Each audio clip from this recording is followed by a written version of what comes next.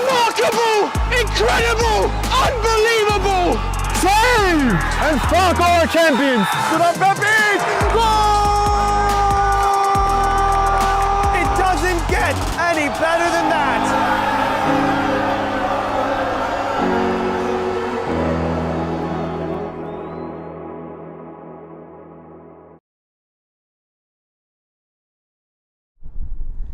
The northern neighbors from Canada have made the southbound voyage beyond Lake Ontario to challenge the home side Brooklynites, who made the comparatively short trip across the Verrazano Bridge to play here in Staten Island. This morning's match between Toronto Football Club and Football Association Euro New York should be starting shortly.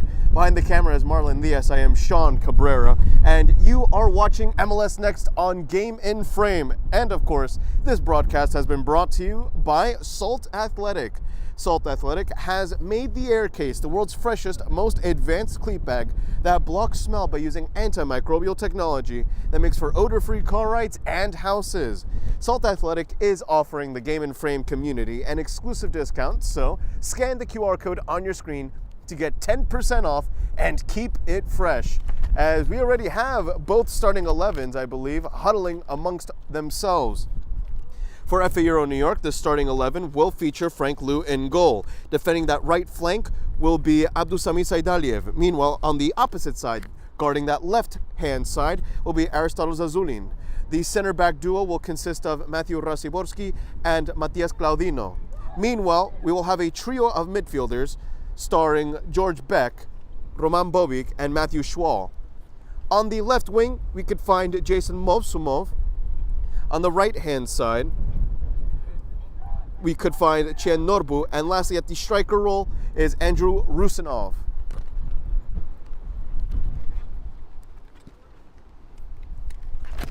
FA Euro New York in its classic all-white uniform.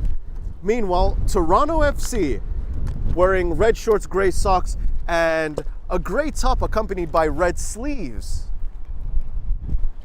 Of course, these two clubs find themselves on opposite sides of the Northeast Division's West subdivision table at this moment, whereas Euro is currently placed in the third to last position. Toronto is presently in third place overall there. Considering that Beachside of Connecticut Soccer Club has already completed its schedule in accordance with the MLS Next schedule online, FA Euro could potentially supersede that 7th place team in the leaderboard. And by the same virtue, 3 points could help the Canadians overtake second place from Cedar Stars Academy Bergen. That is assuming that this club loses its remaining fixtures. And this is an extremely windy affair. We were expecting some precipitation. We were feeling, in fact, some very light drizzles. Nothing game-changing, nothing match-altering. In fact, it is currently 59 degrees Fahrenheit. And although it should be a pleasant day when you're taking into account that temperature, because of the wind, which I may add is quite erratic at this moment, it is a touch chilly as previously stated. That will really be the game-deciding element. One fortunate knuckleball in this wind could find the back of the net. It could favor the shot taker himself. Again, 59 degrees Fahrenheit, winds of 18 miles per hour, so we're really getting closer and closer to that 20 mile per hour mark, and gusts of up to 36 miles per hour. And although weather reports are saying it's blowing toward the east, in other words, toward this camera angle more or less, if not toward your right-hand side, assuming you were sitting right next to us here in this Staten Island venue, although it should be blowing to our right-hand side collectively, the truth is that this wind is blowing all over the place. Practically a mini hurricane of winds here in Staten Island, with some ominous clouds as well looming over these once bright blue skies. In addition to some game-changing elements, it was raining heavily last night in New York City. And although it should have dried up by now, that could still make the turf a touch slippery. as the refereeing staff finally appears onto the field. And in the meanwhile, we could also go over the full roster for FA Euro New York. We already went over the starting 11. So with the number 1 on his back is Frank Liu, the guardian between the posts. Abdusami Saidaliev wears the number 2, Roman Bobic with the 5. The number 6 belongs to Matthew Schwal, Jason Movsumov, owner of the number 7, Davin DeLuca with the number 8. The 16 belongs to Rasiborski, Matthew Rasiborski, the number 19 to Matias Claudino, 20, Aiden Bandasosa, 21, Ramo Cekic, Chris Rodriguez with the number 22, Alejandro Ferrer with the number 24, Rusinov with 26, Chien Norbu with the 27, George Beck with the 35, Aristotle Zazulin with the 88, and newest addition, Josue Sandoval with the number 28. And of course, live on Game in Frame, a Lake Ontario clash concludes this U15 MLS next season for New York's own FA Euro as it encounters Ontario's Toronto Football Club. Rasiborski receiving the pass toward Bobic. Bobic scanning over his shoulder quickly, playing toward the right-hand side. Immediately feeling the pressure from the Canadian as Abdusami Saidaliev is dispossessed. Schwal winning back the ball. Beck connecting for the 1-2 there. Foul drawn. First infraction taking less than 45 seconds. And it goes in favor of FA Euro New York, who is crafty, to say the least, when it comes to drawing fouls, as Matias Claudino stands over the ball, assuming this ball makes its way into the back of the net. That would be a 45-yarder, and it isn't an impossibility given these wins. In fact, it could turn into an assist had the Canadians not interfered there, as Toronto FC once more recollects the ball. Could be a dangerous giveaway. Matthew Schwal just a nanosecond late to the party, almost with a clean interception, all on his own. Claudino poking it upward. Roman Bobic had a second defender pocketing him, really. Wasting no time on the free kick, bouncing off the visage of the Toronto forward. A contest for the ball won by the Canadian. Driven inside the penalty area, cleared away by Matias Claudino. A second chance that Chien Norbu denies. Norbu makes its way past Movsumov, but not Aristotle Zazulin, as a sliding challenge. Means that he's the last to touch the ball, in fact. It's a throw-in for Toronto Football Club. Play toward the back line of Toronto FC. Booted forward, Rusinov. Still tracking down the ball. It's good high press from FA Euro New York, making sure the visiting team from the neighbors up north keep playing toward their back line,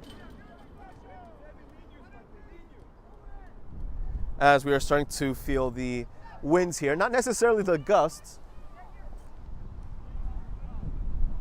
Abdusami Saidaliev, the last to touch that ball. It's a throw-in for the visiting team in gray and red.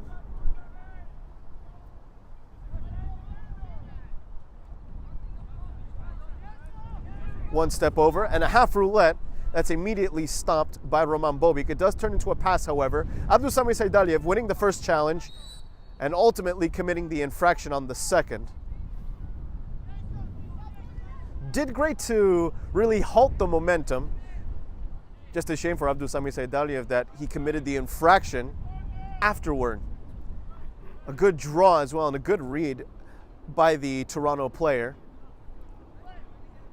as Rusinov alongside Norbu assemble that two-man wall per the discretion of Frank Liu, the goalkeeper in pink. Toronto looking for an opening goal within these initial 4 minutes. Service toward that far post, cleared away by FA Euro New York. A second opportunity isn't too far away. George Beck unable to cut it cleanly. Here comes another one. Oh, he's offside. Offside, and not by much. The assistant referee firm in that decision. Otherwise, it would have been a curler toward that far post. As Norbu somehow has the ball stick to him. Rusinov drawing the throw-in instead. Abdusami Saidaliev on throw-in duty. Again, behind the camera is Marlon Diaz. I am Sean Cabrera, and this is MLS Next on Game and Frame. Launched kneed away by the Toronto player. Another infraction in this game. So far we're seeing a handful of fouls. Nothing egregious, admittedly. Just a lot of last-second clips as Matias Claudino, well, instead of serving this one into the penalty area, he plays it laterally toward Roman Bobic, who had to swerve his way beyond one Canadian. Service, never reaching the penalty area due to some good Canadian defending. Toronto FC playing forward, cleared away momentarily. Toronto Football Club, the Reds, looking for another opportunity inside the 18-yard box. The referee blowing the whistle for a foul. Now that, I'm not sure. A foul that happens right inside the penalty arc. One toe away from the penalty area's boundary itself.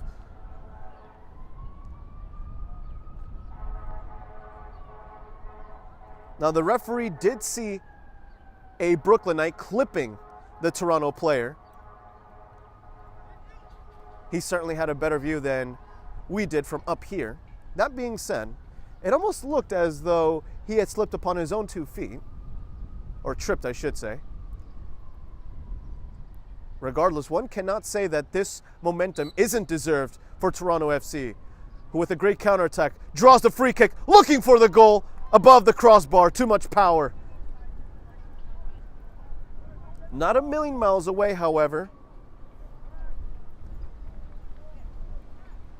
Toronto FC for now with the truly scariest chances at goal from the FA Euro New York perspective. Frank Liu adjusts this ball for the goal kick, the 36-mile-per-hour gusts. Clearly accelerating that ball, almost results in a giveaway, as Toronto FC allows FA Euro New York to recuperate via a goal kick. Wasting no time, that ball goes high, not very long. In fact, that wind clearly pushing back that ball. Almost a physics-defying moment there. Clearly Mother Nature wanting to get herself involved in this game. George Beck wrestling for the ball. And with some reinforcement, FA Euro New York is able to stall just a little bit Toronto FC, who still has possession. Great through pass inside the penalty area. Left-footed trap. Cross with the right foot. Cleared away. Inside the penalty area, Frank Liu with some solid positioning. A clearance that never gained a lot of distance, followed up by a Toronto dangerous opportunity. Frank Liu now with the ball in his gloves. Punted forward by the pink number 1 for FA Euro New York. Jason Mosumov has some help from Aristotle Zazulin. Zazulin still tussling for the ball, playing aggressively. A tackle gone past toward Rusanov. Rusanov looking for the 1-2. Ultimately gives away the ball. Norbu squeezes past 3 defenders, ultimately drawing the foul upon the 4th.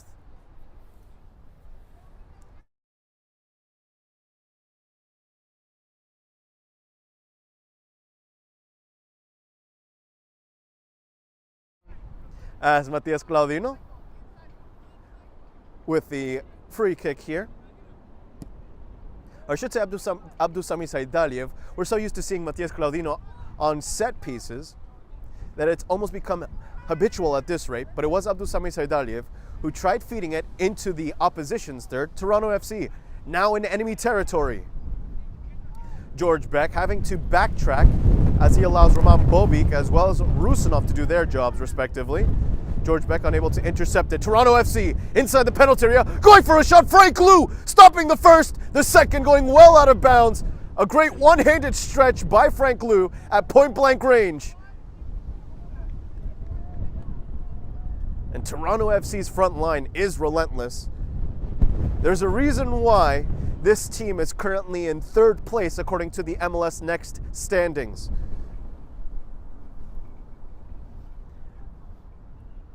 And let's remember that with a win, Toronto FC can take 2nd place from Cedar Stars Academy Bergen.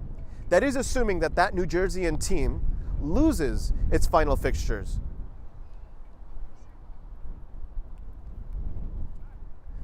So Toronto is really battling for glory here. Meanwhile, FA Euro New York wants to end the season on a positive note. Toronto FC taking it away inside the penalty area. Frank Liu once more with the collection.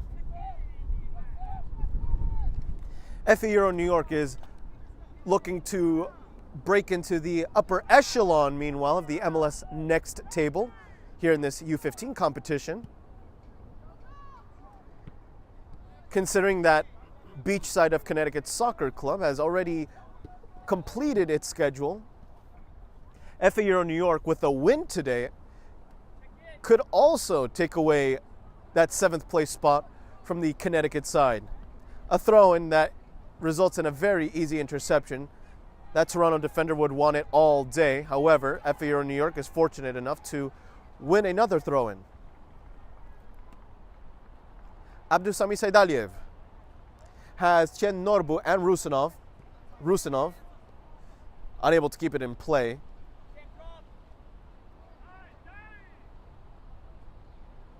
The Reds, Schwal wrestling for the ball. Rusinov was willing to pull the trigger. Abdusami Saidaliev driven forward. Schwal with one step over. Didn't account for the second defender picking his pocket.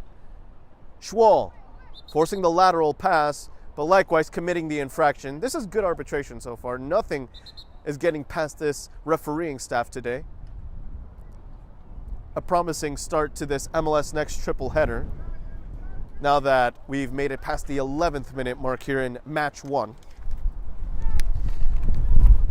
Of course, a New York City youth derby awaits us later on this transmission when the U14 squads of Downtown United Soccer Club and FA Euro New York play at 12:20 p.m. and when the U13 ones play at 2:20 p.m.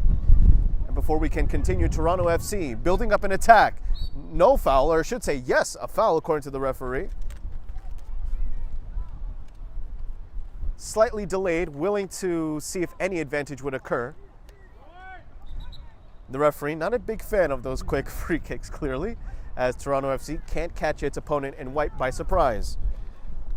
Tonight at 7 p.m., New Haven United FC tests the might of National Premier Soccer League newcomer American Soccer Club New York. Tomorrow at 6:30 p.m., Manhattan Celtic and New York Penn Freedoms partake in a must-watch American Premier Soccer League Metropolitan Conference semifinal. This one crossed inside the penalty area. Frank Liu. I suppose one could count that as a shot on target, although it was admittedly soft and maybe even a bit serendipitous for the Canadian team. Of course, all those aforementioned matches will be broadcast exclusively here on Game in Frame, your home for grassroots soccer. A back pass all the way to the goalkeeper, who I believe for the first time in this match is getting himself involved.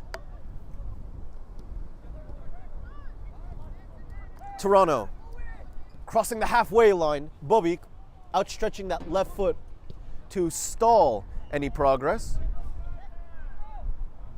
Rusinov applying some pressure alongside Schwal. Schwal unable to complete the driven pass forward. The same could be said for Abdusami Saidaliev. Saidaliev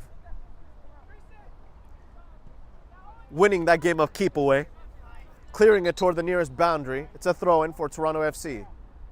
Or pardon me, actually, the assistant referee overriding that. So Abdusami Saidaliev not only won the ball itself, he also drew the offside call, alongside, of course, his teammates. Both back lines remaining firm.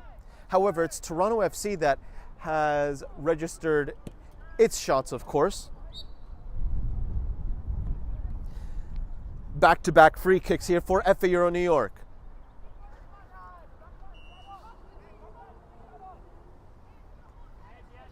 Of course, FAU New York has conceded 2 shots on target already in this match. One of those requiring a one-handed Frank Liu save from within his own penalty area, stopping a shot from give or take 9 to 10 yards away. A free kick, never making its way toward Rusanov. Bobik winning back the ball with his left foot, being pressed by one Toronto player. Bobik faces a duo of defenders. Bobik wins back the ball. A tackle gone past once more. Jason Movsumov unable to change his shift and gear all the way inside the penalty area, but it's another infraction against Toronto FC.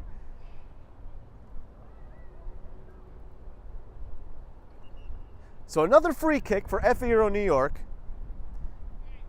3 free kicks within the last 2 or so minutes in favor of FAU New York. This, of course, being the closest free kick of the match for FAU New York, from give or take 29 yards away from goal. Aristotle Zazulin thinking about the shot, instead playing it out wide. An early cross, driven, Bobik unable to put it to the back of the net. Toronto clears it. Chien Norbu once more blocked. FAU New York inside the penalty area. Chien Norbu still wrestling for it, as now he's thinking about drawing any sort of ball. The refereeing staff saying that ball is still in play. 100% of that sphere was not out of bounds. Bobik, who arguably had the clearest attempt at goal, and that is coming from both these teams, unable to place it on target. You could tell he was frustrated with that. The fact that that ball had found him from such a simple cross with nobody marking him and with the goalkeeper out of position, it's something that he would want back, as Schwal goes down, draws the infraction. And this is even closer than the last one that was within the penalty arc. This is now the closest free kick of the game. You can't get any closer than that. The other one was just a toe behind the boundary. If you were to stand exactly where this ball has been placed, perhaps the very slightest bit of your shoes would be touching that boundary. That's how close we're talking here. An 18-yard free kick, practically. 18 and a half if you want to be really precise. Just barely outside the 18-yard box, Matias Claudino stands over the ball alongside Chien Norbu. Norbu, left-footed, well wide. Well, perhaps FAU New York was anticipating an early cross. Chien Norbu decided to surprise perhaps the Canadians, but in doing so he also surprised his own team. A shot that's off target. FAU New York technically with no shot on target.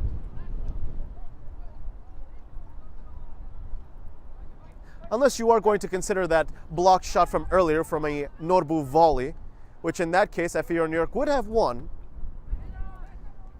Schwal, Bobik, back to Schwal, back to Bobik. Good 1-2s between the 6 and the 5. George Beck. Norbu backtracking. That's the sign of a good player, willing to contribute to the team in every facet. You'd be surprised at how many professional players don't often go back for defense.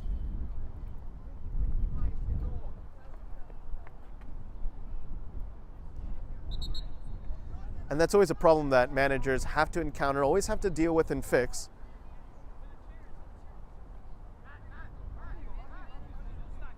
Just ask Jose Mourinho back in his days where he would work with Mario Balotelli.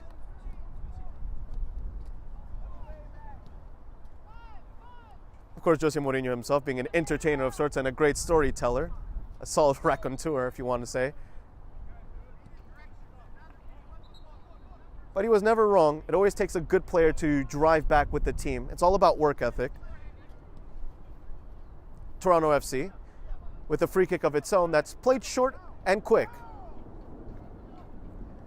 From the right flank, looking to move inward. In fact, one strong touch from the left foot, passed with the right. Toronto FC from outside the penalty area, now within the 18-yard box, no doubt about it, offside. Just mistiming his run by half a second. And in that half a second, with some explosive speed. He was already a full body offside. A good idea from Toronto FC, though it's a free kick for FA Euro New York.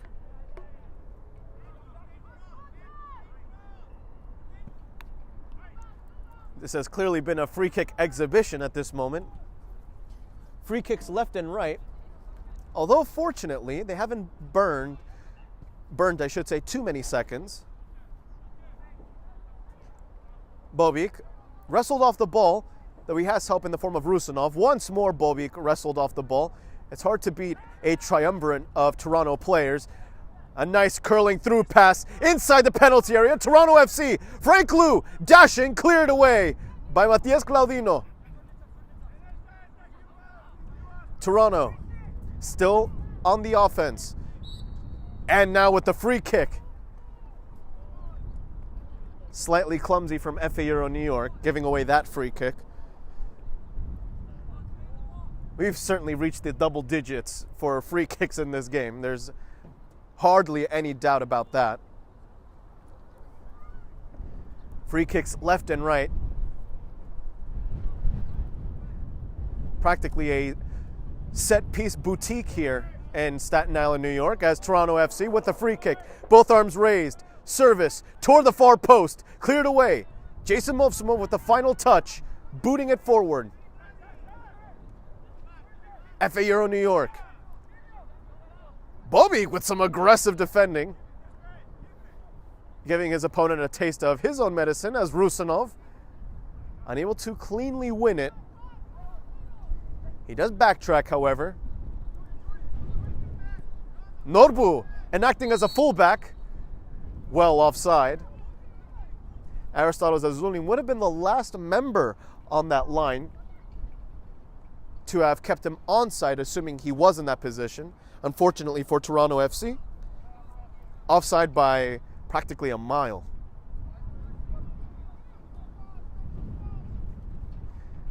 Abdusami Saidaliev, who has been heavily tested on that right flank of his, with the free kick. Stop me if you've heard that one before in this match, as FA Euro New York momentarily crossed into the enemy half. Driven pass, Rusanov trying to draw the foul. The referee seeing it as a clean challenge, and I must agree with that. Schwal tussling for the ball. Slowing down his opponent, but not winning back the ball. Once more, Abdusami Saidaliev racing for the ball. Not trying to concede the corner kick, unfortunately for Toronto FC. It is a goal kick.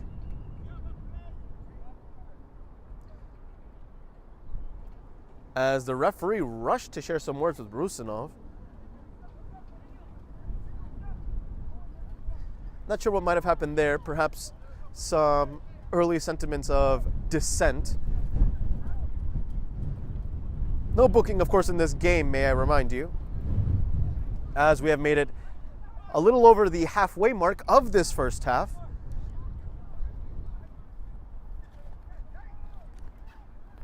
As Rusanov tries prodding the ball back for FA Euro New York, unable to do so, as Rusanov now guards the central area of the final third, or now neutral third. George Beck backtracking as Football Association Euro New York concedes another throw-in. That ball bouncing all the way up here into the bleachers.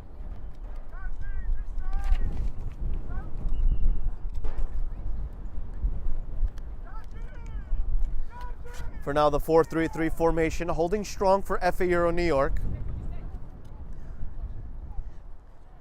If we are going to be generous, FA Euro New York has registered one shot on target. The referee says no foul on that play, thrown for FA Euro. Of course, that shot on target coming from a blocked volley from Norbu. The fullback, who wears the captain's armband for Toronto FC, had put his body on the line, blocking the shot with his back, shoving the back. FA Euro free kick in the opposition's half.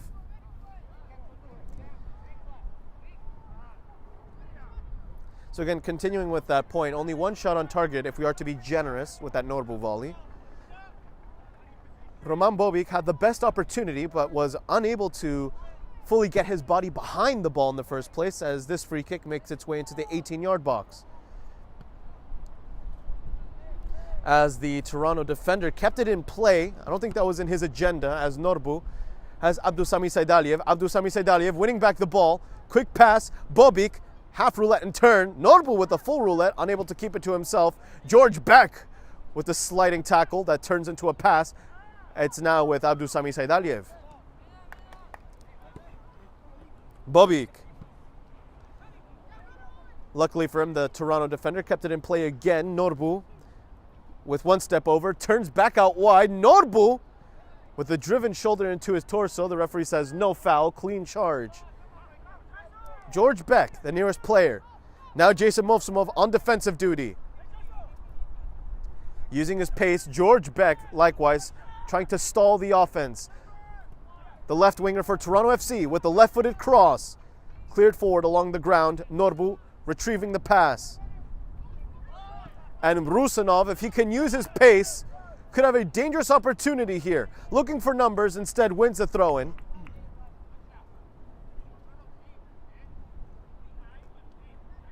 As the team receives some encouraging words from head coach Angelo Orlando. That being said, Angelo Orlando is also telling his team in white to be more aggressive into the opposition's half.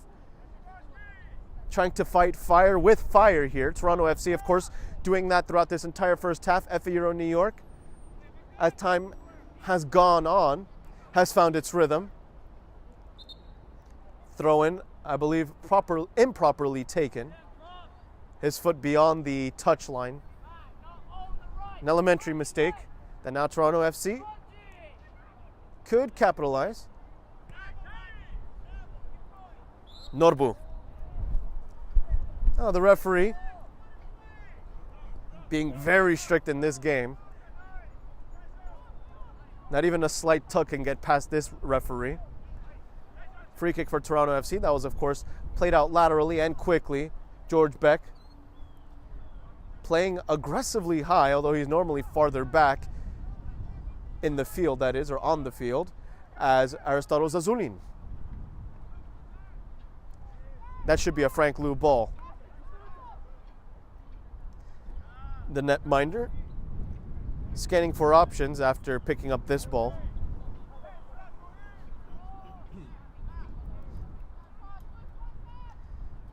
Going for a right-footed punt, judging by his stance. Frank Liu puts this ball back into circulation with a punt that makes its way past the halfway line. Toronto FC. Driven through pass toward the left wing. And unfortunately for him, despite getting that extra touch, it goes out of play. Goal kick for FA Euro New York.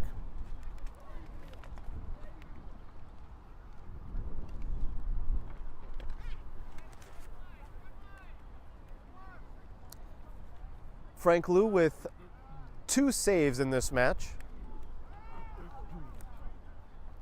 In other words, 2 shots on target from Toronto FC, if we're being generous here. The same could be said for FA Euro New York that has 1 shot on target, but hasn't forced the goalkeeper into a save just yet. Again, that is assuming we're counting that blocked shot.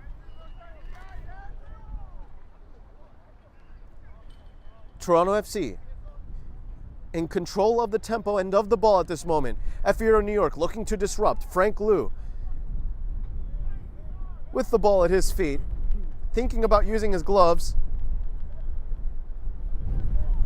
Nobody pressing Frank Liu, so he has all the time in the world before eventually one gray and red jersey forces the netminder into using his hands.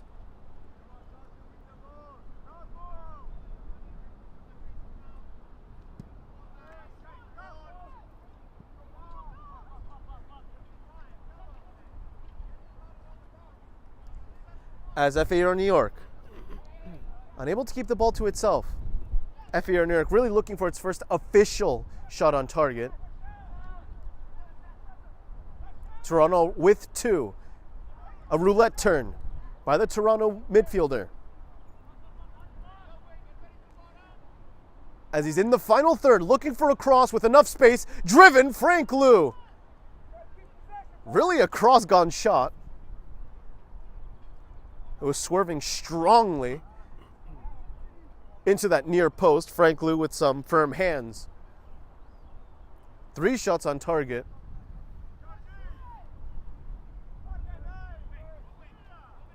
Frank Liu with another punt. So 3 shots on target for Toronto FC that required a Frank Liu intervention. 0 shots on target for FA Euro New York. And that's without the generosity, of course. The numbers don't lie, as the saying goes. That being said, FA Euro New York arguably had the best offensive chance of the game.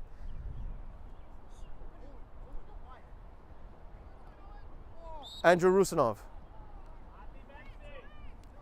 drawing the free kick once more in the opposition's half. This one a lot closer than I believe Abdusami Saidaliev has placed it. In fact, Claudino. Going over toward where the ball should be placed, the referee says that this free kick should be taken, give or take, 29 yards away from goal. Free kick to be taken by Matias Claudino, looking for the opening goal, if not assist, crossed, and nearly finding Bobik as Schwal, the last to touch it. Schwal keeping it in play. Schwal has a trio of Toronto defenders on him, and that is, in fact, a Canadian throw-in.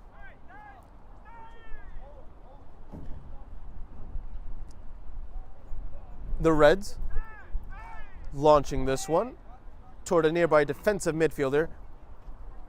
George Beck backtracking. Abdusami Saidaliev allows Matias Claudino instead to get some ball time.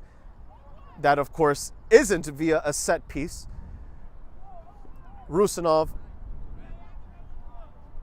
the referee, allows for advantage to go on. Schwal marking the offensive midfielder. Rusanov with a low press, of course. Chen Norbu not trying to concede any space. Abdusami Saidaliev doing the same, left-footed tackle. Toronto FC. Rusanov backtracking a lot, offside once more.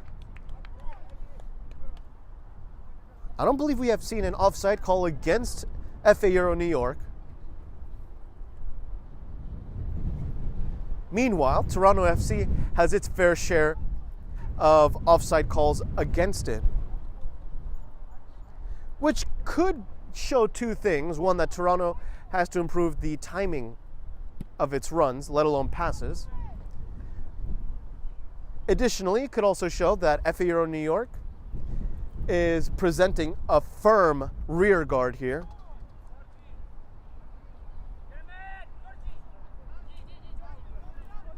A very unified, I should say, back line for FA Euro New York for having drawn those many offside calls, as that's an even 50-50 that Abdusami Saidaliev wins. Wasn't easy, though he did it. George Beck, pressed by 2, loses the ball. Matias Claudino, his clearance blocked. George Beck, likewise, has to block or clear. Beck drawing the foul. Taking a little too much time on the ball. He easily dribbled past 1, but in doing so, he didn't account for the second.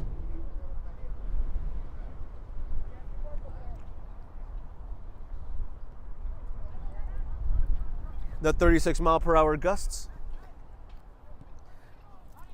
currently being shown here on this Staten Island day.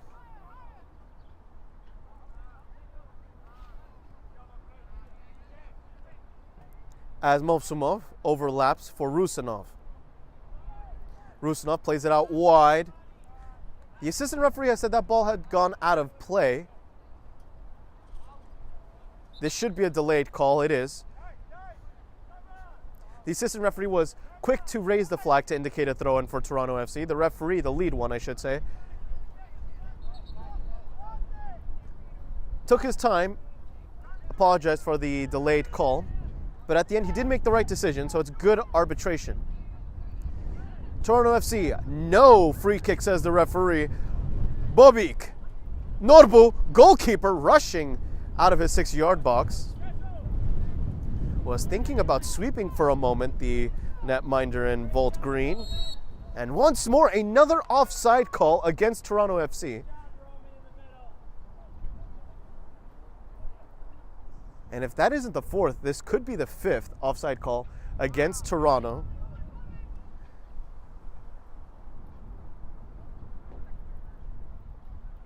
That will certainly be a key to the game now that we are approaching the final 5 minutes of this first half. Rusanov colliding with a Toronto fullback, in fact, the captain himself. Toronto. Abdusami Saidaliev with an easy interception, easy pickings, but he returns the favor with another interception that fortunately for him results in an FA Euro New York throw-in.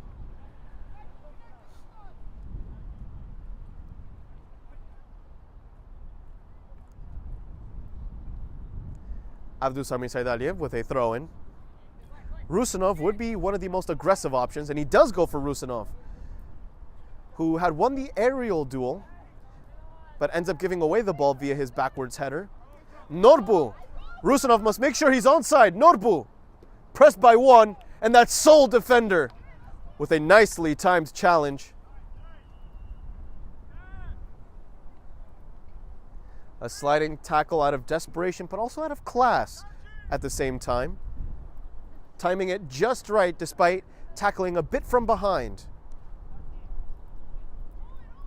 Norbu. Left-footed control, left-footed dribble, quick passes. And it's a throw-in for Toronto FC. Norbu could be the player to watch in the second half, assuming he isn't substituted. He has been quite crafty on that wing and has been consistently double-marked almost every single time the ball's at his feet.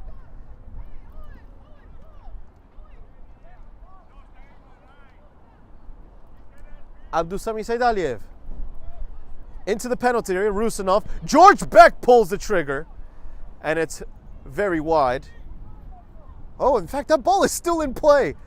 Not only did George Beck's curling shot keep it in play, but the winds themselves somehow kept that ball on the field within the boundaries. Counterattack for Toronto FC, slowly building itself right back up. George Beck backtracking. Toronto looking for space. The left wing. Crossed, Frank Liu. All he needed was a quick shuffle. That will be Frank Liu's ball any day. Final 2.5 minutes here. Scoreline still scoreless.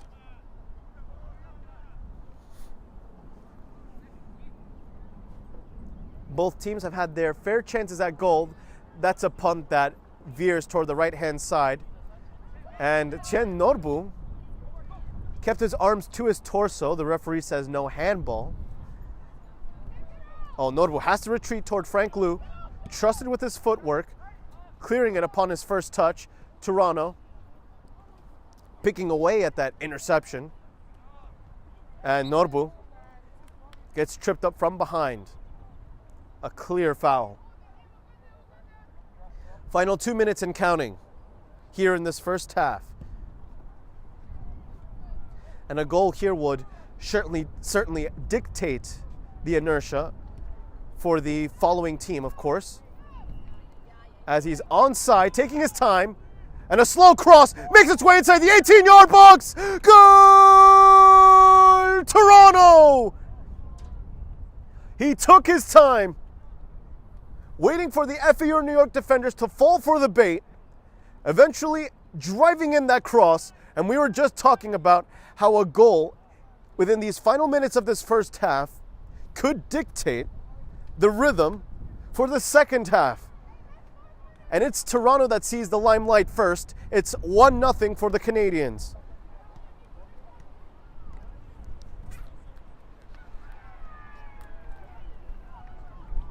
well deserved, although Frank Liu knows it himself, that had FAU New York remained firm and remained solid, didn't go early for the challenge, it still could be 0-0 here.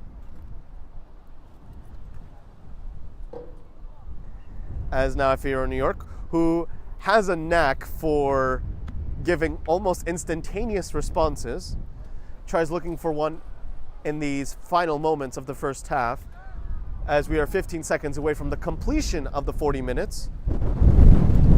Oh, strong winds. Goodness me. Almost blowing me away, in fact. And that will be the final touch of the ball here, just as soon as the now 37 mile per hour gusts come alive.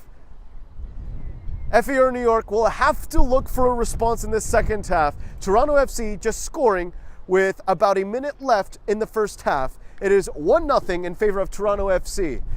That being said, do stay tuned for some messages from our sponsors, halftime analysis, and of course, the second set of 40 minutes. This is U15 MLS Next on Game in Frame. My name is Austin Brummett. I'm a men's soccer player at San Diego State University and I play forward. The Salt Air Case helps block odor from my cleats when I'm driving in my car or when I'm keeping my cleats inside my house, so I don't have to worry about it stinking up my room. It helps me keep track of my cleats and my shin guards so I know that they're together and I don't have to worry about tracking them down or losing them or stressing out about where they are. I would definitely rock this, walking to the games, walking around to my trainings. And it's super helpful for travel. When I travel in the airport to go to away games, it's not going to stink up my backpack or stink up the plane where I'm sitting. Magnetic strip on the top is super easy to open to take my cleats out and to put my cleats back in. I think it's an essential part of my outfit for soccer and helps keep all my stuff organized and stink-free.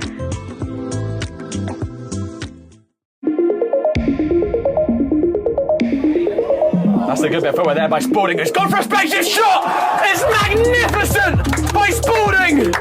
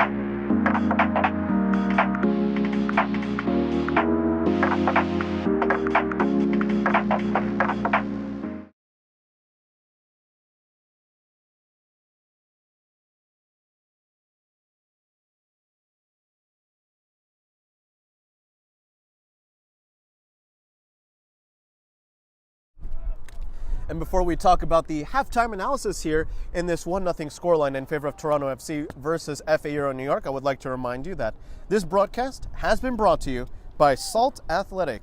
Salt Athletic has made the Aircase, the world's freshest, most advanced cleat bag that blocks smell by using antimicrobial technology that makes for odor-free car rides and houses.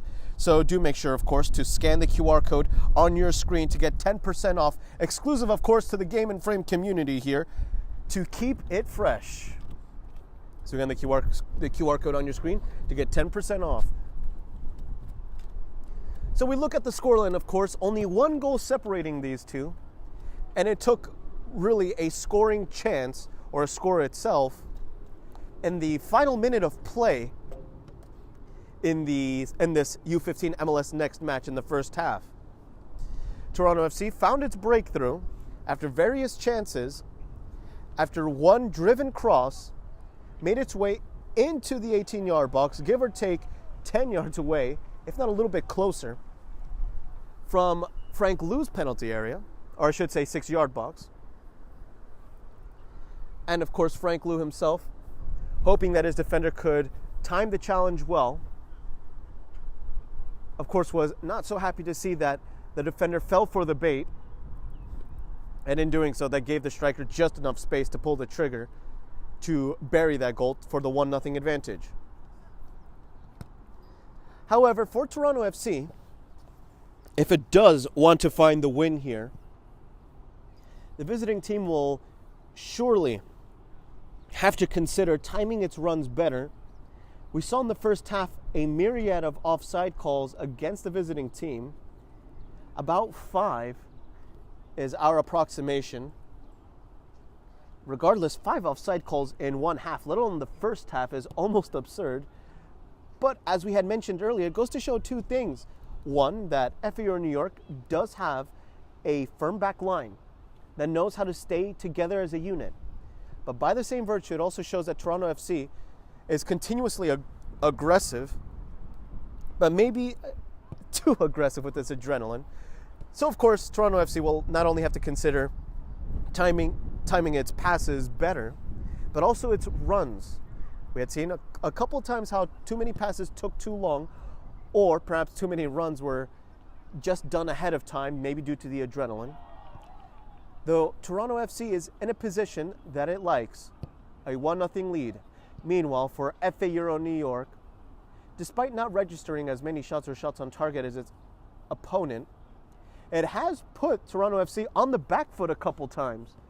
Most notably, when Roman Bobic had a clear opportunity at goal, but unfortunately for him, he was never able to put his body behind it. He was never to get any control, and it resulted in a no contest for the goalkeeper, who for now doesn't have a save in this match. That being said, it's less about the execution of shots themselves. FAO New York is unafraid of testing those. Just ask Norbu from his free kick spot. FAO New York, on the other hand, must improve its quicker passes that could result in an aggressive drive toward goal. We have seen how some of these aerial balls or duels have been won by the opposition. And in considering that, perhaps FAO New York should think about, I should say, faster passes along the ground, especially when making its way into the final third. So to summarize, your keys to the game are as follows. For Toronto Football Club, it's to beat those offside calls. Either time the runs better or get the passes off faster. Either way, the aggression is a positive factor here for the Canadians, but it's all about beating those offside calls. Meanwhile, for FAO New York, the local Brooklynite side playing in Staten Island, it must display more aggression with quicker passes, particularly along the ground, given the aerial duel percentage isn't leaning too heavily in favor of FAO New York. So of course, those have been your keys to the game, as all 22 players have emerged onto the field here. FAO New York in its all-white kit, accompanied by a goalkeeper in pink in the form of Frank Lou. Toronto FC with a goalkeeper in bright green with a gray top with red sleeves alongside red shorts and gray socks. FAO New York has 40 more minutes to equalize, or perhaps even come away with a win here.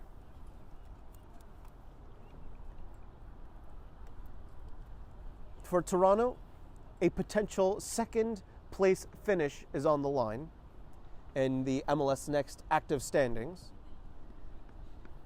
Meanwhile, for FAO New York, a 7th place finish is on the line. One win is all it needs in order to break into the upper half of the MLS Next standings, or really the upper echelon, as we had said earlier. A more apt description, as now we're all waiting for the referees, in fact. Wasting no time, these young players.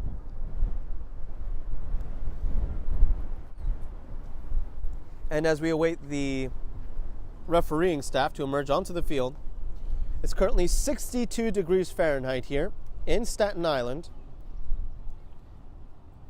Gusts of up to 37, winds of 18 still.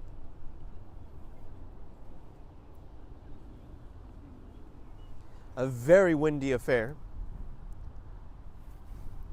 And we have seen, of course, those winds affect this game from time to time, as Toronto FC gets the ball rolling for this second half with the 1-0 advantage. FA Euro New York looking for an offensive response, but first being tested in its own third, as it's Roman Bobic who clears it away. Toronto FC with a throw-in.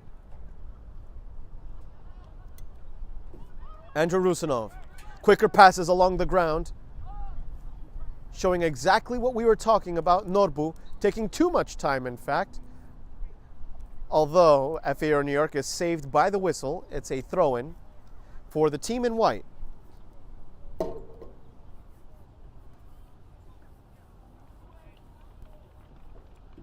Launch toward Rusinov, winning the aerial duel. But in the process, Toronto FC takes away the ball. This is what we were talking about just moments ago. Norbu, an easy pick. Norbu towards Schwal. Schwal, with a blind pass, encounters a Canadian. All the way back to the goalkeeper. It took 66 seconds here in this second half. The goalkeeper getting his first touch in this second half. Previously in the first half, I think it took more than the halfway mark of the first half to see the goalkeeper of Toronto FC get his cleats dirty. Not really his gloves yet. FA Euro New York with some man-to-man marking. Aristotle Zazulin has an eager forward to mark. He sometimes seesaws himself between an onside and offside position, and it's something that Toronto FC has to take into account. We talked about this as Rusinov forces the goalkeeper instead into sweeping. Simple sweep for the goalkeeper, very calm. Zazulin winning that challenge against the aggressive forward. Zazulin, desperate pass toward Frank Liu. Liu clearing it upon his first touch. And head coach Angelo Orlando asking for some increased composure from everybody on the field, as George Beck is being told to play in a higher up spot, normally playing as the defensive midfielder. He's turned himself into an attacking midfielder. Movsumov backtracking. Rusinov unable to complete the challenge. Jason Movsumov winning the aerial duel, trying to keep the ball in play, unable to do so. The referee says no foul. Again, FA Euro New York may have the scales tipping a bit in its favor when we're talking about aerial battles won, but in the process, FA Euro New York has lost the ball often, which is why we believe that plays along the ground would be more helpful to the Brooklynites, as Rusinov receives a shove in the back, a clear one.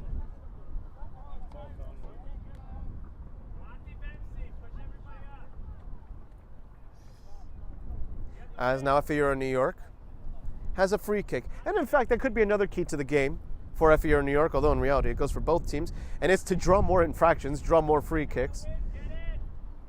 In the process, you're not only seizing the momentum from your opponent, but you're also giving yourself an opportunity, if not at a breath of relief, perhaps at an opportunity, a goal like this. This one crossed into the 18-yard box, and for the first time in this match, Toronto FC's netminder uses his gloves. No shot on target for FA Euro New York at this moment. George Beck, sliding challenge from behind. Too aggressive, as head coach Angelo Orlando likewise tells his young player to concentrate defensively. A sign of frustration perhaps from Beck, as Frank Lou should get this ball, got his paw to it, and just enough as well. Goal kick. Officially a Frank Lou save. That Toronto FC forward had no right winning the ball, yet somehow he was there. Frank Lou once more, point blank stop, and all it took was some good reflexes. Movsumov dropping the shoulder, though it's with Toronto FC. Driven along the ground, inside the 18-yard box. FA New York is giving a little too much space to its neighbors up north. Frank Lou with the goal kick.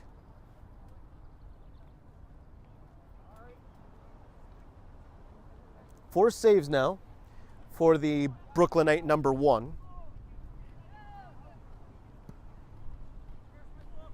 Rusinov giving a little too much space to his opponent to win the ball first. Schwal tightly pressing his opponent. Rasiborski getting himself involved. As Norbu loses the ball, the referee signaling advantage for Toronto FC. Abdusami Saidaliev unable to win the challenge. Bobik toward Norbu, who has Schwal taking a little too much time. Schwal, and in reality, it's not that Schwal had lost the ball, but Norbu took too much time in delivering it, and head coach Angelo Orlando likewise agreeing in that consensus.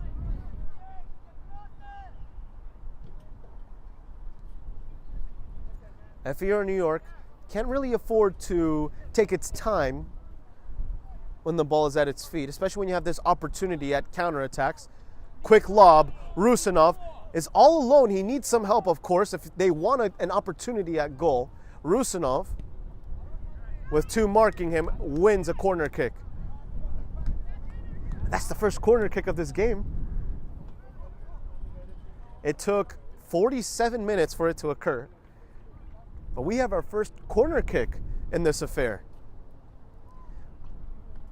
47 minutes, we have seen a plethora of free kicks, yet no corner kicks. This, the first of its kind. One Toronto defender guarding the near post, nobody guarding the far post. Crossed into that far post, cleared away. Back-to-back corner kicks for the team in white.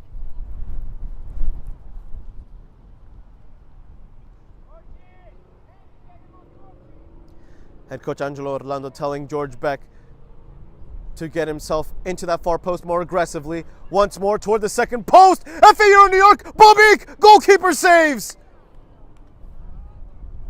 Bobik with 2 opportunities, both almost mirror images, practically identical. Bobik pulls the trigger this time, but the goalkeeper was well positioned for the ricochet. More about placement than power. The goalkeeper, fortunate perhaps in that, but likewise skilled in being well positioned in the first place.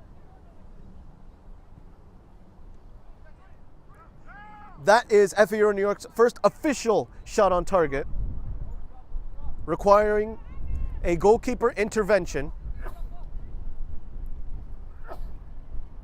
No defender to block that shot that time, as Roman Bobik, speaking of which, is the last to touch the ball. It's a throw-in for FA New York. Excuse me, not for FA New York, for Toronto FC, as FA New York finds itself behind in the scoreline.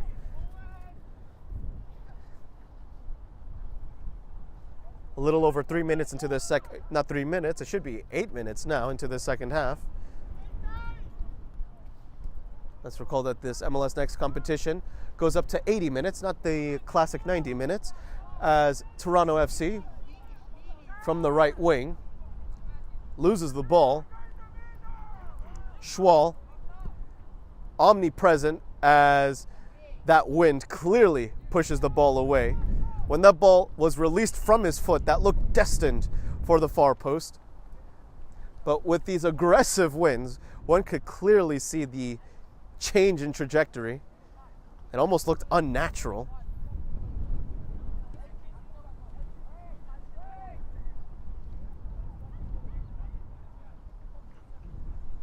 As Frank Liu and company have a goal kick.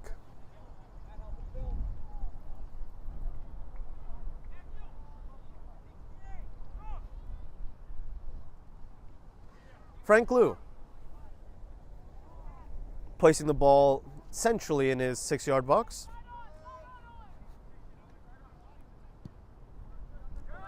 Cleared forward toward George Beck. Rusinov chasing after it, the Toronto FC goalkeeper, rushing back to his penalty area.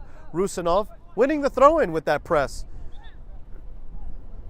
Despite not winning the ball initially, Rusinov did well to keep his foot on the gas pedal from the defensive standpoint. So Schwal has Movsumov, who was asking for a foul, has his claims denied. Zazulin, left-footed pass. Zazulin once more, who likewise has a number of assists this season, looking for another goal contribution.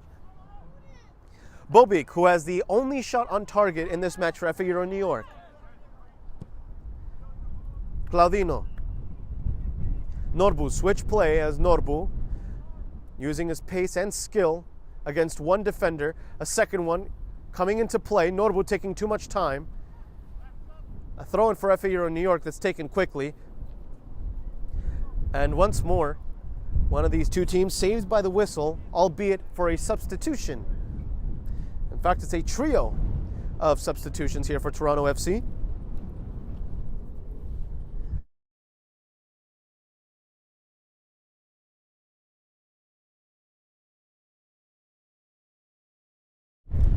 And of course, in the meanwhile, as these substitutions are in effect, a New York City youth derby awaits us later on this transmission when the U14 squads of Downtown United Soccer Club and FA Euro New York play at 12:20 p.m. and when the U13 ones play at 2:20 p.m. Tonight at 7 p.m., New Haven United FC tests the might of National Premier Soccer League newcomer American Soccer Club New York. This cross driven into the penalty area, and it's a hat trick of corner kicks for FA Euro New York in comparison to the 0 from Toronto. Continuing, of course, with our tune-ins for later. Tomorrow at 6:30 p.m., Manhattan Celtic and New York Penn Cyprian Freedoms partake in a must-watch American Premier Soccer League Metropolitan Conference semifinal. All these matches will be broadcast exclusively here on Game in Frame, your home for grassroots soccer. Schwal, awaiting for the equipment to get to him. Schwal placing down the ball. George Beck, alongside Rusinov and Claudino, would be the target here. Crossed, punched away, almost into the back of the net. In fact, it does go there. Goal! FA Euro! As FA Euro New York is able to capitalize from a set piece, ties it up at 1-1, perhaps to the surprise of Toronto itself. So ultimately, Schwal got the service to it. I don't believe I had seen a white jersey touched it. It was very tightly contested because the goalkeeper came out to punch it, and in doing so, that ball merely lobbed right over him. Movsumov exiting the game now. Entering for Movsumov is Davin DeLuker, if I'm not mistaken, with the number 8.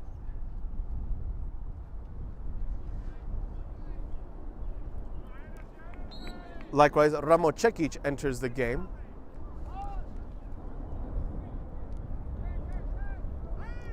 Schwal. And it's not Davin DeLuker, it's the number 28, Josue Sandoval. So FA Euro New York is able to capitalize from a set piece, and that should be a foul. FA Euro New York, in fact, was able to profit from its third corner kick in that short sequence.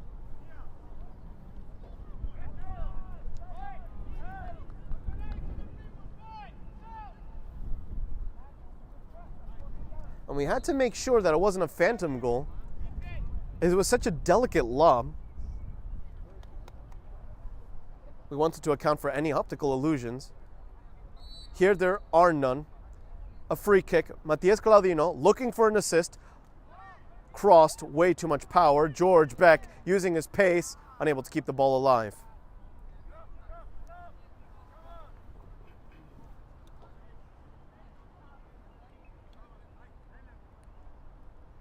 As for now, it's a goal kick for Toronto FC. Back pass toward the goalkeeper, who has one save in this match. Čekić.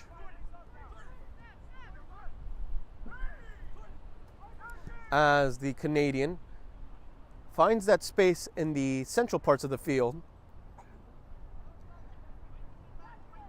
A contest for the ball. And we were right the first time. Devin DeLuca has entered the game. So Devin DeLuca alongside Josue Sandoval, as that shot goes off target. He was offside anyway, a key to the game that we had mentioned earlier. Josue Sandoval, Devin DeLuca, as well as Ramo Čekić had entered the game just moments ago.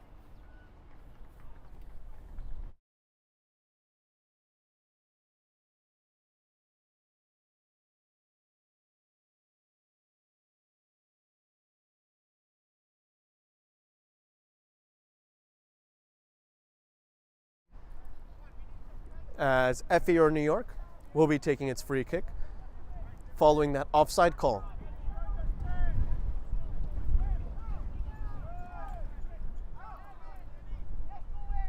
The jury is still out as to whether that equalizing goal from FAR New York was an own goal or a goal directly from the players in white, as yet another offside call for now turns into an advantage play for FAR New York.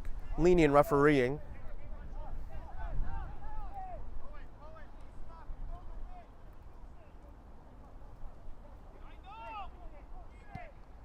Frank Liu with a punt that maybe goes short, as Roman Bobic has to backtrack here. Aristotle Zazulin shielding the ball away for Frank Liu. And surely one of these defenders has to remain close for a nearby rollout, and in fact that is what they do. Matias Claudino. Driven pass. Slight charge in the back that the referee eventually calls.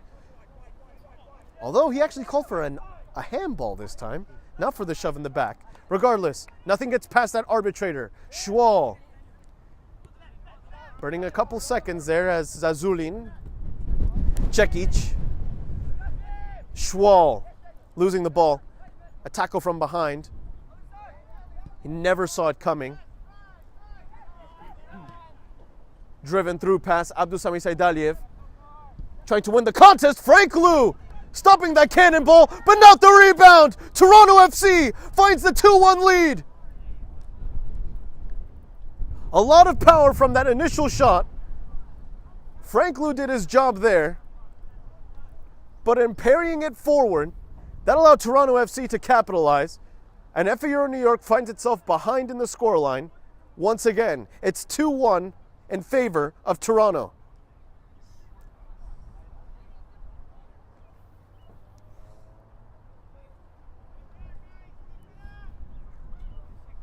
Ultimately, a poacher's rebound. 2-1 is the scoreline. That being said, Frank Liu has about 6 saves in this game, if not 5.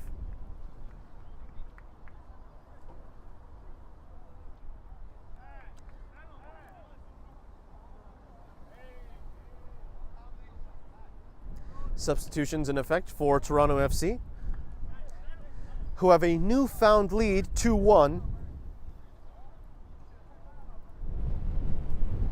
In a game that truly feels almost inseparable.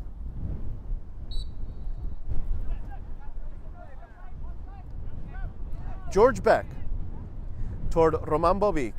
Lateral play. Abdulsami Saidaliev. Rasiborski to Lou, who has to deal with this currently 34 mile per hour gust. So it has gone down a little bit, though it doesn't feel like it. Still 18 mile per hour winds.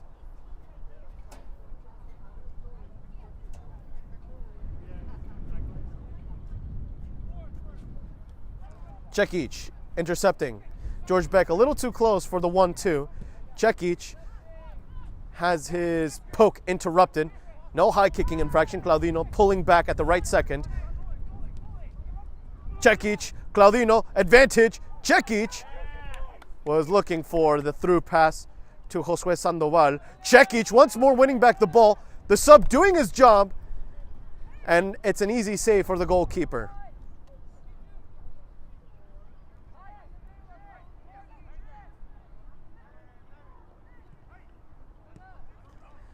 Bovic, interception. The goalkeeper, left-footed clearance. Zazulin, chasing after the ball. Toronto, with some nice dribbling as well, very nifty. Encounters yet again another left-footed clearance by Rasiborski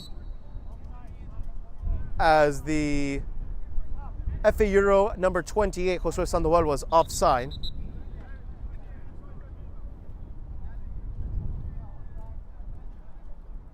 Which is a delayed call at the end, because one could consider that Toronto FC had already committed to the play from the defensive standpoint.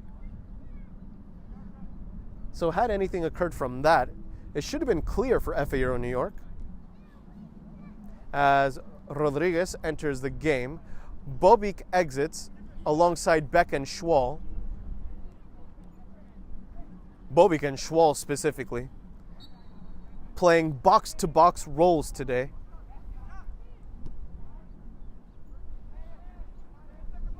Especially Schwal, now that we think about it. One has to give him his due, his flowers, of course. Abdusami Saidaliev marking Toronto FC inside the penalty area, cleared away by DeLuker.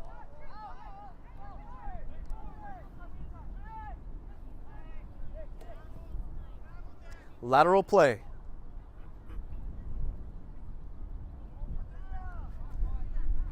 As we have made it well past the hour mark here in the 62nd minute.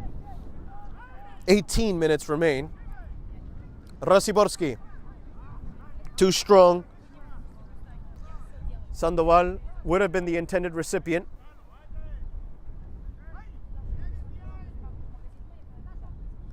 Toronto FC with a 2-1 advantage. Rasiborski unable to fulfill the challenge. The same cannot be said for Devin DeLuker, who has to time his run. Rodriguez on the ball, going for a shot from way, way downtown. A shot from about 40 yards, if not 37.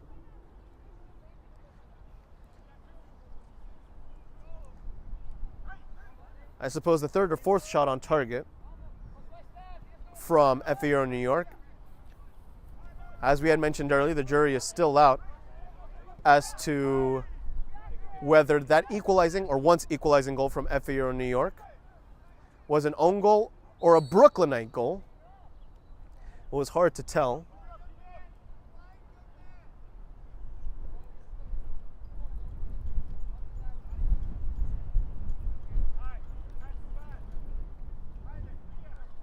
FA Euro New York committing the foul. Toronto FC punching it forward toward the right-hand side. Aristotle Zazulin defending well. It's a back pass from Rasiborski, who blocks his own defender's clearance. Toronto FC shot from outside, of course, the 18-yard box. Frank Liu with another stop.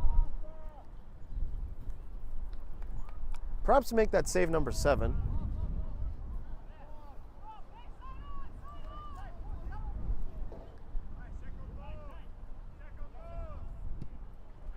You can't at all blame him for the first.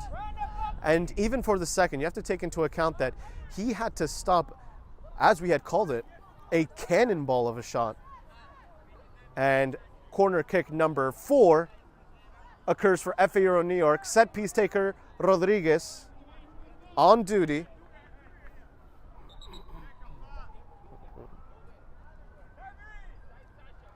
as the referee wants to share a word with the defender.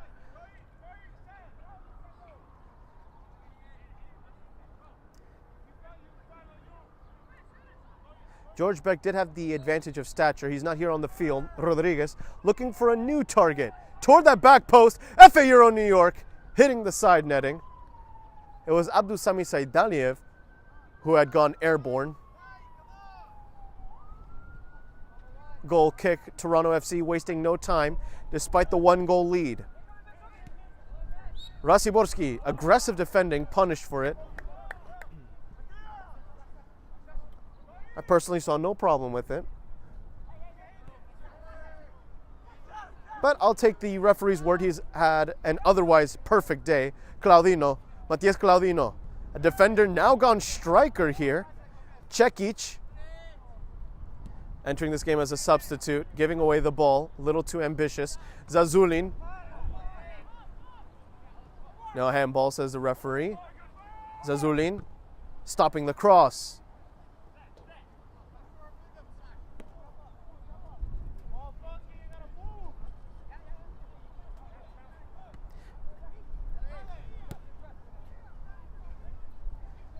FA New York still looking for the equalizer.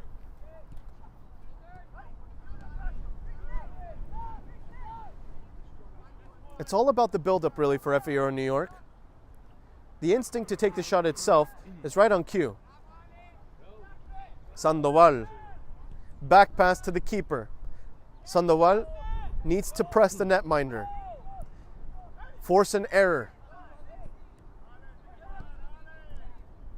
Toronto FC encountering Rodriguez and company. Cekic now on the ball. Cekic has two interrupting him almost immediately. Cekic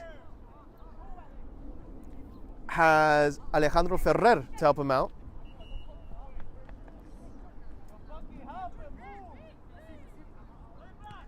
Throw in taken by Toronto as we find ourselves within the final quarter hour of this match.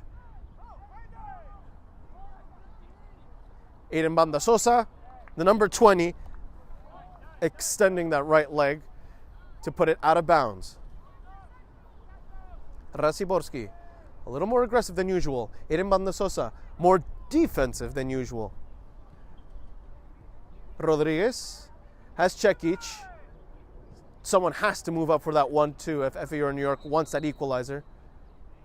Oh, hello, that's a yellow card against the Toronto player. Tough to tell for what, really. I didn't see any immediate stamp. I didn't see any immediate clip. I can only imagine it's a yellow card for dissent, which, if that is the case, is a touch silly, albeit understandable. But if the referee had already been warning every other player about it, it was bound to happen.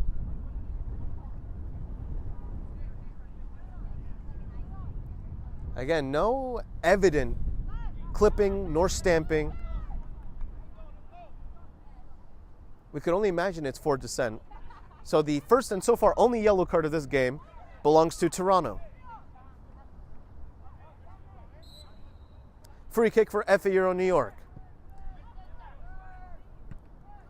Sandoval. Sandoval with some help. Pass a little too ambitious. DeLucer. Davin with a good scan. Davin has 3 Canadians marking him. It's going to be really hard to push that ball forward when they're sardining themselves all around you. Ferrer giving away the ball despite the good idea. Toronto FC with a counter. Aristotle Zazulin has to backtrack alongside his backline members. Frank Liu stopping that shot toward his first post. This time parrying it away toward the nearest boundary. Learning his lesson from that second goal, although one could hardly blame him. Again, an absolute thunderous strike.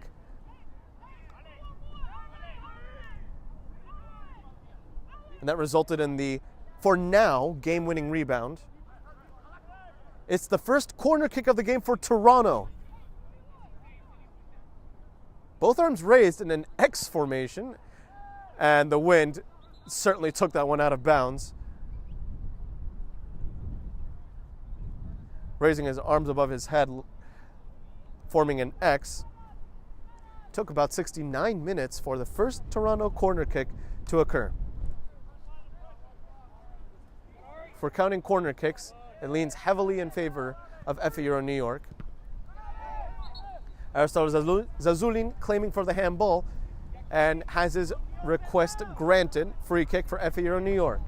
Matias Claudino. Now that we are in or approaching the final 10 minutes of this game,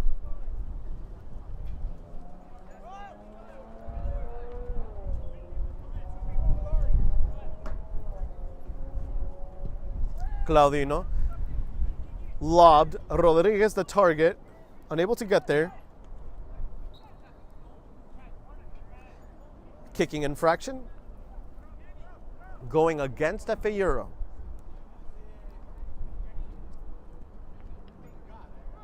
Davin DeLuker, a slightly studs up challenge that ultimately pays off.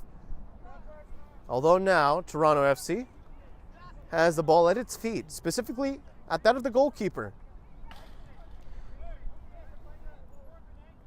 Davin, unable to get to the ball. Cekic receives some assistance from an outstretched Rasiborski. Banda Sosa on the right flank. Banda Sosa still looking for space. Back pass. Ferrer! Not a million miles away. Would have been a screamer of a goal had the wind just helped him out there. Coming down with a lot of velocity. Ferrer just inches away from the equalizer from downtown.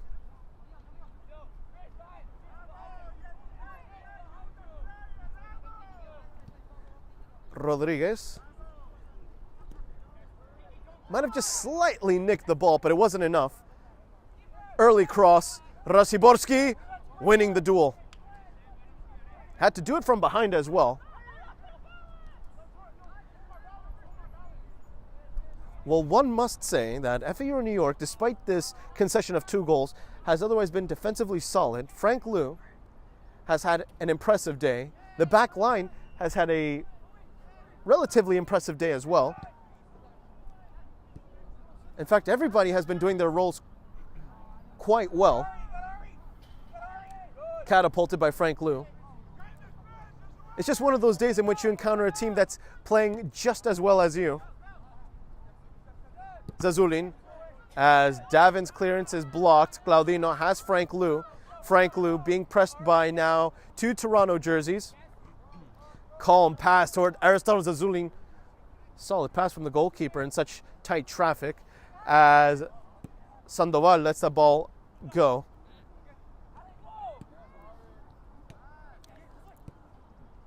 Sandoval. Rodriguez has to use his pace. Oh, that could be a giveaway. The goalkeeper almost has his clearance blocked. Had Rodriguez accelerated at the last second, that could have been a goal. Another opportunity. Sandoval! Wide.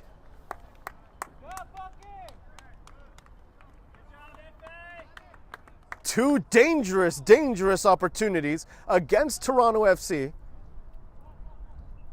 Getting a little too careless with those back passes. It's still 2-1.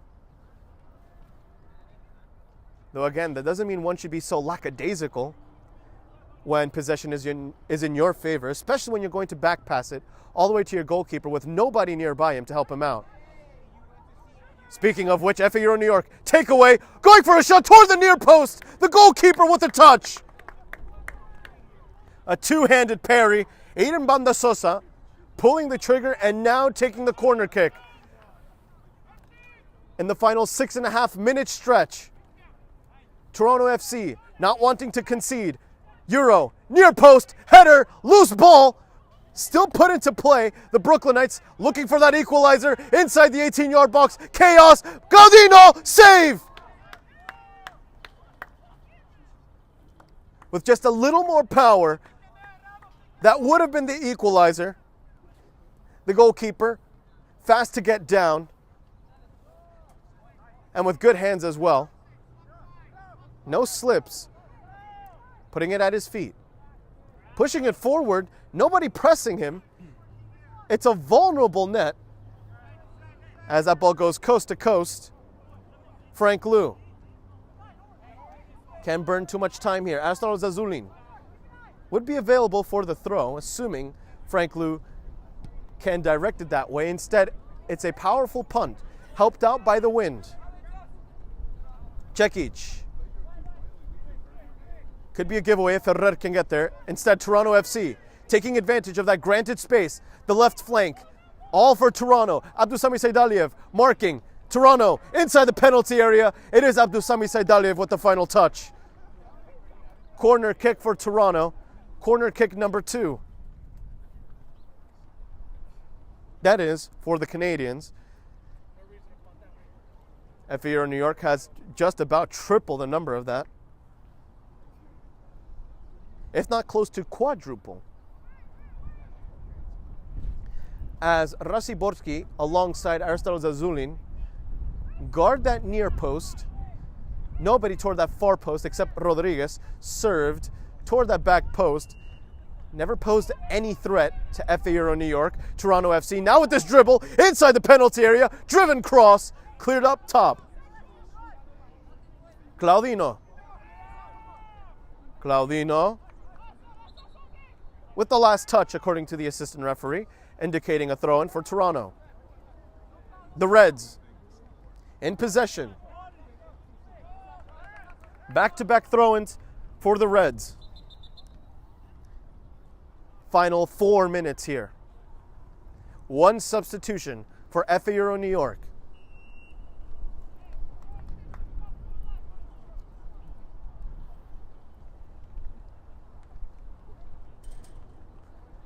And entering the game is Giovanni Spiotta. Toronto trying to force that play. Oh, and at the end he actually draws the infraction. Cekic, late to the party. A slightly delayed whistle.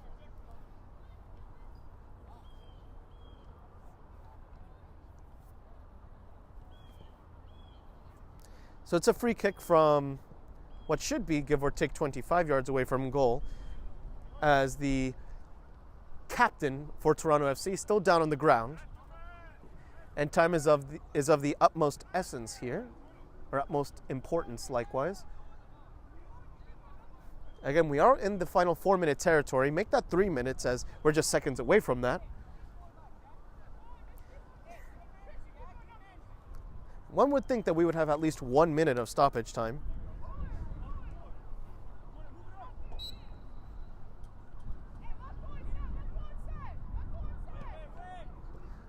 Played quick and played short. Cekic with Rodriguez, double pressing that one Canadian.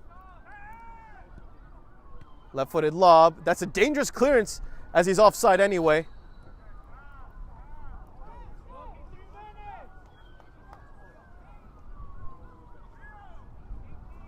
So it's a free kick for FAO New York, right on the boundary of its 18-yard box. As Claudino instead takes an extra 2 yards. Davin DeLucer, back to Claudino, has Aristotle Zazulin on the left flank. Instead it goes toward Sandoval, who has Aristotle Zazulin. Great passes. Rodriguez onside, has one defender to beat for now. Driven cross, left-footed, goalkeeper, no spills.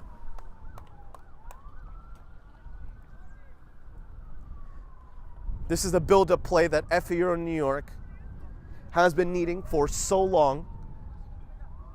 And if the Brooklynites keep this up within these final 2 minutes of regulation time, then perhaps we could be in store for an equalizer here for FAO. Spiotta, the final touch. Throw-in for Toronto. Rasiborski letting the ball go by. Frank Liu unable to stop it. It's 3 for Toronto. Dribbling past Rasiborski and an outstretched Frank Liu. That has certainly sealed the deal for the Canadians. 3-1 in favor of Toronto Football Club.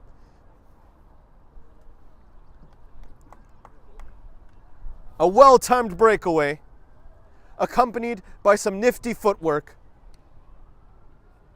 3-1.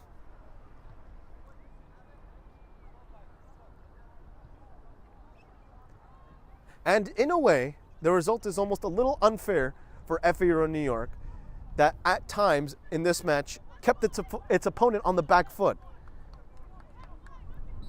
It was never one-sided in reality.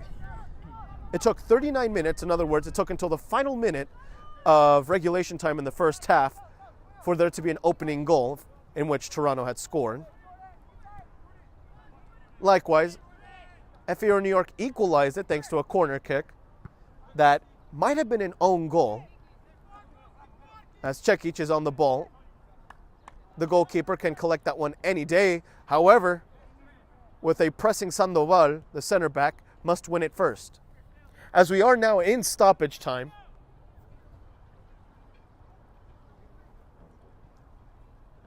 the second goal, of course, resulted from a rebound. An unlucky moment against Frank Lou, who has otherwise had a really solid day in goal. And of course, that last goal being a pure result of inspiration. And this could be for Toronto FC inside the 18-yard box. Selfless play. Frank Lou stopping it with his torso and collecting the rebound. Frank Lou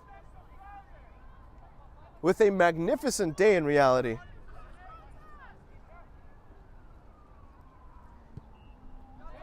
He had no right stopping that shot. Free kick for FA Euro New York, who are in desperate need of a morale boost now that they're down by 2 goals in these final seconds, perhaps. Sandoval has Rodriguez. Rodriguez lobbed, blocked as well. Up in the air, Rodriguez using his height to his advantage. Sandoval unable to keep it to himself. A breakaway that's halted by some defensive interference and the wind. Quick 1-2s. Toronto onside. Rasiborski having to stop the challenge toward that first post. And just a fraction of an inch wide. The referee taking a peek at his wristwatch there. And he has indicated only 1 more minute of stoppage time. A nasty crash. That FA Euro New York player going down immediately.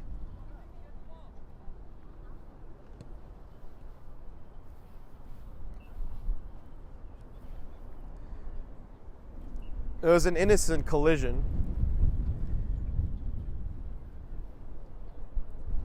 Although this young prospect is still down on the ground, and now even the training staff is being asked to check him out, and hopefully it's nothing severe. It would be a touch concerning if the training staff were to implement the concussion protocol.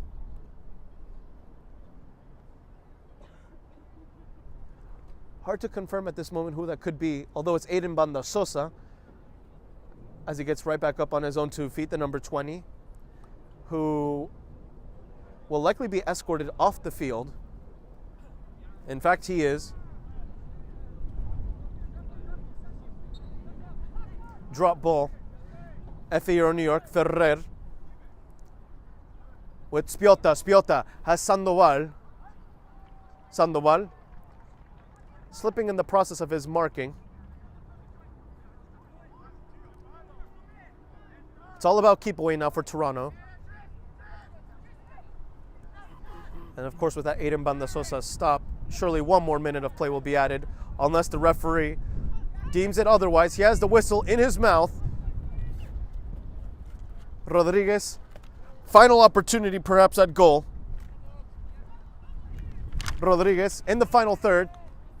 Throw in for FA Euro New York. The referee extending play.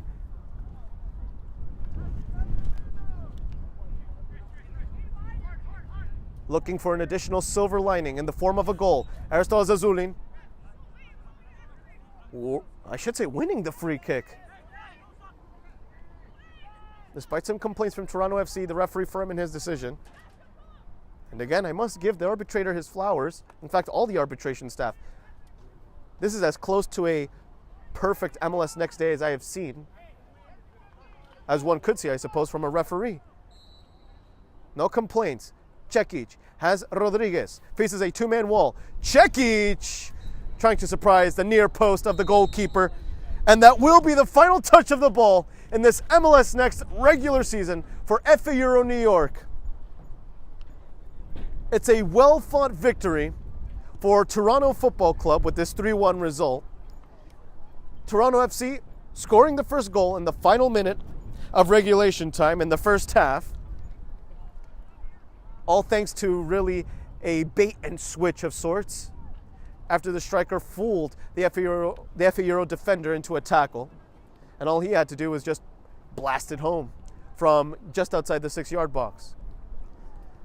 However, FA Euro New York made it 1-1 from the corner kick spot when a service made its way, of course, into the 18-yard box and encountered a bewildering sequence in which one still cannot confirm whether it was a goal or an own goal. We are leaning more toward the latter, given that the goalkeeper might have gotten the final touch as he wanted to punch it out, and it might have just slipped from his first knuckle onward into the back of the net.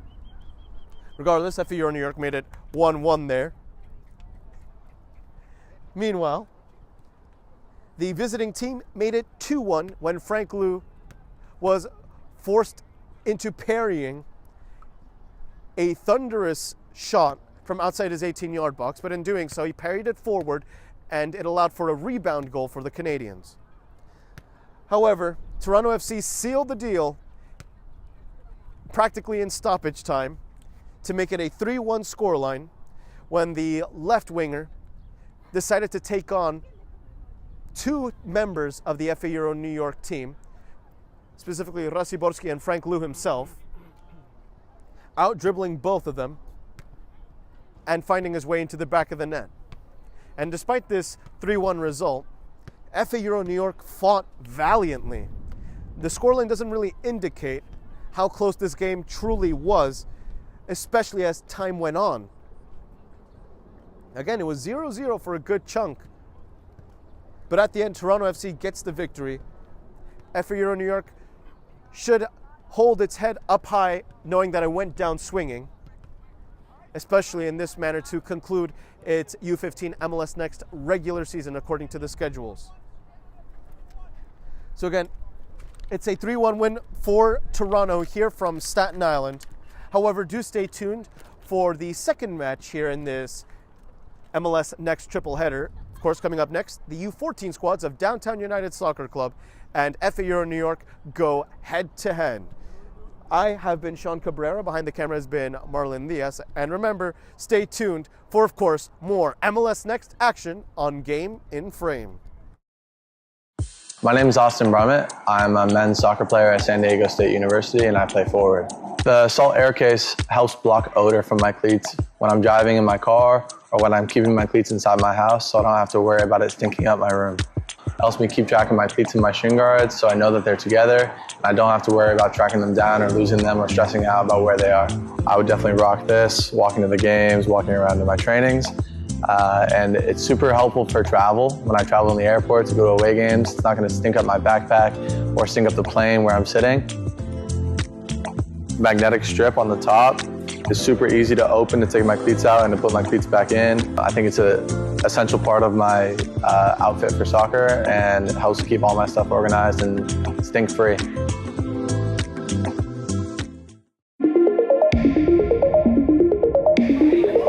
That's a good bit of footwork there by Spalding. It's gone for a spacious shot! It's magnificent by Spalding!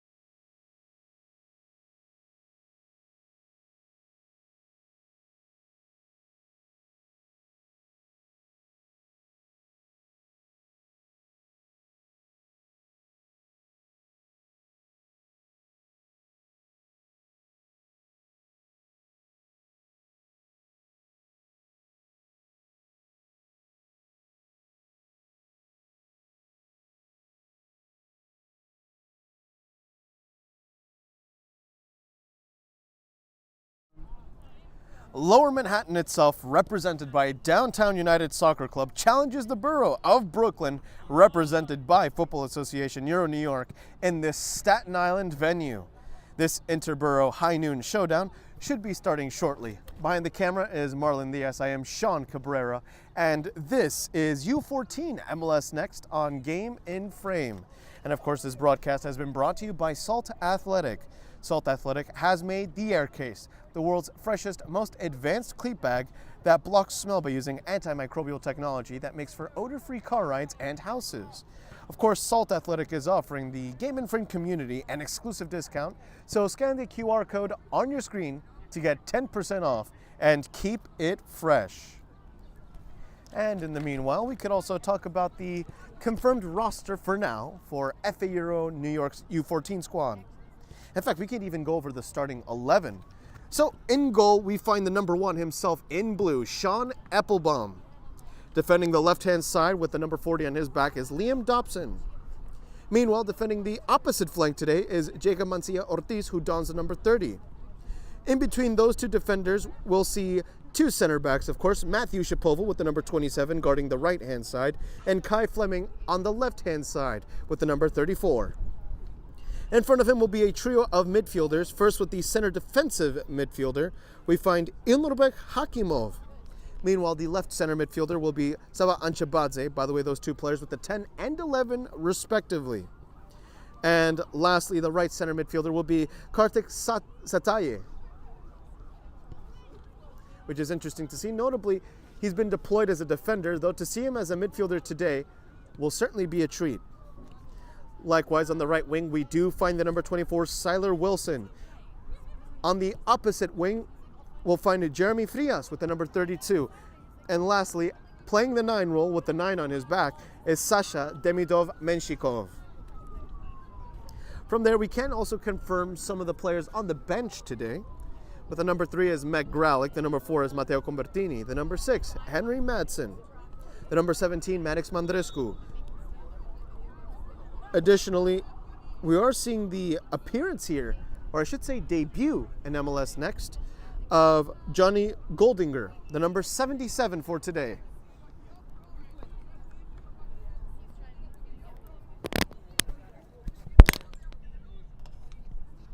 So again, that has been your starting lineup as well as overall roster for FA Euro New York's U14 squad today, as it encounters Downtown United Soccer Club, both captains meeting at the halfway line under these extremely windy conditions.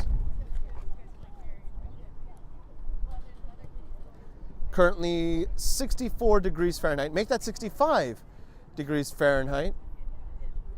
With winds of now 17 miles per hour, things have died down just a tad, and gusts of still at a very high 32 miles per hour. For now, no clear direction as to where this wind wants to blow. And we had seen in the first game here of this MLS Next triple header how it can perhaps affect some in-game elements.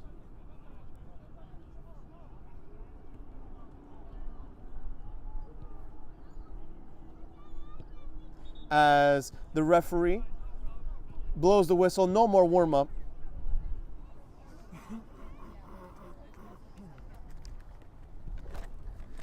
FA Euro New York will be donning its all-white uniform. Meanwhile, Downtown United Soccer Club also in its monochrome outfit of blue. Or perhaps monocolor if you want to be more specific. Downtown United Soccer Club has clearly one goal in mind, and that's to avoid being shut out for the 3rd game in a row. Despite a respectable stretch of close away matches, DUSC's last 2 outings, which were at home, have seen the club score 0 goals.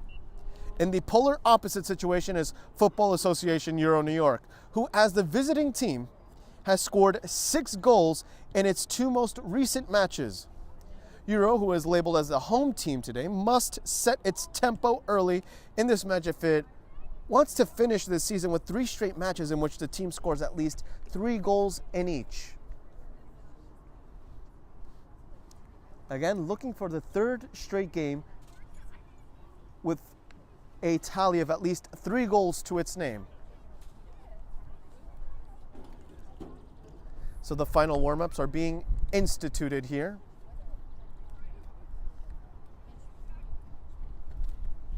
And as we await the referee's approval, the final installment in this season's MLS Next 3-game feature will begin at 2:20 p.m. when the U13 rosters of FA Euro and DUSC go head-to-head. Tonight at 7 p.m. in the National Premier Soccer League, American Soccer Club New York defends its Long Island turf from Connecticut visitor New Haven United Football Club. Tomorrow at 6:30 p.m. in the American Premier Soccer League, the 4-seed Manhattan Celtic takes on the 1-seed New York Penn Freedoms in a Metropolitan Conference semifinal. All these matches will be broadcast exclusively here on Game in Frame, your home for grassroots soccer.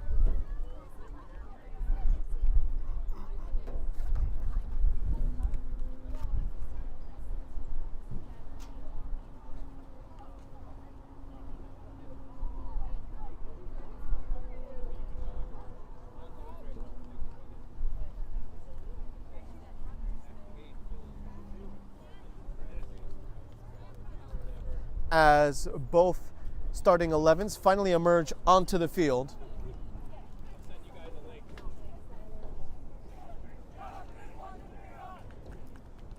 Despite the ominous clouds, no rain for now in this venue as of the initial whistle of the first game. There was a light drizzle right before that, but nothing since then.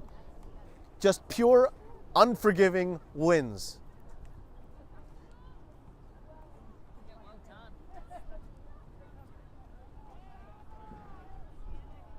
And here in the borough of Parks, Downtown United Soccer Club challenges FA Euro New York in this inter-borough clash on Game in Frame. As the referee deems it as an infraction. I believe it was a quick free kick. It only took 11 seconds, wasting no time. Siler Wilson looking at Sasha Demidov-Menchikov inside the penalty area, still scoreless. Good defensive interference from Downtown United Soccer Club. Although it was a dangerous moment, FA Euro New York within the opening 15 seconds or so, just a hair away from an opening goal.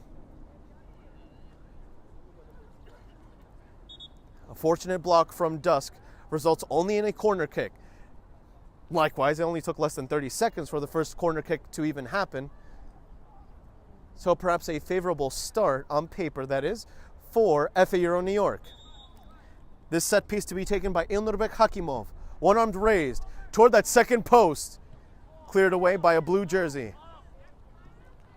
Mansi Ortiz has Shapoval to help him out. Shapoval letting the ball go. Downtown United Soccer Club looking to return the favor as he stalls for time, stalls for space. Driving forward, but only giving it away to Kai Fleming. Kai to Sartik.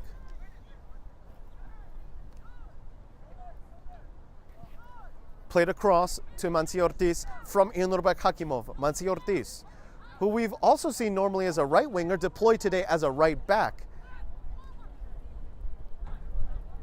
So some interesting changes here today. And I imagine with Jacob Mansi Ortiz in a defensive position, we could be seeing him reinforce that right flank alongside Siler Wilson, who, speaking of which, is onside, retrieves the ball from the air. Siler Wilson looking to drive it forward inside the penalty area, back-to-back corner kicks. Not a shabby start for FA Euro New York. In just about 2 minutes, if not 3 minutes, FA Euro New York has found 2 corner kicks. The first one went toward the far post. Ilnurbek Hakimov looking for an early goal contribution. One blue jersey defending that near post. Lots of shoving inside the 6-yard box. Served toward the back post. Unable to complete the volley. FA Euro New York with Shapoval. They poke it forward, the Brooklynites, and that ball goes out of play for the first throw-in in this match. Downtown United Soccer Club. Oh, that's a good throw. still hugging the boundary. That could turn into an early goal contribution as he runs away from one. Jacob Manzi-Ortiz escorts the ball away. The referee, not a fan of that illegal charge, utilizing the shoulder as a battering ram practically, and it will be a free kick for FA Euro New York. Manzi-Ortiz to Shapoval, Shapoval to Hakimov. Hakimov aimed it towards Sasha Demidov-Menchikov, who draws the infraction. His arm practically being barred by his opponent. Sasha, naturally the target man, is also adept at drawing infractions in the first place. Ilnurbek Hakimov once more on set piece duty toward the left-hand side. Downtown United Soccer Club. For now, defending well, the referee says no foul. As the sun slowly emerges here, only one spot of sunlight here in this otherwise cloudy sky.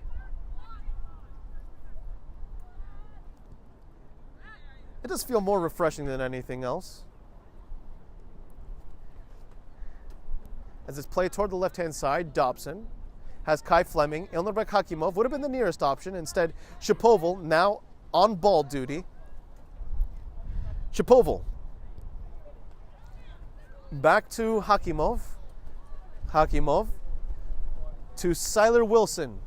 Siler had Jacob Manzi-Ortiz for some reinforcement. And it's the latter who will take the throw-in, the number 30, Manzi-Ortiz. The 34-mile-per-hour gusts currently being felt. Hakimov, somehow that was a perfect switch play despite this wind, dicing through the air. Jeremy Frias, unable to hold on to the ball for long. The same being said for Saba Anchabadze. Lobbed forward, DUSC, interrupting it. High ball, high pass. Won by DUSC, despite being sandwiched in between Kartik as well as Sasha. The DUSC right back, playing it along the right flank toward the wide midfielder who draws a throw-in. Scoreless in these first 5 minutes and counting for now. In the U15 match, it took until the final minute of the first half to see the opening goal.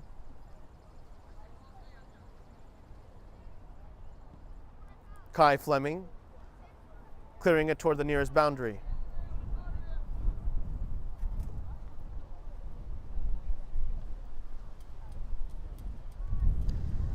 As he slips and trying to retrieve the ball, goes out for an FA Euro New York throw-in.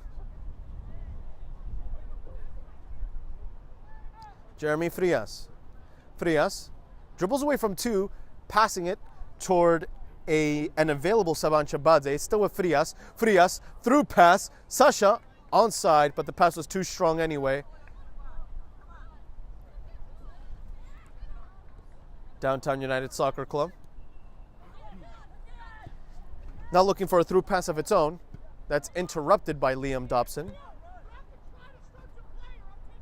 As Ilnurbek Hakimov has Jacob Manzi-Ortiz. Shapoval toward Ilnurbek as head coach Ben Marku is hoping for a more aggressive back line. That is from the offensive standpoint.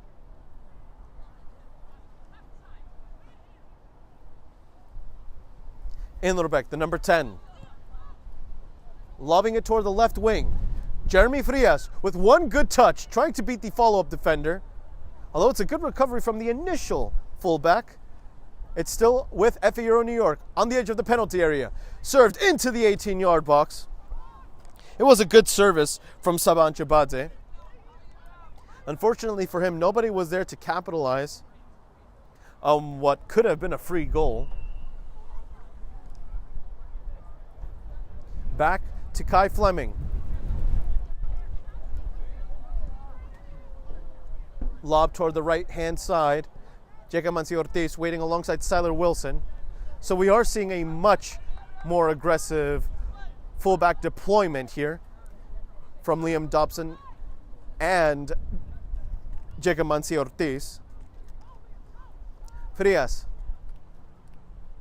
Jeremy Frias being marked by one. Retreats with a back pass. All 10 outfielders of FA Euro New York in the opposition's half. Dobson to Inlerbek Hakimov, who today will play a vital role when it comes to creativity, clearly, as Shapoval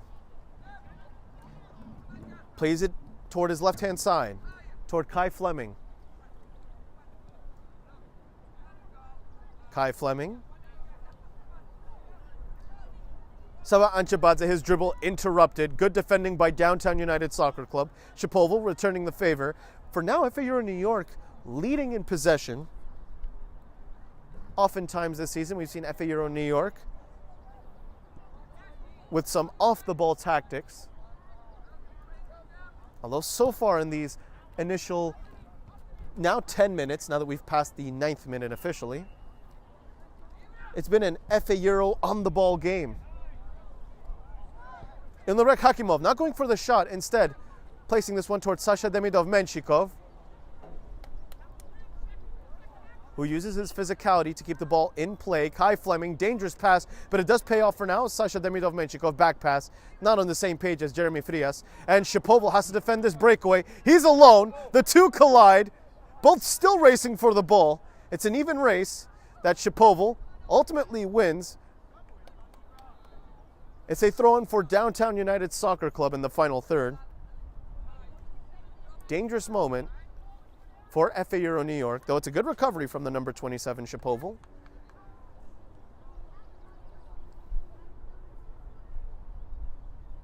As now the Brooklynites break away from several, in fact, into the enemy half. Saba towards Sasha, who's offside. Offside, not by much, but it is the right call. Maybe 3/4 of his body offside. Lobbed toward the left wing, and it goes out for a throw-in.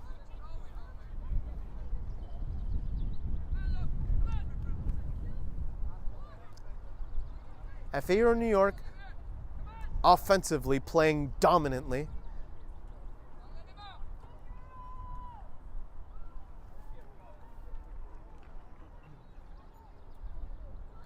Mancio-Ortiz.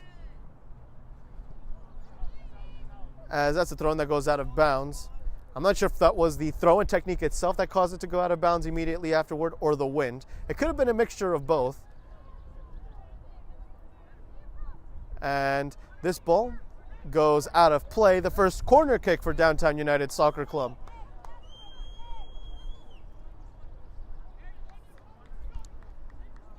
DUSC itself had to, of course, make its travel from 3 boroughs. First in Manhattan, of course, its home site, then to Brooklyn to get into Staten Island, unless they took the ferry. Regardless, still quite a trip by New York City standards. This one going toward the far post, connecting with the blue jersey momentarily. It goes out for a goal kick.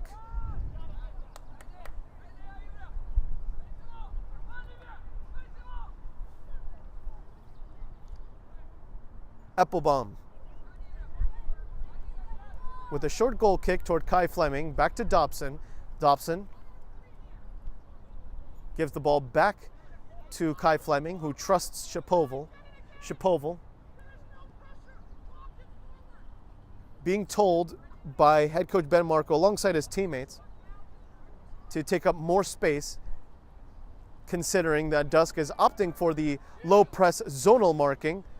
And this could result in a giveaway here as DUSC makes its way into the penalty area. Applebaum collecting the loose ball. A shot blocked by Dobson, if not Kai Fleming. Both were quite close to each other. Jacob Mancio-Ortiz. Siler Wilson onside alongside Sasha. Just a little too much curl behind that ball. Could have been a clear breakaway had there been just a touch less finesse there.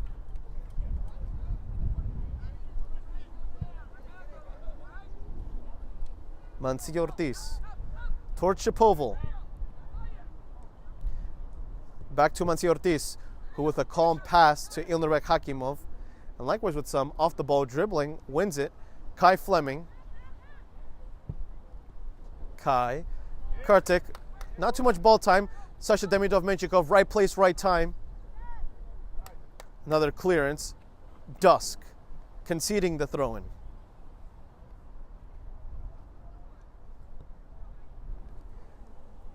More than 13 minutes have gone by, still scoreless. We are yet to see an official save at this moment, but one cannot deny that it's been FA Euro New York that's kept its Manhattanite opponents on the back foot, as he's offside, clearly. It's going to be a delayed call. Oh, and the referee takes out a yellow card against DUSC. So the referee overrides the initial decision of an offside call for instead a free kick in favor of FA Euro New York due to that stamp. And it took less than a quarter hour here, but we've already seen the first, and so far only, booking of this game. Which, in comparison to the first game here in this triple header, is very early, even by any standards in reality. In fact, in the first game of this MLS Next triple header, it took roughly 70 of the 80 minutes in MLS Next action to see the first booking. As FA Euro New York has a free kick from approximately 25 yards away from goal, if not a little bit closer. Approximately 25 yards out, lobbing with the right foot. Sasha Demidov-Menchikov, the target. That one swerving toward the far post. Could have been an own goal, but instead it's another corner kick for FA Euro.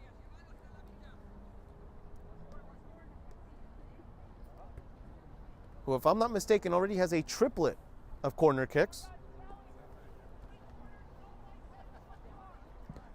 They had the first one in under 30 seconds, and in under 3 minutes they had 2 corner kicks. This should be the third, as Ilnurek Hakimov stands over the ball with one arm raised toward the first post, and nearly connecting cleanly with Kartik is Ilnurek Hakimov. A second chance denied by DUSC.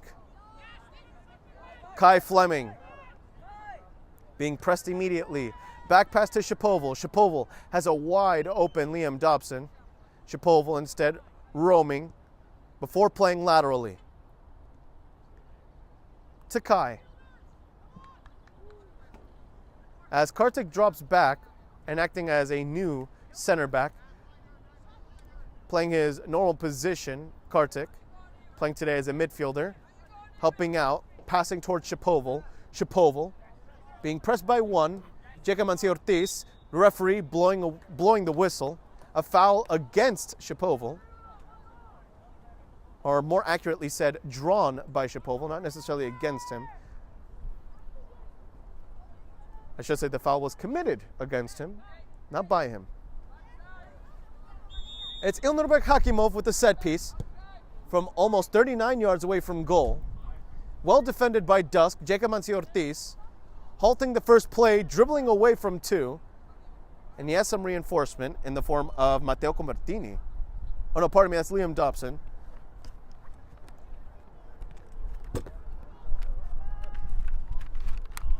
Shapoval.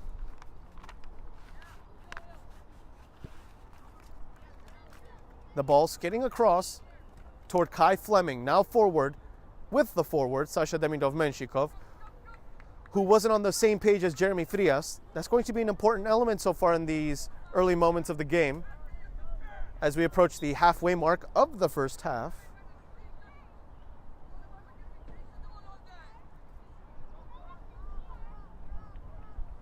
Ilnurek Hakimov on set-piece duty once more, as it's inside the 18-yard box, rolled out. It's with DUSC. Jacob Mansi Ortiz. Jacob was caught in a pickle for a moment, but was able to do his job, winning the throw-in instead. Jacob toward Shapoval. Shapoval. Kai Fleming. Kai. Generous with the ball. Ilnurбек Hakimov. Trusted with his footwork. That's a lovely lob. That DUSC. Wow, the keeper with a high kicking himself. That works. Almost looked like he was playing European handball for a moment. The way he had to outstretch his right leg in order to keep it away from his penalty area, but it does its job. Good instincts from the goalkeeper at the end, sweeping. As Ilnurбек Hakimov lets that ball go, it's a throw-in for DUSC.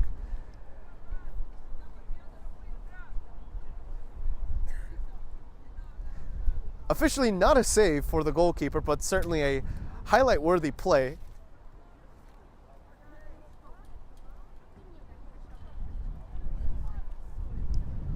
Played back, DUSC. With some ball time in the opposition's half, somewhat short-lived here, as they retreat toward the furthest center back. Lob forward, easy interception for Jacob Ortiz to punch this one back forward. Siler Wilson, unable to get his cleat behind it, and the assistant referee says it's an FA Euro ball. To the frustration of a DUSC center back. This is the same arbitration staff from the first game in this MLS Next triple header, and in that first game, these referees had a perfect game, or as close to a perfect game as possible. They had called every foul, every offside, eagle-eyed, absolutely. And the same could be said here for now, as Sasha Demidov-Menshikov loses the ball. Downtown United Soccer Club. It's Sasha who blocks it. The ball trickles out of bounds. Halfway the first half, 20 minutes have been played, still scoreless. Officially no goalkeeper save at this moment, though the closest we have seen of that would be that goalkeeper sweeping moment where he just had to outstretch his leg in a manner so peculiar outside his 18-yard box that it did its job. Nobody anticipating it. I don't even think his defenders were expecting it. But as the saying goes, if it works, it works. Throw in for FA Euro New York from the opposition's half. Saban Chabadze would be the nearest option, although the referee says that that throw-in should be taken much farther back. Ilnurбек Hakimov. Shapoval in the driver's seat, sharing the ball with Saban. The number 11 to the number 10, back to the number 11. It's now Shapoval, the number 27, getting himself involved. Back to the number 11, Saban Chabadze. Jacob Ortiz asking for the switch play. Kai Fleming winning back the ball. Very good shielding of the sphere itself as Jeremy Frias. Frias, right-footed dribbling along the left wing. Frias crossing with the left foot, hitting the side netting. Goal kick.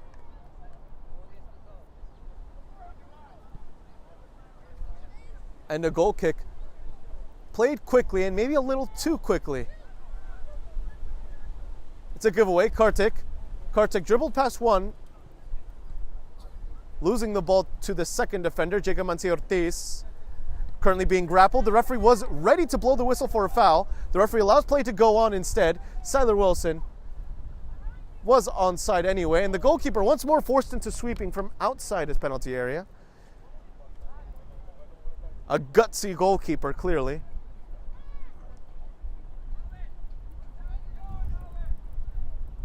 Siler Wilson with a launch that's intercepted. Kai Fleming must be careful with the marker right behind him to Shapoval. And we are seeing a ball-savvy FA Euro New York.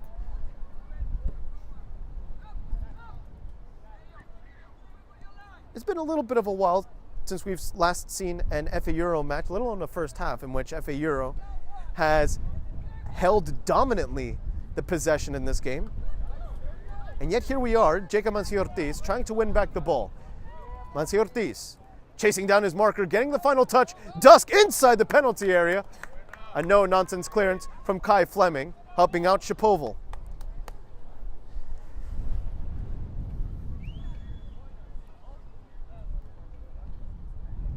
I'm almost inclined to say that so far, 80% of the possession has gone in favor of FA Euro New York in these now opening 24 minutes, as it's a throw-in. DUSC bouncing off the head of Kai Fleming. It's a corner kick for Downtown United Soccer Club.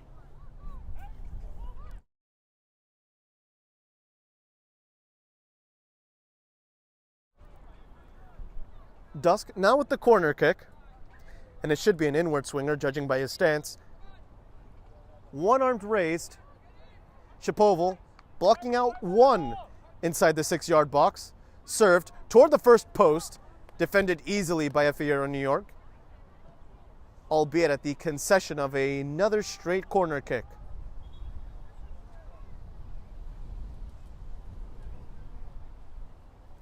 Downtown United giving Euro a taste of its own medicine with the corner kicks here.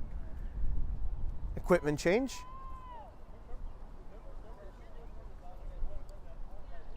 One blue jersey approaches the set piece taker, and he does go toward the nearby jersey, who wears the captain's armband. Inside the penalty area, crossed, DUSC looking for the opener, cleared away by Sasha Demidov-Menshikov.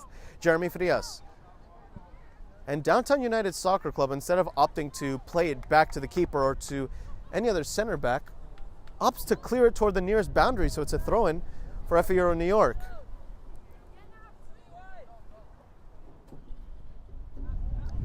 Shapoval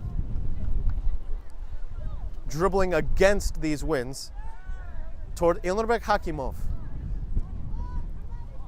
As that's a pass too strong for Kartik. He's onside. Sasha Demidov-Menshikov breaks away from the goalkeeper. Sasha Demidov-Menshikov for the opener. Goal!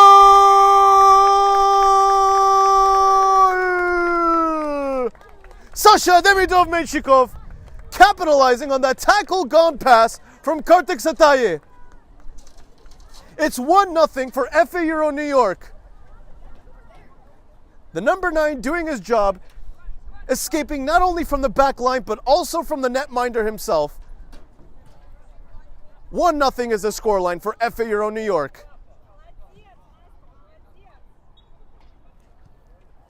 DUSC restarts.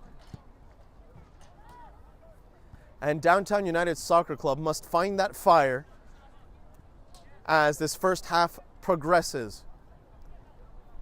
FA Euro New York has largely controlled not only ball time, but also the momentum. A psychological factor there. The goalkeeper, who was forced into sweeping on that occasion, playing it toward a nearby center back. To be quite frank, that goalkeeper has been kept quite busy outside his penalty area rather than inside.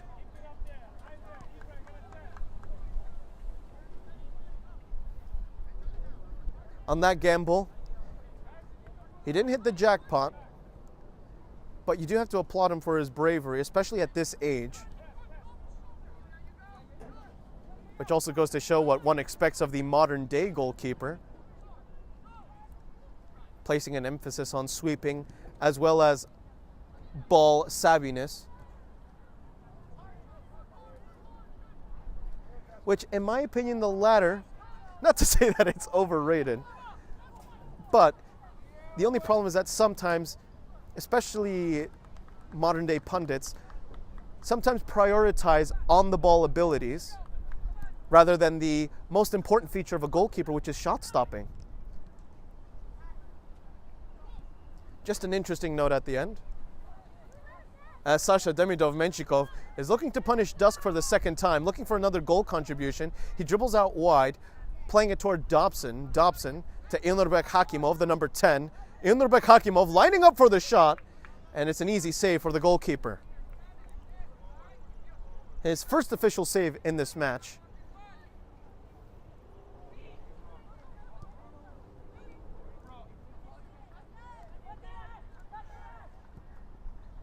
Lobbed, through pass, left flank, exposed, DUSC.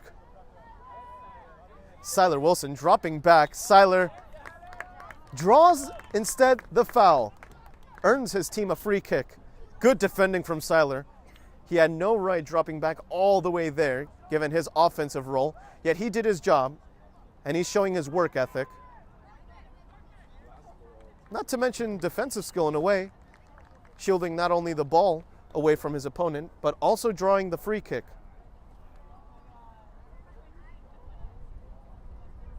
As Kartik Sataye, who I suppose has registered himself an assist, is replaced by Henry Madsen, the number 6. And I'm sure he'd admit to it as well. It was a fortunate assist.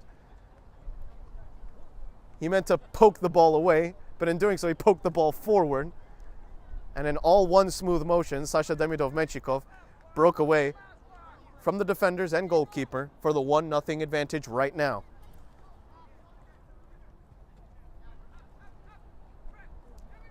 An aggressive challenge that's clean. Lobs. Nice dribble by Saba Anchabadze with just a soft lob over his opponent's foot. He receives some aid as well. Jeremy Frias now switching sides. Normally on the left wing, we're seeing him on the right-hand side, or now even more centrally as Seiler Wilson was expecting that ball to bounce farther back. Shapoval to Matoko Martini. So we did see a defensive change as well, as Jeremy Frias escapes from one. Ilnerbek Hakimov driven along the ground towards Seiler Wilson. Upon his first touch, looking for the assist! Goal!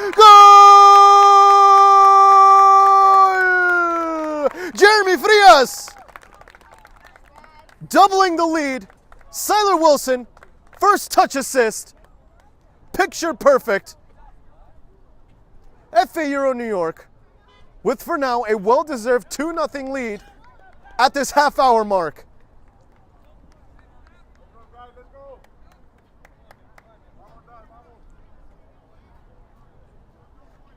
So arguably every forward for FA Euro New York has gotten himself involved on the scoreboard. Jeremy Frias with a goal to his name, Seiler Wilson with an assist. Sasha Demidov-Menchikov, of course, with the opener. Indeed, every forward has gotten himself involved on the scoreboard.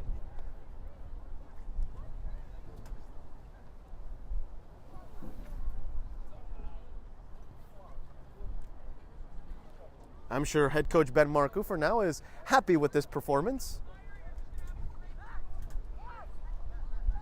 Although knowing his detail-oriented coaching mindset, I'm sure he would say to us that there are 50 minutes left in this game. Under 10 minutes left in this first half, followed by another set of 40 minutes. Corner kick for Downtown United Soccer Club, last touched by Jacob Manci-Ortiz.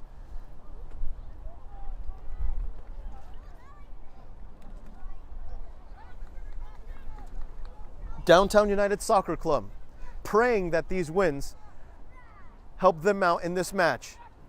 Looking for one more. Crossed toward that far post.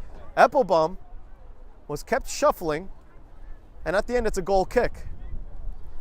The wins, in fact, almost did help out DUSC.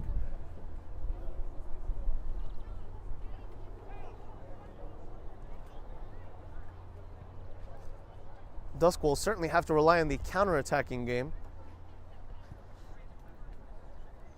Not to mention, rely on more aggression for the ball.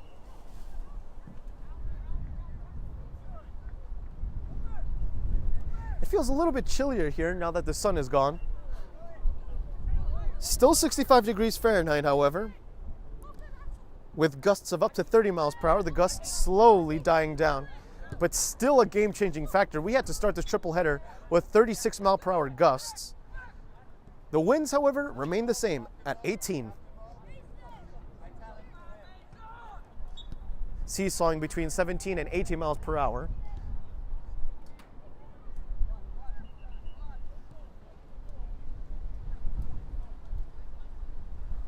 Toward the left flank, Sasha Demidov-Menshikov allowed that ball to escape him as Saba Anchebadze cleverly beaten on the ball.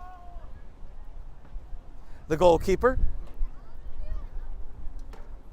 rolling it out centrally. A little risky given Sasha Demidov-Menshikov's positioning, though for now it doesn't result in any lethality. Good dribbling from DUSC, winning himself some space. Toward the right-hand side it goes. And that's a shame. He had a good idea. He just happened to be trapped on that turf, perhaps. And here comes FAR New York. It was Mek Gralik looking for another goal here for FAR New York. What would have been goal number 3 in this first half. Sasha Demidov-Menshikov, clever flick to beat the defender, but not the goalkeeper. Played short. Lobbed. Shapoval, good header. Towards Siler Wilson, Jacob Ortiz. We're starting to see a much more aggressive man-marking system from DUSC. Siler Wilson looking for another assist. Denied for now. Leaving a lot on the edge of their seats, if not on their toes. For now, the scoreline remains 2-0, but it's a corner kick for FAR New York.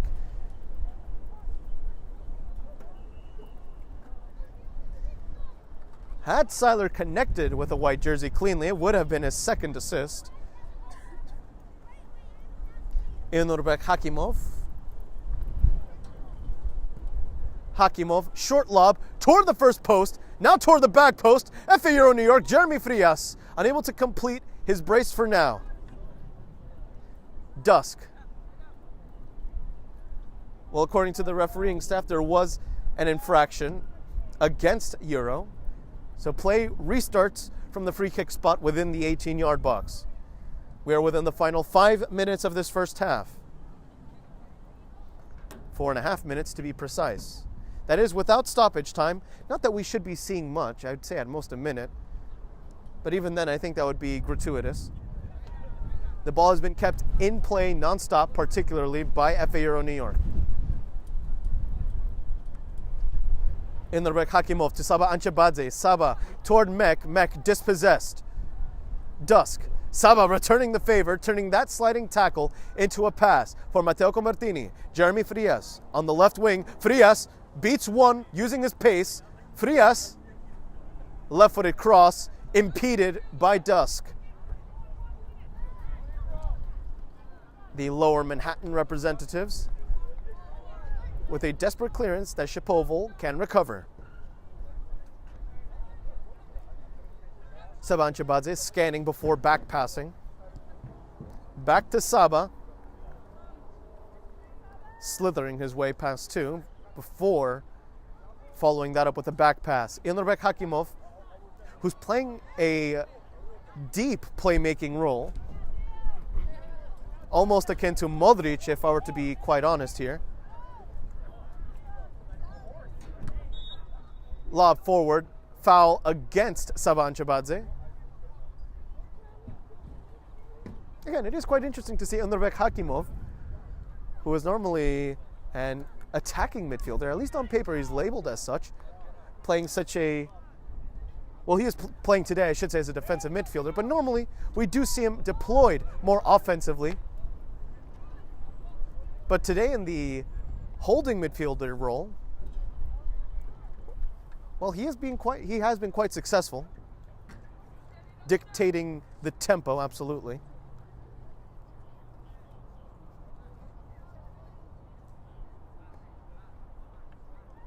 Again, akin to, well, now ex-Real Madrid player Luka Modric, the Croatian legend. Shapoval. Shipoval toward Matteo Convertini. Back to Ilnurбек Hakimov. Hakimov, the number 10, good lob forward. Along that left wing, Jeremy Frias forcing the defender into a lateral pass. Mek Gralik enacting as an extra winger. Savan Chibadze conceding the throw-in. Final 2 minutes and counting in this first half. So far, a perfect day for FA Euro New York. Sasha Demidov-Menchikov, the apple of Jacob Mansi-Ortiz's passes eye, if you want to say that. As Jacob Mansi-Ortiz sliding that ball away. Mansi-Ortiz once more on defensive duty. Crossed, DUSC inside the penalty area. Ilnurбек Hakimov clearing it away. Well, DUSC is just missing that aggressive drive and maybe that killing blow. They have shown some glimpses of creativity as Jeremy Frias connects with Sasha Demidov-Menchikov, who's offside anyway. No arguing about that. Final minute of play in this first half. The scoreline is 2-0. The first goal scored by Sasha Demidov-Menchikov, assisted by Kartik Sataye. Meanwhile, the second goal scored by Jeremy Frias, assisted by Siler Wilson. And speaking of Siler Wilson, here he comes again, looking for another goal contribution, crossed toward that far post. Goalkeeper well positioned. Could have been Siler Wilson's second goal contribution. The goalkeeper denying the FA Euro number 24. Final 10 seconds here in this first half. Shipoval still with Downtown United Soccer Club as Henry Matson likewise going for some physical press. Savan Chibadze getting a taste of his own medicine, given that he was sliding all over the place. Saba eventually drawing the foul, but at the end, that will be the final touch of the ball. FA Euro New York should be happy, of course, alongside head coach Ben Marku, with this 2-0 advantage as Savan Chibadze is still on the ground. It might have been the landing, holding onto his left ankle. Helped up by his teammate Ilnurбек Hakimov, the number 10 for the number 11, helping him out. As for now, the scoreline reads FA Euro New York 2, Downtown United Soccer Club 0. Of course, do stay tuned during the halftime break to see some messages from our sponsors, to hear, of course, our halftime analysis, and to witness the second half. This is MLS Next on Game in Frame. My name is Austin Brummett. I'm a men's soccer player at San Diego State University and I play forward. The salt air case helps block odor from my cleats when I'm driving in my car or when I'm keeping my cleats inside my house, so I don't have to worry about it stinking up my room. It helps me keep track of my cleats and my shin guards so I know that they're together and I don't have to worry about tracking them down or losing them or stressing out about where they are. I would definitely rock this, walking to the games, walking around to my trainings. And it's super helpful for travel. When I travel in the airport to go to away games, it's not going to stink up my backpack or stink up the plane where I'm sitting. Magnetic strip on the top is super easy to open to take my cleats out and to put my cleats back in. I think it's an essential part of my outfit for soccer and helps keep all my stuff organized and stink-free.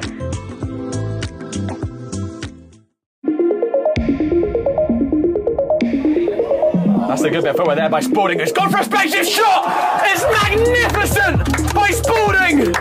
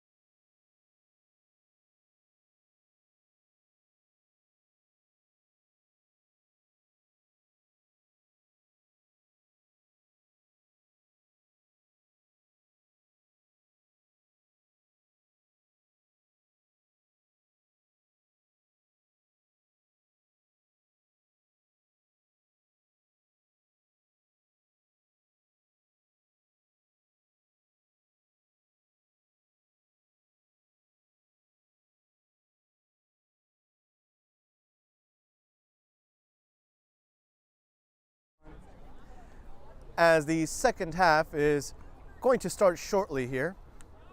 All 22 outfielders, or I should say players, emerging onto the field, and it will be Jeremy Frias alongside FA Euro New York that will restart this match for the second set of 40 minutes here in this U14 MLS Next contest on Game in Frame. And as FA Euro New York gets the ball rolling, we could talk about its key to the game here in this second period. FA Euro New York has demonstrated some smooth sailing. A 2-0 advantage, giving its opponent little to no chances. And in fact, Sean Eppelbaum has yet to register a save, and he's been utilized very little, which, although not seeing much action as a goalkeeper, in reality is a good thing. It shows that your defense and your offense, respectively, are doing their jobs, doing everything right. So naturally, its key to the game will be to uphold ball possession. In keeping the ball away from its opponent, not only is it giving itself its own chances, but FA Euro New York would also be prohibiting DUSC any sort of sniff at goal. However, by the same virtue, DUSC must be more aggressive, given with that takeaway right there before our eyes. Fancy back heel as well, hello. Downtown United Soccer Club, early cross inside the penalty area, cleared away by Shapoval. Talk about aggression. Downtown United Soccer Club, a promising start to this second half, taking just about a minute, if not just about 65 seconds for the first corner kick to occur here in the second half. And it's for DUSC. A little deja vu there, given that FA Euro started this match with a corner kick in under 30. Crossed toward that far post, really on the edge of the penalty area. DUSC trying to pull the trigger. Ball still inside the 18-yard box, barely wide. Continuing with DUSC and its aggression, not only must they find that fire, but Downtown United Soccer Club, with every breakaway that it gets, must add numbers into the final third. You can't expect one winger to stall for time enough so that a cross can come afterward. Sometimes those bang-bang plays are what result in goals, as we had seen from Siler Wilson to Jeremy Frias. And we had clearly seen it here. A goal-scoring chance not too far away for DUSC, really the first of its kind. Eppelbaum still with no save, but DUSC with a clear shot at goal.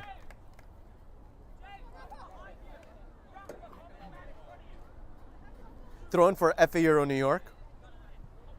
McGralick toward Luca Nicoli. Frias, Luca Nicoli, the number 45. Henry Matson forcing the defensive retreat, and suddenly this Downtown United Soccer Club side looks a lot more vivid than that of the first half. DUSC driving forward. Eisenberg likewise getting himself involved, and it goes out of bounds. Good idea from DUSC.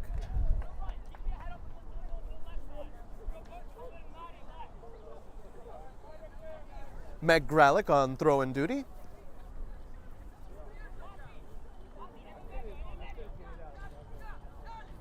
Euro must make sure to not give away the ball here in such a tight spot. Thrown. DUSC should be taking that ball away. In fact, they do.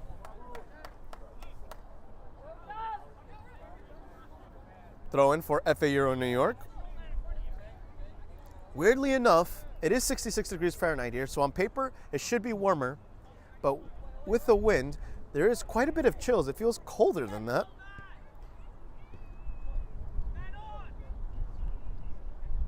This does not feel like 66 degree Fahrenheit weather, as Luca Nicoli was the target of that through pass from Jeremy Frias. It's taken away by DUSC.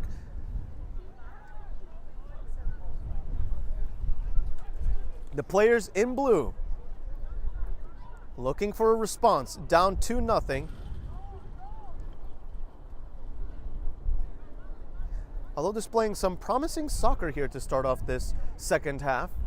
4 minutes have gone by, and FA Euro New York is getting a first true piece of the ball right now with a launch inside the penalty area that was never going to harm DUSC. Good defending. Siler Wilson. DUSC. Physical challenge. Ilunrek Hakimov dropping back. Helping him out is Jacob Mancio Ortiz. Jacob Mancio Ortiz, first time cross. Easy pickings for the goalkeeper. Catapulting it forward. Downtown United Soccer Club. Testing the strength of Met Gralick, his tenacity and pace. Met Gralick overridden by Convertini. Convertini blocking the first cross. And it's ultimately a DUSC ball.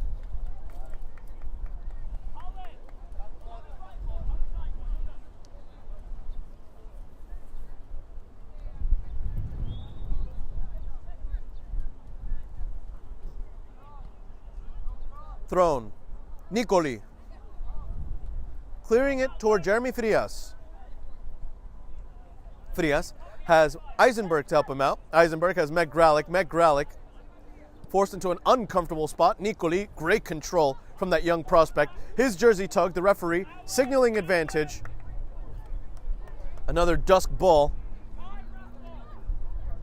Wasting no time on the throw-in, trying to catch his opponent by surprise.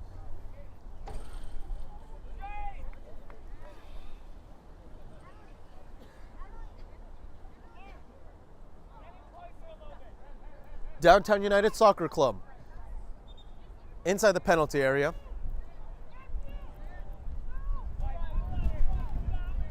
And I could only imagine that was an improperly taken throw-in. In fact, it was. Some confusion from the DUSC forward. He thought he was in a completely legal position. To which he was, not offside. That is from a throw-in. As DUSC lets it fly. Never going to test Eppelbaum, but it at least lets him know that they're willing to knock down that door.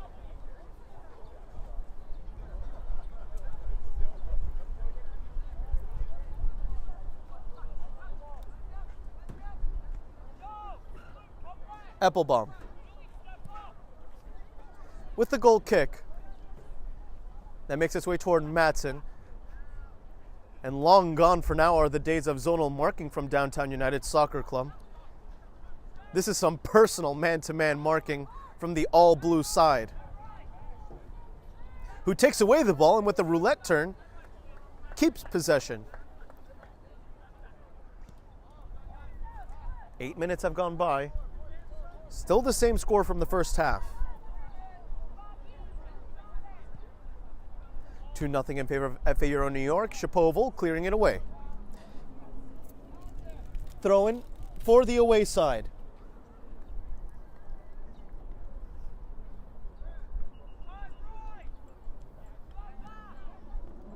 The Lower Manhattan representatives.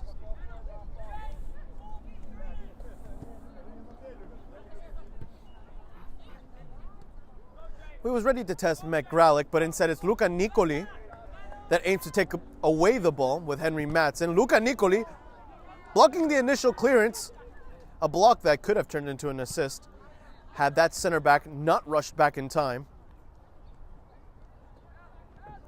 As Siler Wilson with Jacob Mansi-Ortiz forced the back pass together all the way to the goalkeeper, wasting no time with the clearance. Mark Eisenberg. Nicoli. Met Gralick backtracking. Gralick winning the duel. Throw in for Downtown United Soccer Club.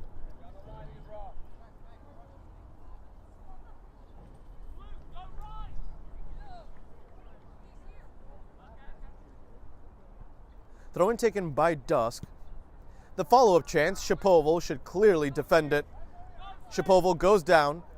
No foul, says the referee. DUSC. And clearly now it's all about drawing the set piece. And it results in a giveaway. Jeremy Frias, who has 1 goal to his name, thanks to a Siler Wilson assist. Playing it laterally. Jacob Mansi-Ortiz, the number 30, giving away the ball.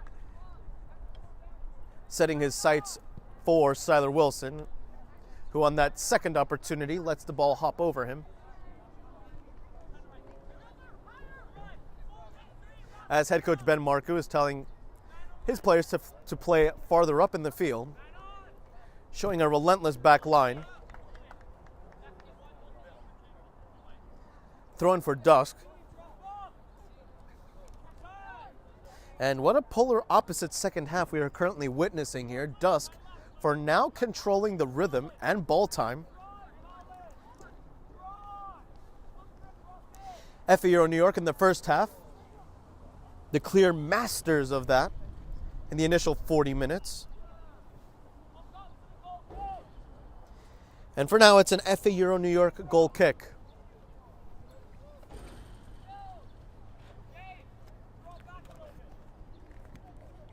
Of course, this MLS Next broadcast has been brought to you by Salt Athletic.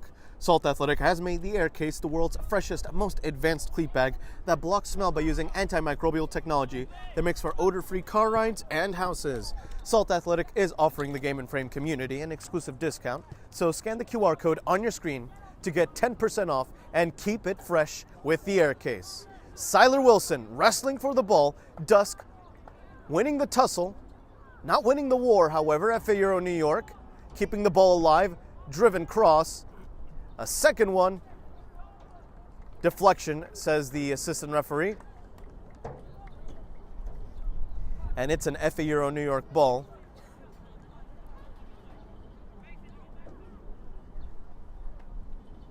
More accurately, an FA Euro New York corner kick. Should be an outward swinger, as Eisenberg, with one arm raised, places this one toward the near post. No white jersey nearby for that. Second chance for Eisenberg and company. That one to Jeremy Frias, who was offside. Good eye from the assistant referee.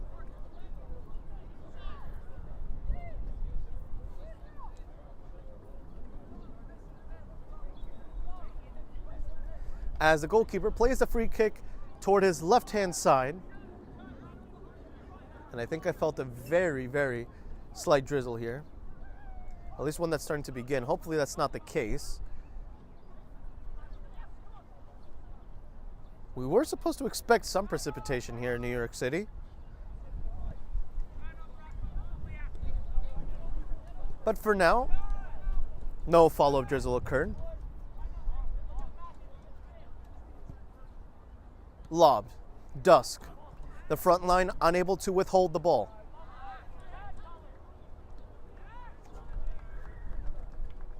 As DUSC wins back the sphere via a throw-in.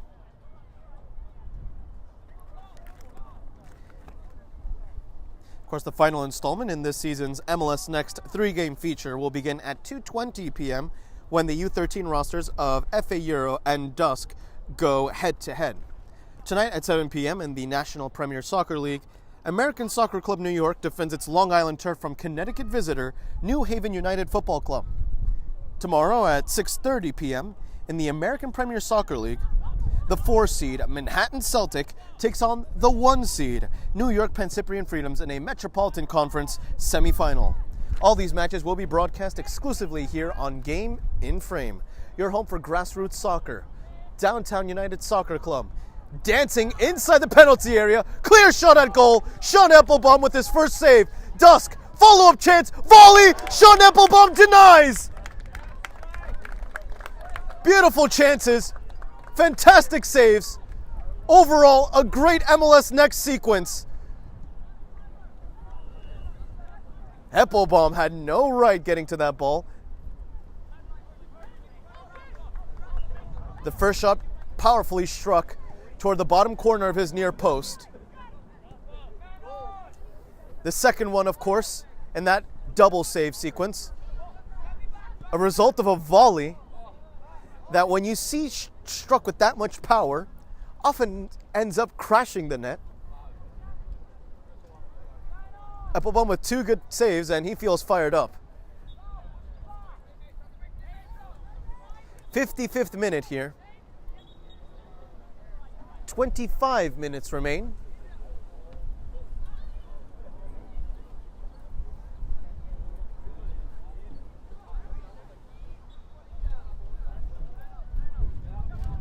DUSC registering its first shots on target in this match.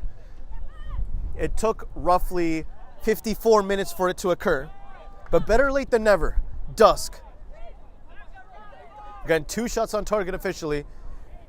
And it's Saba Anchebadze that takes away the ball. Yellow card against DUSC. The second for the visitor.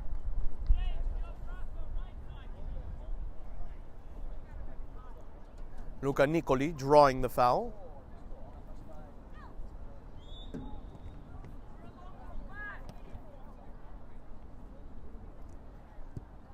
Convertini along the ground.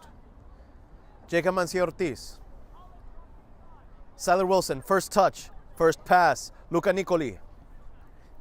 Nicoli back to Siler. Siler Wilson had Jeremy Frias in his sights. Nicoli with some high press as well. DUSC giving away the ball. Winning it back at the end with this throw-in.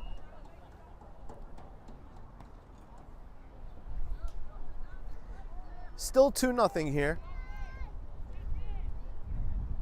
But if DUSC continues playing the way it has been in these most recent minutes, then that scoreline could very well change. Shapoval. Nice little chipped pass toward Ilnurbek Hakimov, who lobs it to himself and towards Siler Wilson. Jeremy Frias, offside. Offside by a body as well. Going for an extra shot at the end. And the referee may scold here Jeremy Frias for having taken the shot. In fact, he does. The referee is just doing his job. Can't really blame him for that. Some referees aren't so forgiving. They would book you immediately. And if you don't ask me, ask Robin van Persie in that match, that infamous perhaps UCL match, of course the UEFA Champions League, versus FC Barcelona back when he was with Arsenal. Having taken the shot after the referee blew the whistle, he received a red card immediately after that. As once more Jeremy Frias offside.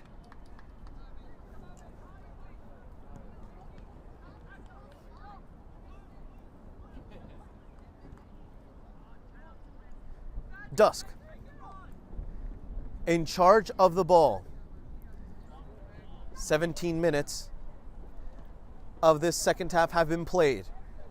Mek Gralic has Matteo Convertini helping him out. DUSC inside the penalty area. A somewhat desperate shot. Sean Neppelbaum with a goal kick. Though it's good to see this aggressiveness from Downtown United Soccer Club. This is what the Manhattan representatives really needed in that first half.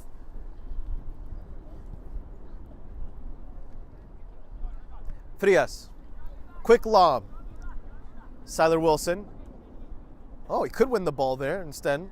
Good composure from the defender, the goalkeeper, now with a clearance. Mek Gralic has all the time in the world to steer that one out of bounds. Again, behind the camera is Marlon Diaz. I am Sean Cabrera, and this is MLS Next on Game in Frame. The 2 goals in this match occurring in the first half. A first half that saw a dominant FA Euro New York. But for now, in this second half, now that we are at the 19th minute mark in this second half again, it has largely been a DUSC game. I wonder what the head coach of Downtown United Soccer Club must have told his players. Psychologically, they seem more fit, even tactically. But Sasha Demidov-Menchikov has a response. Sasha for 3, kick save! Look at how he celebrates. A well-deserved kick save. Momentum swinging back for DUSC. Sasha timed his run perfectly. That's how he practically scored the first, in fact. As Saba receives a shove in the back. Kai Fleming passing that ball off his face, I believe, towards Saba. Hey, it works. Jacob Ortiz backtracking. Stalling his opponent, but not fully able to stop him. Kai. Oh, Nicoli getting himself involved.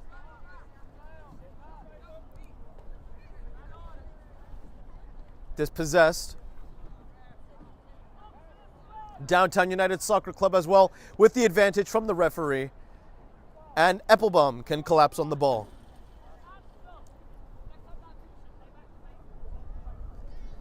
As we are about to approach the completion of the hour here. 20 minutes left. That is without stoppage time. Not that we've seen much here in the second half, let alone the entire game. And that will be the keeper's ball anytime, any day of the week.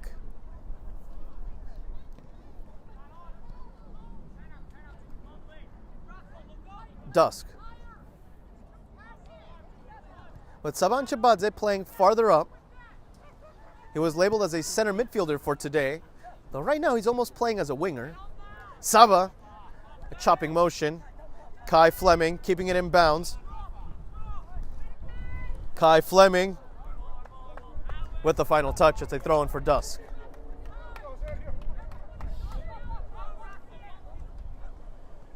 Downtown United Soccer Club with under 20 minutes left to find at least 2 goals.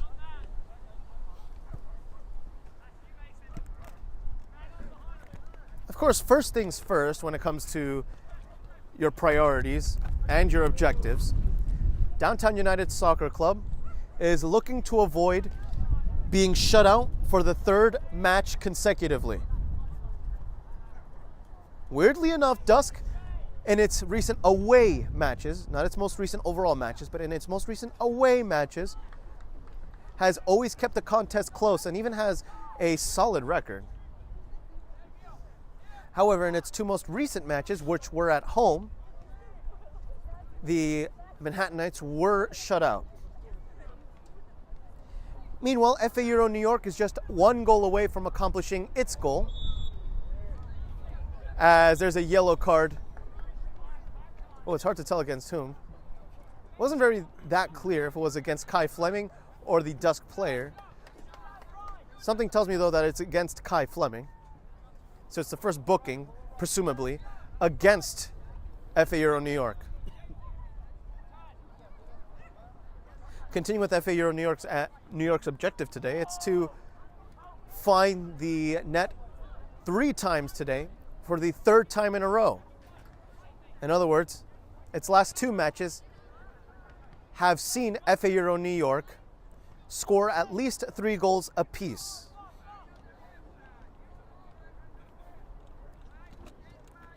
The ball goes out of play for an FA Euro throw-in.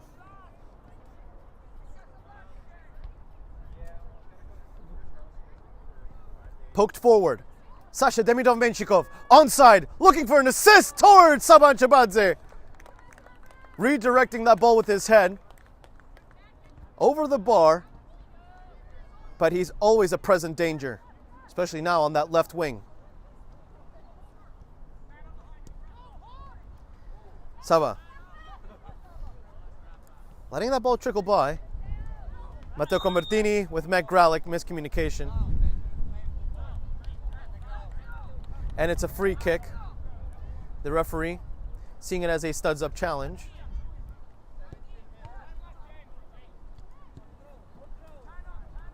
Toward the fullback on the left-hand side.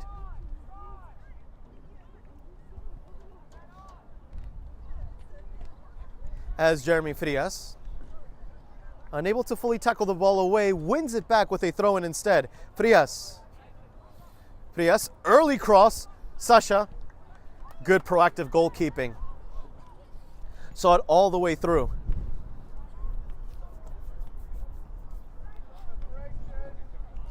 DUSC playing a dangerous game here, giving away the ball in the middle third. Kai Fleming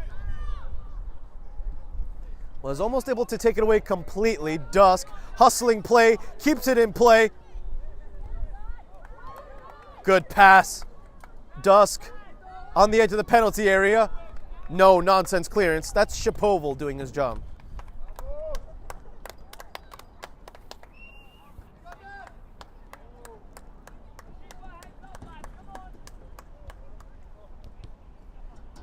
Launched. Once more, another improperly taken throw-in. I think that's the second one we've seen in this half from Downtown United Soccer Club, and it's not in this whole match. And it happens both nearby the same spot.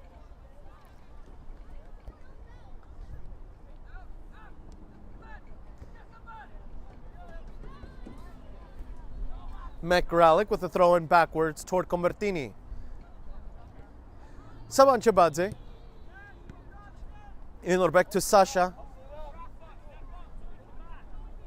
Ilnorbek.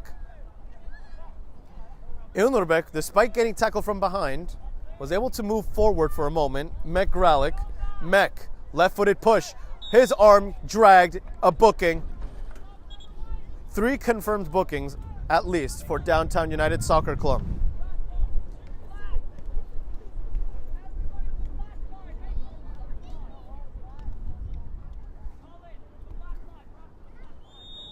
Ilnorbek Hakimov with the free kick. This ball redirected toward the edge of the penalty area. Mekralik recovering it. Mekralik looking for options toward the far post. Oh, it could make its way. No! Goal line clearance. DUSC avoiding that third goal conceded. Great defending. Sean Eppelbaum, almost a little too gutsy with his dribbling. Shapoval trusting Eppelbaum again. Mekralik should have gotten an assist. Stalled for enough time, won himself enough space. And when your cross makes a goalkeeper shuffle like that, well, certainly you're doing something right. Mekralik was quite literally inches away from an assist. DUSC itself inches away from conceding a third.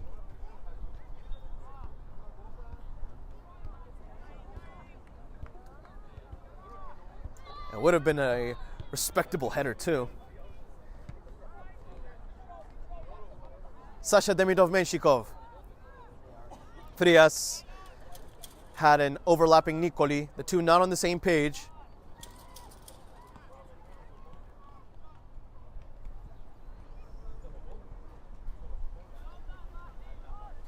Ilnorbek Hakimov.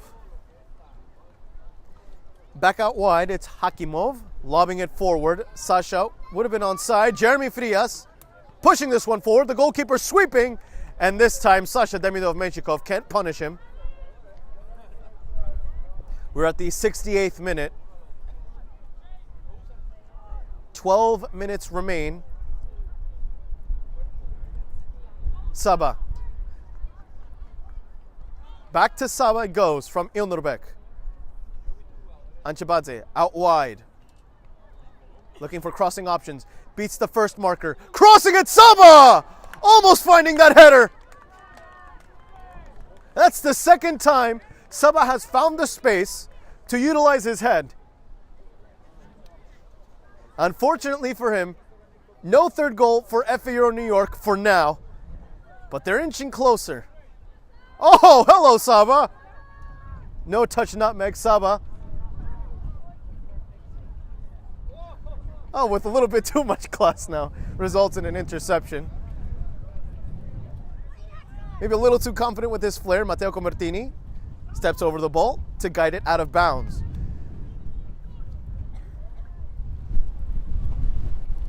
Well, Saba's looking for the cherry on top of his highlight sundae, which is a goal itself. All of these starting forwards in this match have gotten themselves involved on the scoreboard. Saba Anchebadze losing for now the ball. Mekralik playing aggressively, and he also wins the throw-in.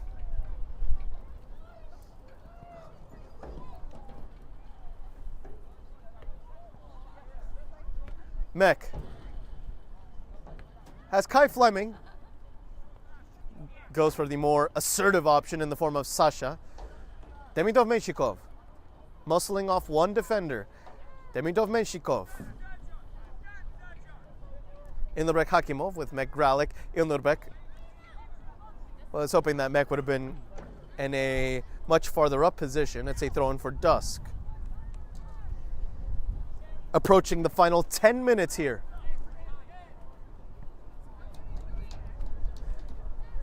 Both teams looking to accomplish their respective objectives. DUSC to avoid a third straight shutout against them.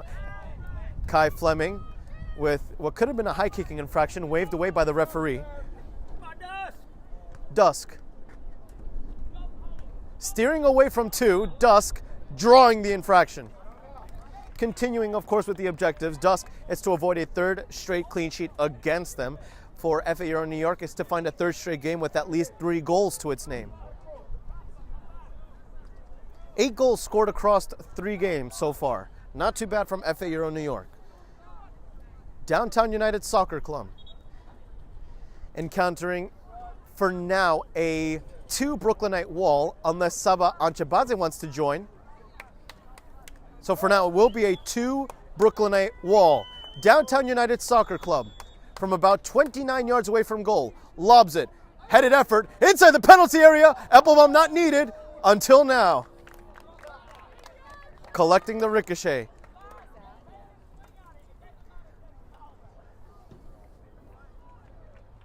Applebaum scanning.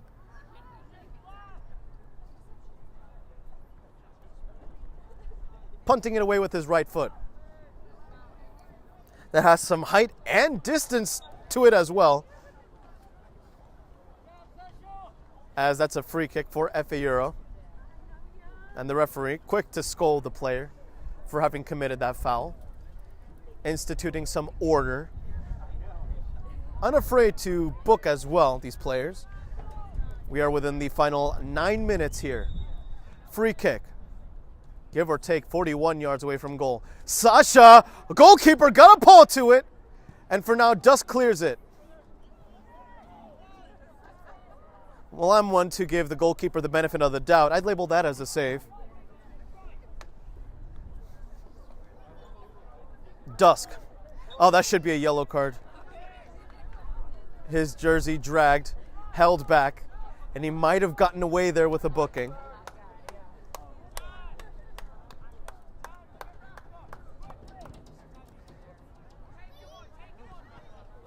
DUSC. Mech poking it away.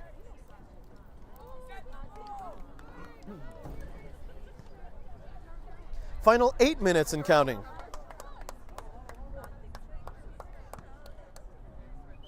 All or nothing here. All it takes is 1 goal for DUSC to really finalize that drive. 1 goal, and suddenly, despite the scoreline saying otherwise, it would feel like DUSC would have the advantage. Euro toward Jeremy Frias. Frias keeping it in bounds. Frias backing up, decelerating. Kai Fleming lobbed. Siler Wilson controls. As he drops the shoulder, Jeremy Frias loses the ball. Clean challenge. Jacob Mansi Ortiz has Kai Fleming to help him out. Luca Nicoli, who entered this game as a substitute, with a cross over Sasha's head. Goalkeeper intercepts. Final 7 minutes and counting. Mech has his clearance blocked. And it's a throw-in for FA Euro.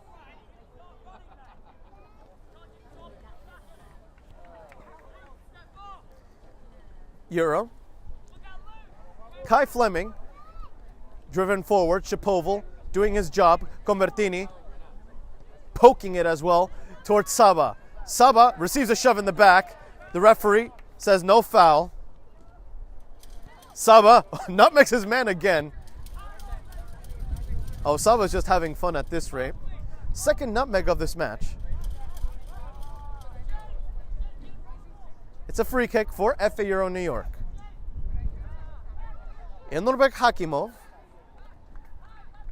would have McGralick, had he not been substituted right now. Jeremy Frias, McGralick, Luca Nicoli have all been replaced. Johnny Goldinger makes his MLS Next debut for FA Euro New York. Kartik Sataye, who was responsible in the assist for that first goal, returns to the match. And I believe that's Maddox Mandrescu as well, who has entered the game, the number 17. Kai Fleming, lobbed. Sasha, strong touch. Sasha for the goal. Goalkeeper denies. Another chance. Goalkeeper one-hands it.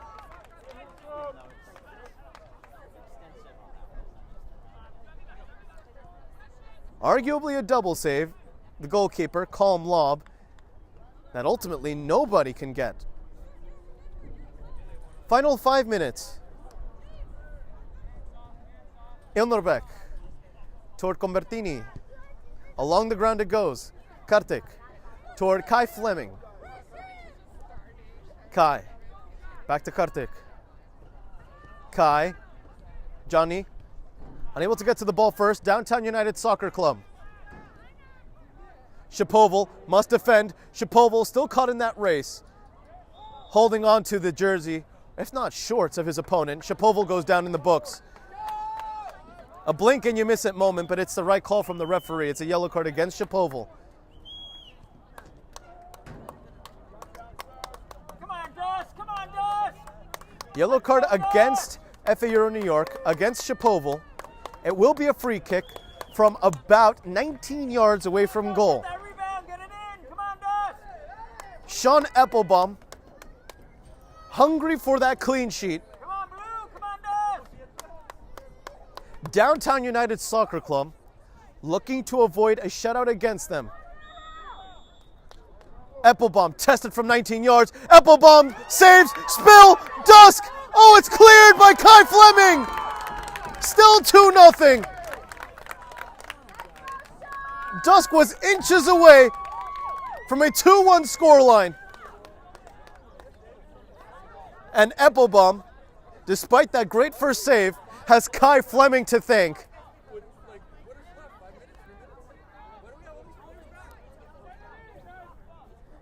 Downtown United Soccer Club with now a corner kick, so 2 consecutive set pieces, as we find ourselves within final 3-minute territory. Crashing the goal toward that far post. Great control, unable to pull the trigger. Another opportunity, blocked. DUSC inside the 6-yard box, cleared away by Kartik.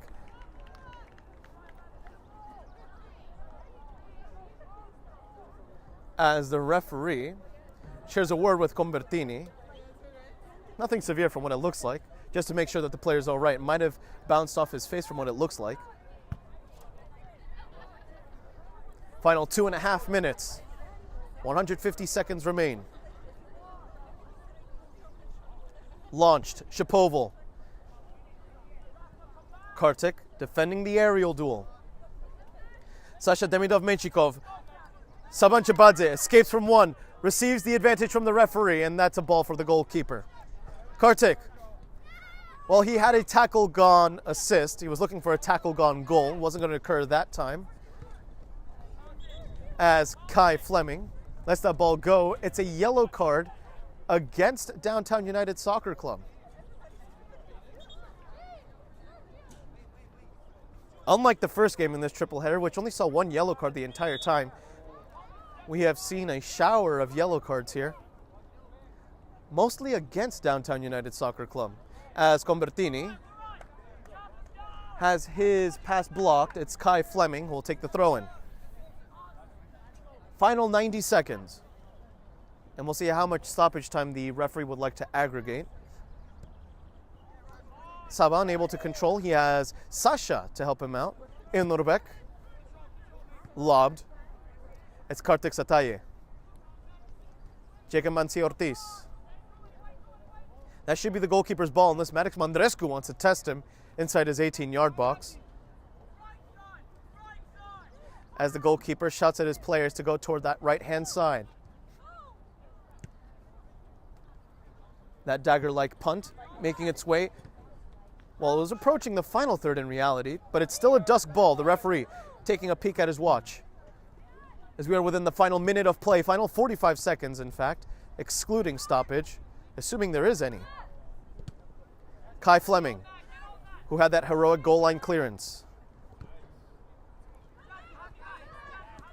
Sasha and Kai, both chasing for the ball. DUSC, looking for that one goal to earn back some momentum. Shapoval towards Sasha. Demidov-Menshikov. Inurbek Hakimov. Kartik Sataye. Maddox Mandrescu. Selfless pass. It's all about time management. Saban Chabadze. Saba dribbles away from one. Stalls. Scans. Kartik. Inurbek. Everybody getting a piece of the ball. Even MLS Next debutant Johnny Goldinger. Shapoval dribbles away from one. Lobbed. Maddox Mandrescu racing for it as we are now in stoppage time, in fact. I believe the referee has indicated a stoppage time of just 2 minutes. So 2 more minutes, according to the referee's gesture. Punted forward. Kai Fleming. Saban Chabadze. A little too planted. Downtown United Soccer Club. Inurbek Hakimov defending well. Back to the netminder. Clearing it. A clear has gone past in reality. Lobbed once more into the opposition's half. Downtown United Soccer Club still hungry for at least one goal. FA Euro New York, on the other hand, about a minute away from a clean sheet, a much desired one.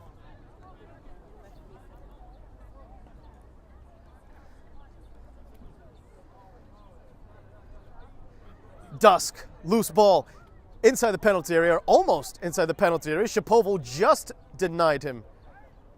It's a corner kick, a last second corner kick. Even the goalkeeper's at the halfway line.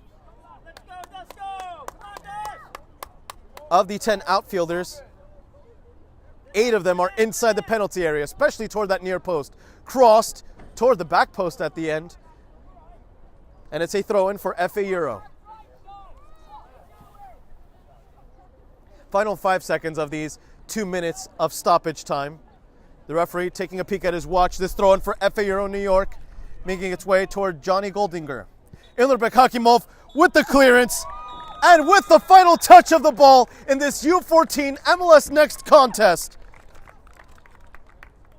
DUSC responded well in the second half and arguably deserved its goal. That being said, FA Euro New York remained strong and steadfast. Eppelbaum got himself busy. Kai Fleming got himself busy. Shapoval got himself busy. All members of that back line consistently involved, although now things are starting to get a touch chippy, which is a shame because this game had otherwise been mostly all right in terms of discipline. The referee quick to institute that, as Sasha is helped out by his teammate Inurbek Hakimov.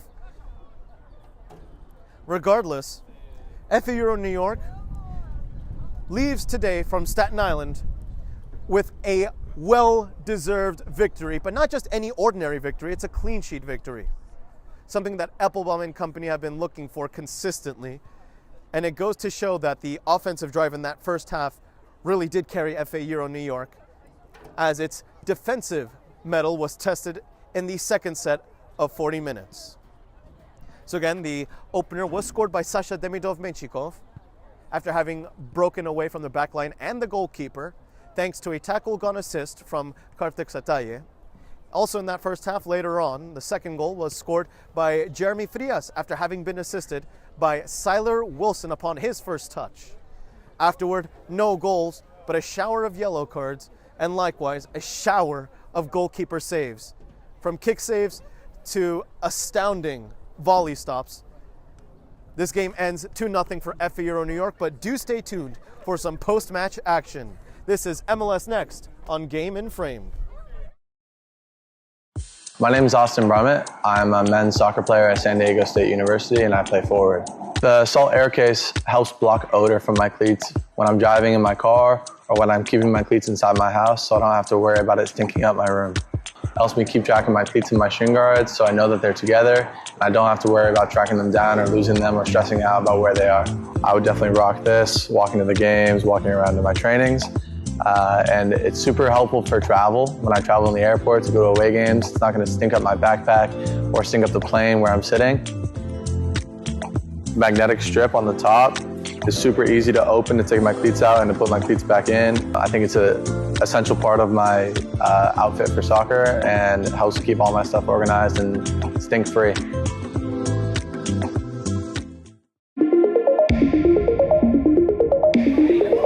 That's a good bit of footwork there by Spalding. It's gone for a spaceship shot! It's magnificent by Spalding!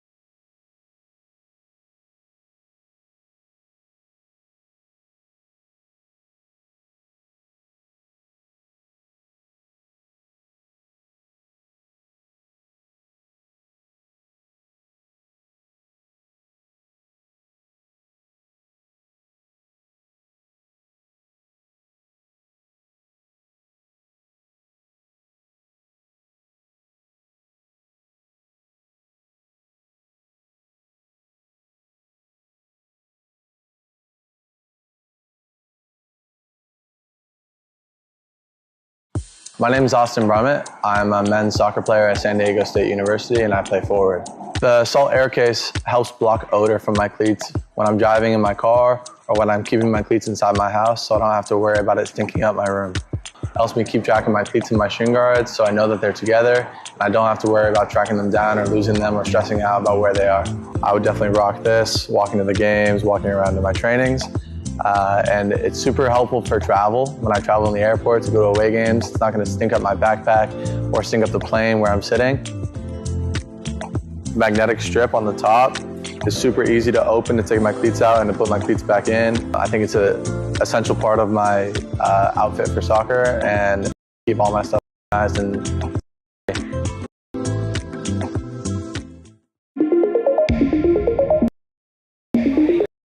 That's a good bit of footwork there by Spalding. Spaceship shot! It's magnificent by Spalding!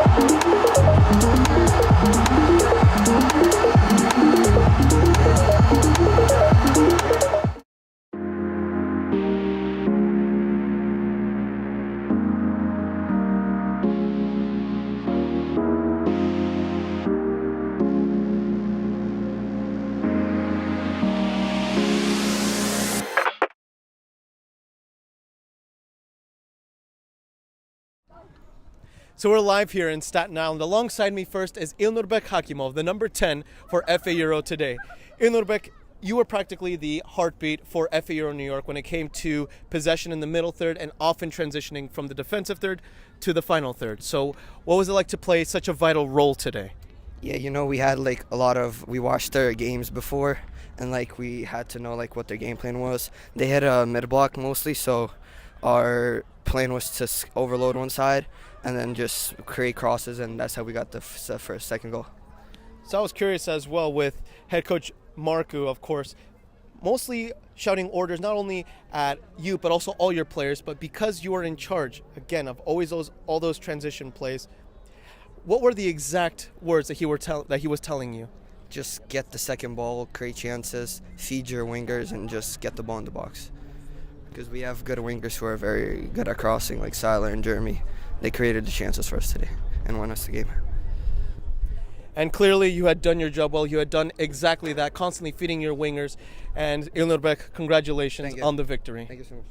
And you mentioned his name himself. It's Jeremy Frias, who is alongside me now. Jeremy, congratulations on the win and on the goal. We could talk directly about that first. You were able to find the 2-0 advantage after seeing Siler Wilson with the first touch assist toward you. So how important was it to get that right position at the right time? It was very important. I just saw the ball went out wide to Siler. Siler, he's good with crosses. And I just timed my run. That's what we've been working on practice. Go inside and then just try to finish it off and get the goal.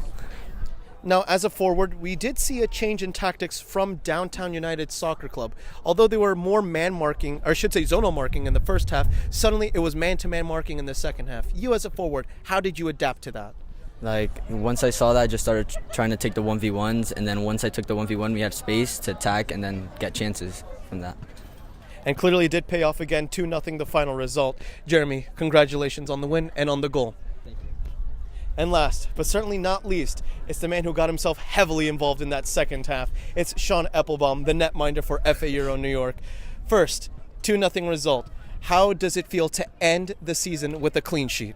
I think it feels good, and we have a trip to Nashville for MLS Next Cup, so I feel like this would be a strong finish to our season, because then we go to Nashville and we have our confidence up, and I feel we just feel good and strong, and it feels good because this is our last game ever with Ben as our coach, so I feel like it was a good end to the season and to Ben being our coach. A good send-off, like you say. Now, Sean, in the first half, you weren't too heavily involved. Your defense and your offense doing its job. Second half, suddenly you were there with the Superman cape right behind you. What did it feel like to play such a vital role in that second set of 40 minutes? I just did my job how I was supposed to. I got a couple of shots on me, the volley one. I just reacted quick, got a hand to it, and then other than that, I feel like I didn't really do much. A little bit humble from the goalkeeper, although again, you did do your job. You mentioned that double save, particularly against that volley. Sean, congratulations on the win and on the clean sheet. Thank you. So, behind the camera has been Marlon Diaz. I am Sean Cabrera, reminding you to tune into Part 3, the completion of this MLS Next trilogy, as the U13 squads of FA Euro New York and Downtown United Soccer Club go head-to-head. You are watching MLS Next on Game and Frame. My name is Austin Brummett. I'm a men's soccer player at San Diego State University, and I play forward. The salt air case helps block odor from my cleats when I'm driving in my car or when I'm keeping my cleats inside my house, so I don't have to worry about it stinking up my room. It helps me keep track of my cleats and my shin guards, so I know that they're together, and I don't have to worry about tracking them down or losing them or stressing out about where they are. I would definitely rock this, walking to the games, walking around to my trainings. And it's super helpful for travel. When I travel in the airport to go to away games, it's not going to stink up my backpack or stink up the plane where I'm sitting. Magnetic strip on the top is super easy to open to take my cleats out and to put my cleats back in. I think it's an essential part of my outfit for soccer, and it helps keep all my stuff organized and stink-free.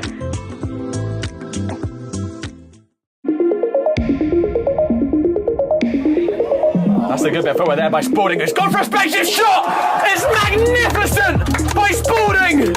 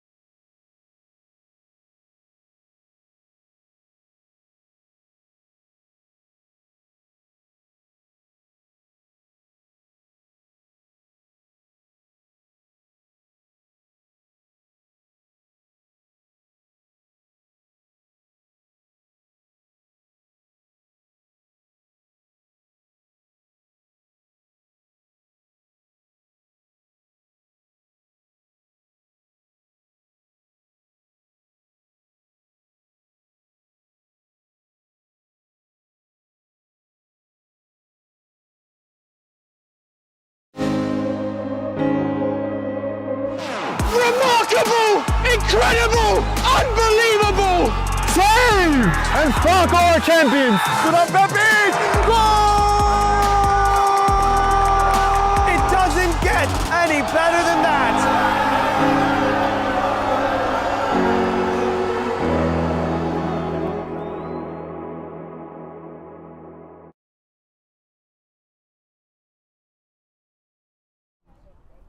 In a few minutes, an afternoon mid-table meeting will conclude this U13 MLS Next campaign for FA Euro New York as it encounters its rival from across the Manhattan Bridge, Downtown United Soccer Club, who will be playing its penultimate game of the season.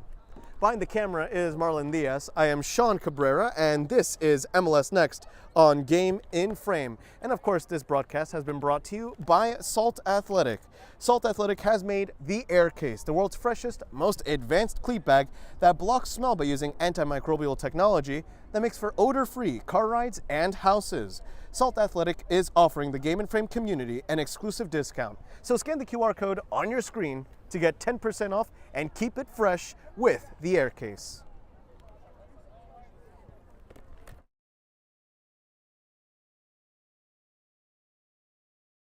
My name is Austin Brummett. I'm a men's soccer player at San Diego State University and I play forward. The Salt Air Case helps block odor from my cleats when I'm driving in my car or when I'm keeping my cleats inside my house, so I don't have to worry about it stinking up my room. It helps me keep track of my cleats and my shin guards so I know that they're together and I don't have to worry about tracking them down or losing them or stressing out about where they are. I would definitely rock this, walking to the games, walking around to my trainings. And it's super helpful for travel. When I travel in the airport to go to away games, it's not going to stink up my backpack or stink up the plane where I'm sitting.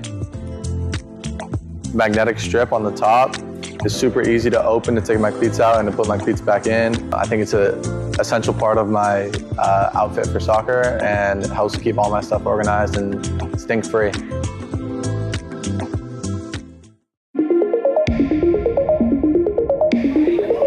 That's a good bit of footwork there by Spalding. It's gone for a spaceship shot! It's magnificent by Spalding!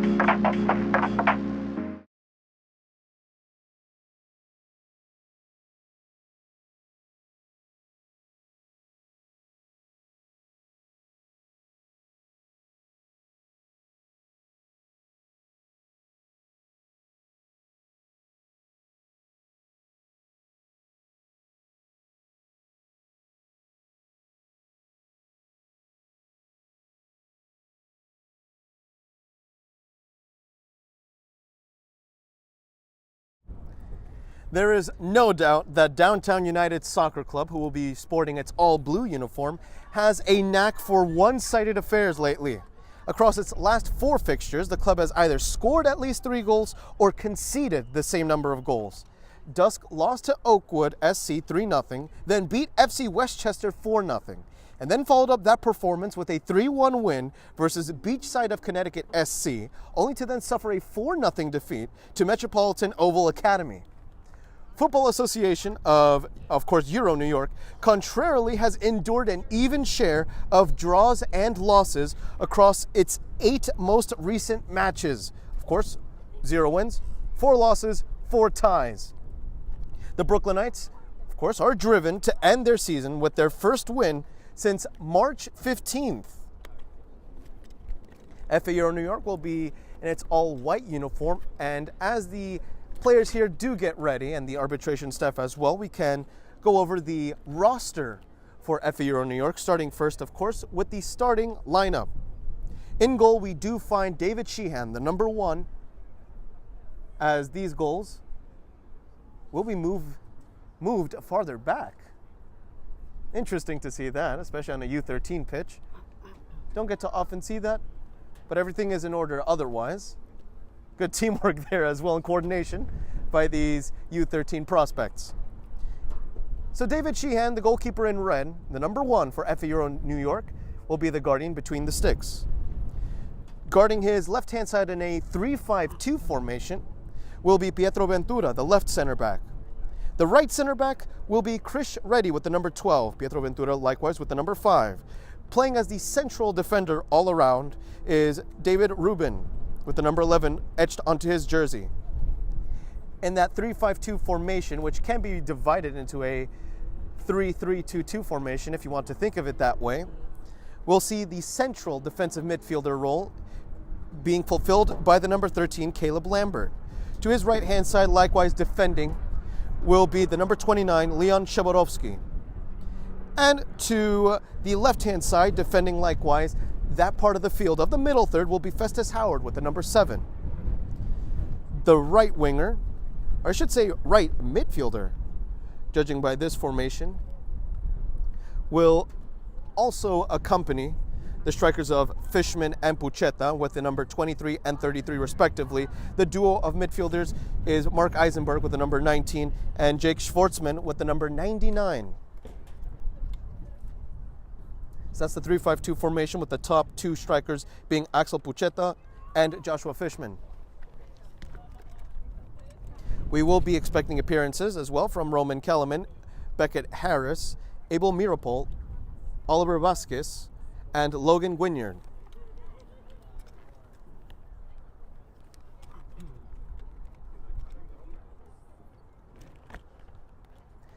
As all these young players are ready to get the ball rolling, the only element we're missing now is the refereeing staff, who of course had to endure 2 prior matches.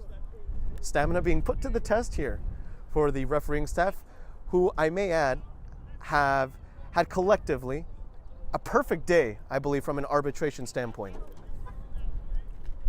Nothing controversial, hardly any errors, getting all the right calls on the contentious decisions. These referees hopefully perform the same here. One must always remember a little bit of love.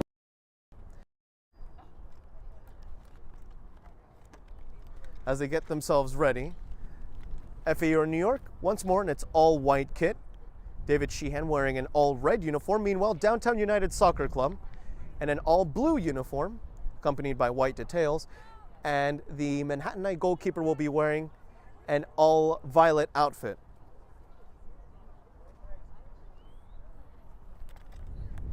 FA Euro New York, this U13 squad particularly, is coached by Adam Marku.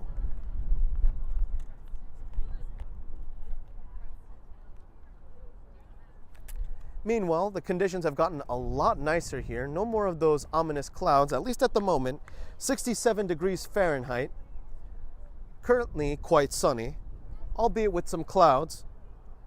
The winds haven't gone away, however. 16-mile-per-hour winds, accompanied by 30-mile-per-hour gusts. For now, blowing toward our right-hand side. In other words, if you were seated perhaps to my right-hand side, you would start feeling the wind to your right ear. Although for now, it's died down just a tad. Mother Nature perhaps tiring herself out in the first two fixtures here of this match, particularly in game one between the U15 Toronto side and FA Euro side, which had seen gusts of up to 37, if not 36.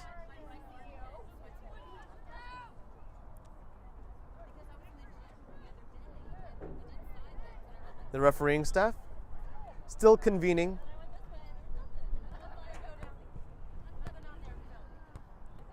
And in fact, these young players are getting a touch impatient, playing with their own respective soccer balls amongst themselves.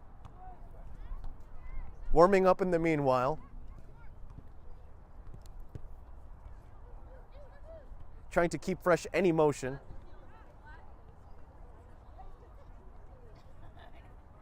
Understandably restless, of course, especially with that last game in the U14 side between FA Euro and DUSC, which ended in a Euro victory, 2-0.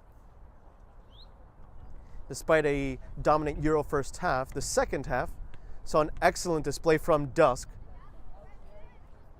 Despite not scoring a goal in that one, it did deliver a handful of scares to the Brooklynites.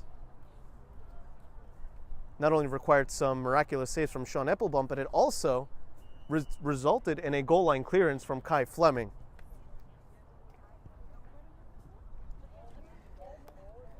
And as we await the referees to conclude their conclave, I'd like to remind you that tonight at 7 p.m., New Haven United FC visits the Long Island home of American Soccer Club New York in the National Premier Soccer League North Atlantic Conference. Tomorrow at 6:30 p.m., regular season victor New York Penn Cyprian Freedoms goes toe-to-toe with fourth place Manhattan Celtic in the American Premier Soccer League Metropolitan Conference semifinal. Lastly, New York Shockers and Osners Football Club play in a potentially playoff deciding skirmish in the National Premier Soccer League at 7 p.m. tomorrow. All these matches will be broadcast exclusively here on Game in Frame, your home for grassroots soccer.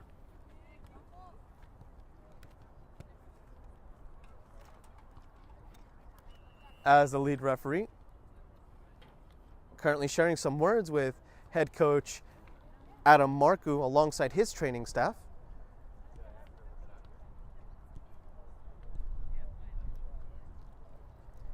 And the assistant referees once more going to their respective sides of the field as one of the assistant referees is tasked with taking away the ball from DUSC. So it's the same lead referee from game one. Everything is in order.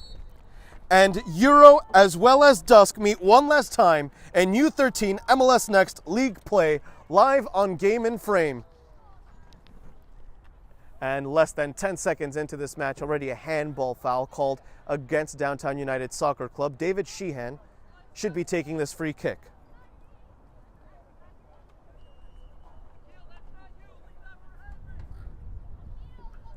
Lobbed forward by Sheehan into the opposition's half. FA Euro New York, Bucetta chasing the ball alongside Fishman. Fishman with an endless drive, taking away the ball momentarily. His engine being tested. Fishman inside the 18-yard box. Deja vu all over again, just like the last match. Within the opening minute, FA Euro New York finds itself with a corner kick. The odds of that happening quite slim. Yet, here is FA Euro New York accomplishing that not once but twice. Lots of shoves inside the 18-yard box, specifically within the 6-yard box, with Rakowski getting involved, trying to crowd the goalkeeper, and the referee will be scolding the number 99. Oh, he scolds both of them, the 99 and number 1 respectively.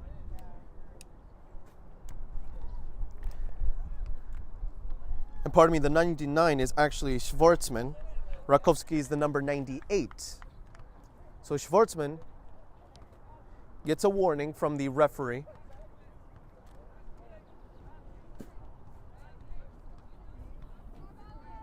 And just like that, almost a full minute of play has gone by. with this scolding. Schwartzman still surrounding the keeper, served toward that first post. FA Euro New York made some contact, but it wasn't enough to steer it toward goal, as there is a U13 player down for FA Euro New York. And for the Brooklynites side, the athletic staff asked to take a look at the left center back for FA Euro New York in this 3-5-2 formation that stars 3 defensive midfielders.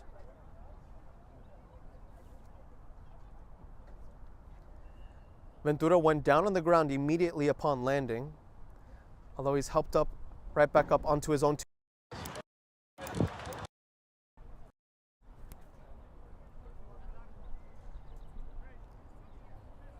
As there should be a DUSC ball. The referee marching over for this drop ball delivery. Pucheta would be the nearest, but it should be a clear DUSC ball.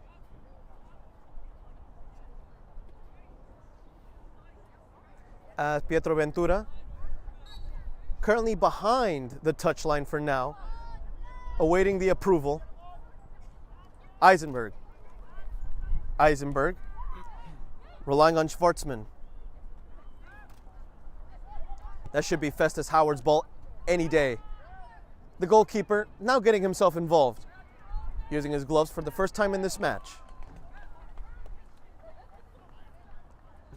And unlike the first 2 matches, we've already noticed some pauses here.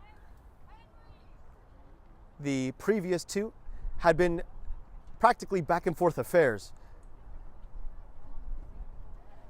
as Downtown United Soccer Club takes the ball away in its own defensive third, poked toward Festus Howard. Howard instead allows Eisenberg to override the controls. Pietro Ventura making his return. Getting his first touch as well as Caleb Lambert. Played across from defender to defender, Pietro Ventura. Now with Festus Howard, the number 7, dribbling away from 2, 3. Unable to beat the 4th. The ball still in his vicinity. Festus not committing to the sliding challenge. It would have otherwise been a foul. Festus, the last to prod the ball away. It's a throw-in for Downtown United Soccer Club.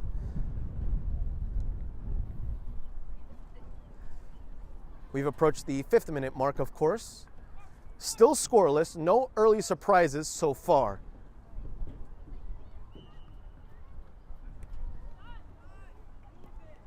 As Pucheta nearly got his foot to the end of it. Back pass all the way to the netminder in violet. As the number 1 for DUSC plays it out toward the nearest defender, a little too ambitious. Fishman and Pucheta align themselves accordingly, but it goes out for a goal kick.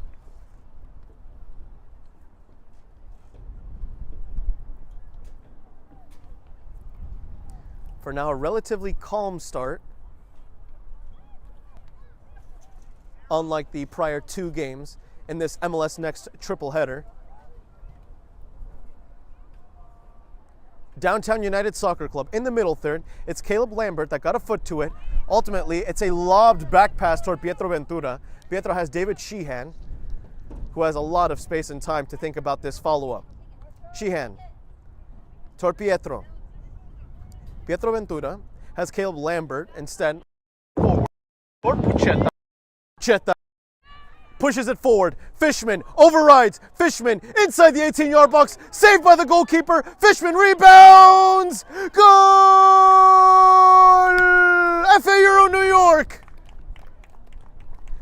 Excellent chemistry between Axel Pucheta and Joshua Fishman. Although Pucheta had the entire road all to himself, a selfless overlap or permission thereof allowed Joshua Fishman to find the opening goal within these initial 7 minutes. It's 1-0 for FA Euro New York, despite the great initial stop by the goalkeeper.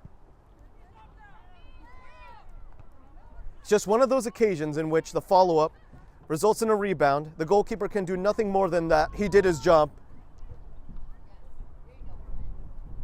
Delivered an excellent stop, especially from such a close angle against such a confident striker.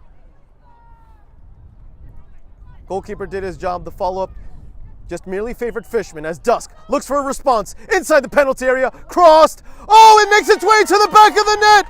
Goal! Talk about back and forths. Here comes DUSC with an equalizer. Less than a minute after concession, DUSC finds the equalizer.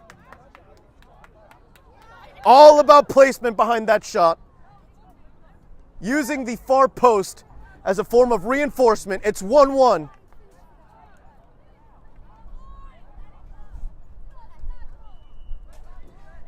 And if this is how the game starts, essentially, then surely we'll have a neck and neck fixture.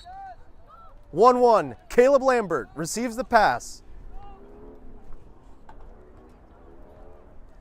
Once again, such a well-placed shot from the visiting team. And that time the far post did help out DUSC.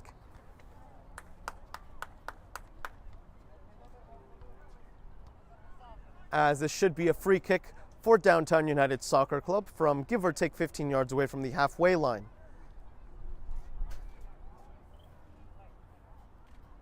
For now, that right-hand side of FAO New York completely exposed, crossed instead toward that back post. David Sheehan had to hop and reach.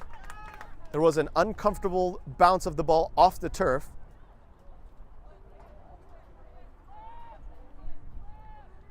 The Scarlet keeper punting it forward. Just past Fishman. According to the referee, no foul. We were awaiting a call. Some DUSC players as well looking toward the arbitrator in yellow. Though no foul, DUSC recovers the ball in the middle third. Caleb Lambert receives a slight shove in the back. No foul. DUSC inside the 18-yard box. Wrestling it away is Reddy. As Chris Reddy is able to clear it forward. DUSC still in the driver's seat. Nearly every member of this team getting a piece of the ball in this sequence for now. As that's a giveaway for Caleb Lambert. Lambert being pressed by the number 9 of DUSC. Innocent collision there, no foul. Practically a blind crash between those two. As FAO New York has a free kick of its own, and the referee not approving of that shove back. That's a yellow card. The first yellow card, and it occurs in the 11th minute mark, just barely past the 10th minute here.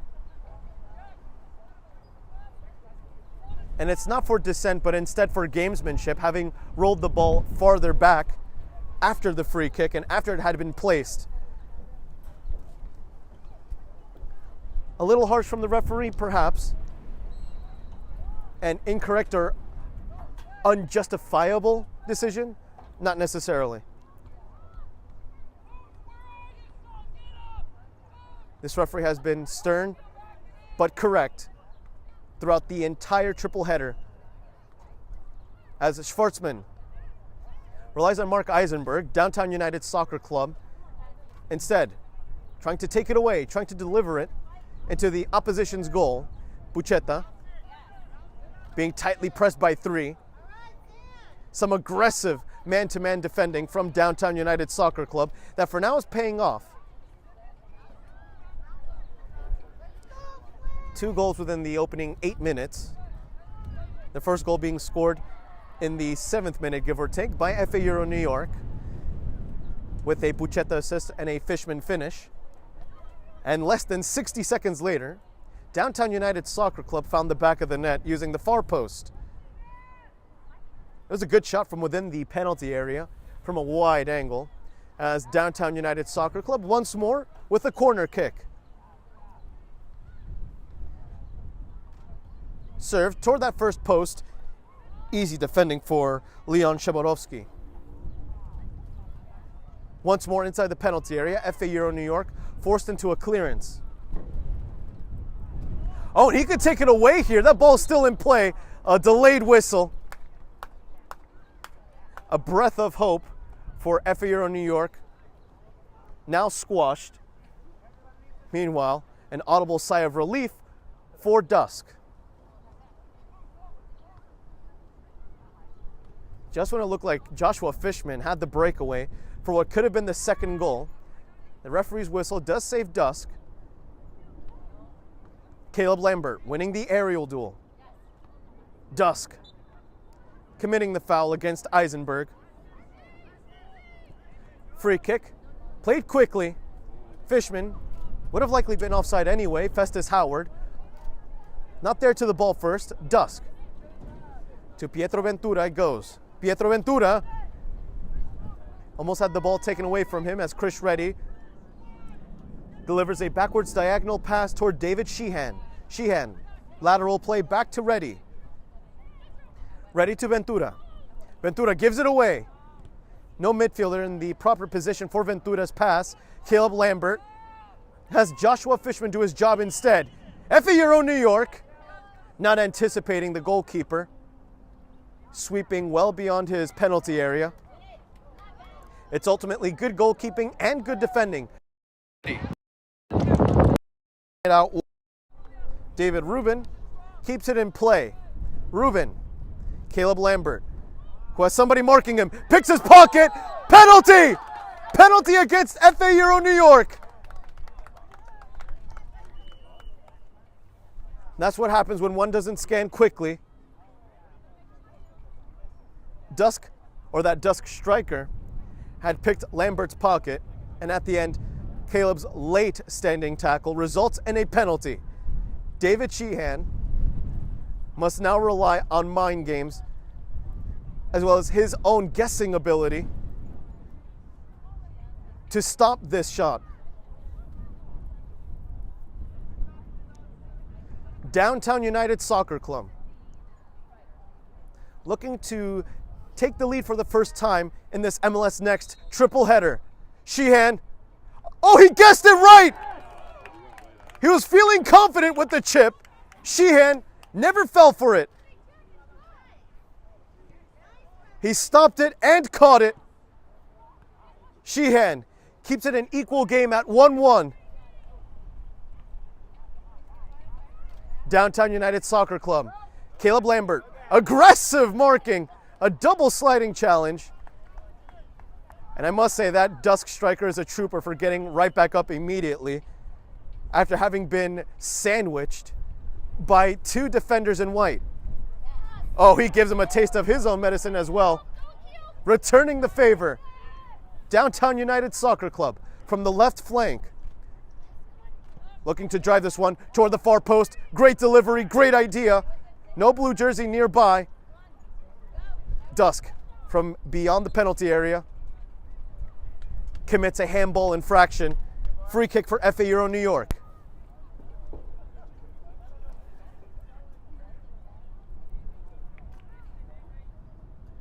Sheehan, who has a penalty stop to his name, with the free kick, slipping in the process. And as I like to say, it's a case of the turf monster that you see in all levels of professional sports. Sheehan! One-hand save! A top hand stop. Sheehan, from a very tight angle, did just enough to parry it away. Two outstanding stops for Sheehan. One that required calm nerves, the other one with excellent reach, if not diving ability. DUSC with another corner kick. One player surrounding Sheehan in blue. Along the ground it goes. Crossed into the air. A lot of power behind that cross. A lot of airtime as well. DUSC looking for another opportunity. Caleb Joshua receiving a slight shove in the back. It's a legal charge. Another driven shot. Sheehan once more, denying it with two hands this time. He has a triplet of saves in these opening 17 minutes. Sheehan quickly making a case to name himself or crown himself as the de facto FA Euro man of the match at this moment. Perhaps even overall man of the match in this game at this stage. As Schwartzman has Pucheta. Pucheta can break away. The goalkeeper there to sweep first. The assistant referee already had raised the flag for offside.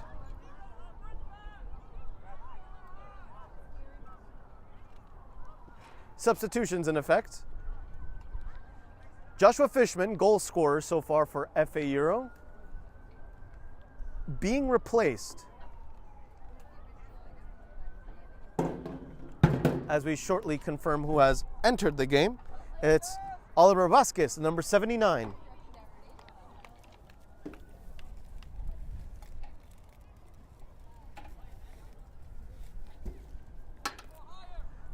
DUSC offensively has certainly been more loud despite the FA Euro start. Throw-in for the Brooklynites. 3 consecutive shots on target, 1 penalty drawn. Pucheta lets that ball go out of bounds. The referee blowing the whistle.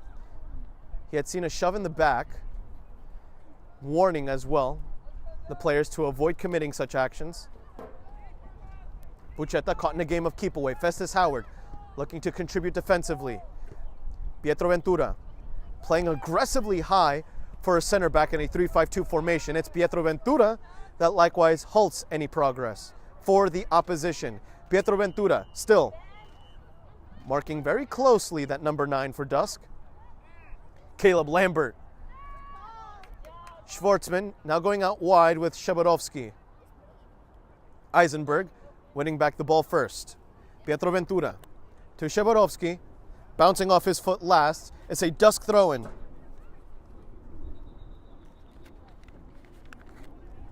The referee indicating for that throw-in to be taken farther back.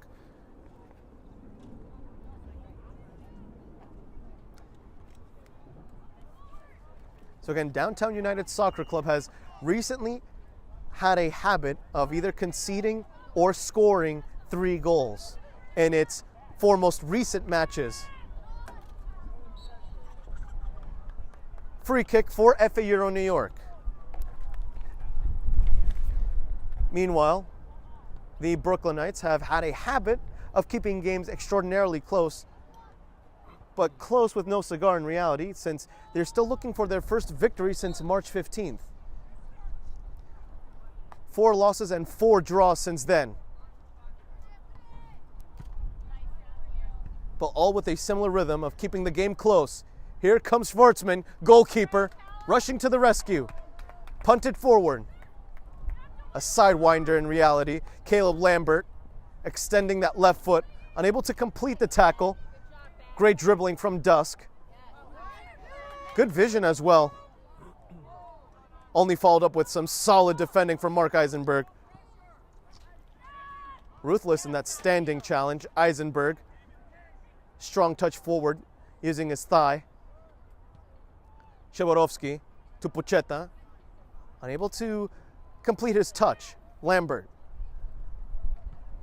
Good no-look pass from the striker. Pucheta has the goalkeeper to beat. Instead, it's a headed clearance from just beyond his penalty area. One official stop for the goalkeeper, which resulted in a Fishman rebound. That being said, however, this violent goalkeeper has been involved in some sweeping of his own. Shabarovsky muscles off one defender, but in the process of trying to win back the ball, concedes the foul. DUSC playing the free kick quickly, wasting no time. A collision that results in an FA Euro New York free kick. So about 14 minutes remain here in this first half. Scoreline is 1-1. Both teams scoring within the initial 8 minutes. Both teams scoring just 60 seconds from apart of one another. Sheehan makes its way toward a white jersey. Eisenberg. Still with Eisenberg somehow, despite being slightly dispossessed. Although now it's a firm dispossession. That's Pietro Ventura's ball. Pietro lobbed Festus Howard to keep it in play. Festus being tightly marked. Sheehan not required for now. Chris Reddy, that's a crunching challenge. And it's a yellow card. Oh, that might have been his second yellow. We'll have to see because the referee for a moment was about to show red. We were just about to say, we don't recall him having received an initial yellow card. Fortunately for him, it was just an escaping red card from the referee's pocket, but it is a yellow card. He was never close to the ball. He ends up sweeping Chris Reddy instead.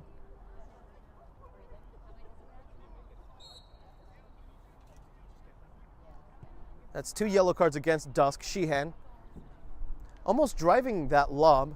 Never gained a lot of airtime, but it made the distance. Back-to-back free kicks for FA Euro New York after David Rubin had his jersey tugged.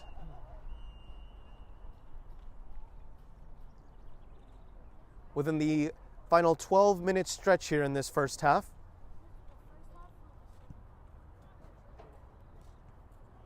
Knocked forward by an FA Euro New York head. He was offside. Lots of stops here in this first half.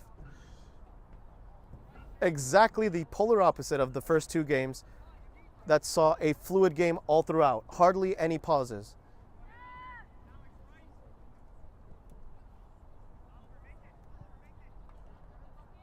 That is long pauses, considering that in the first game there was a myriad of free kicks and corner kicks. David Sheehan can collect this ball within his penalty area. Pietro Ventura has Festus Howard, though he's being tightly marked. His clearance blocked. DUSC doing its job in the offensive third. As Pietro Ventura being told by head coach Adam Marcu to make faster decisions there. Cleared forward. Schwartzman to Pucheta. Pucheta using the outside part of his foot. FA Euro New York was inside the penalty area via an Abel Mirapol touch. But it's back with Downtown United Soccer Club. Final 10 minutes here in this first half. DUSC chopping away from Caleb Lambert. Just enough space. Excellent vision inside the penalty area. DUSC looking for the second. Stalling for time. Looking for a follow-up. DUSC still inside the 18-yard box. A nifty pass. Rolling it backwards. Chopping it inward. DUSC for now denied. Talking about faster decision making. Perhaps there DUSC should have pulled the trigger sooner. Though it is impressive to see how confident they were with the ball at their feet with so much traffic in the way.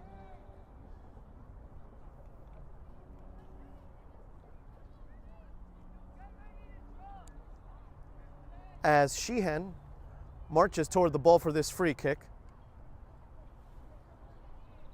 Sheehan, who has 3 saves so far in this game, all occurring within the opening 17 minutes.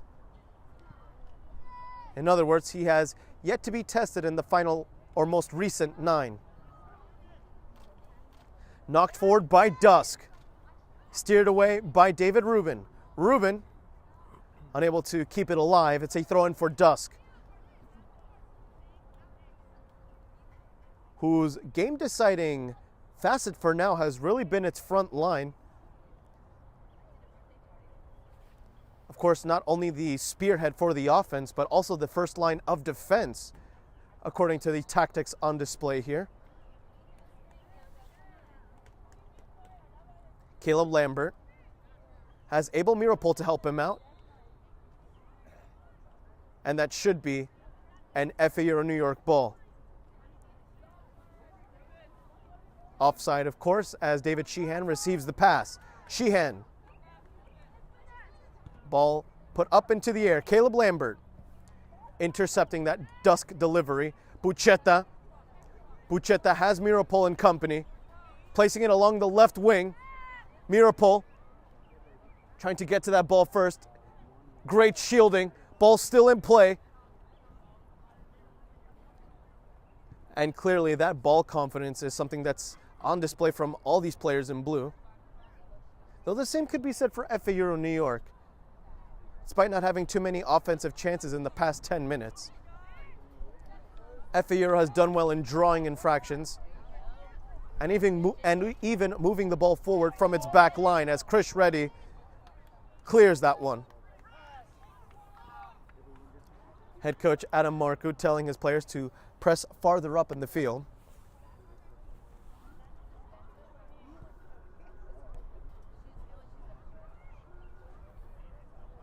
Still with DUSC, Festus Howard.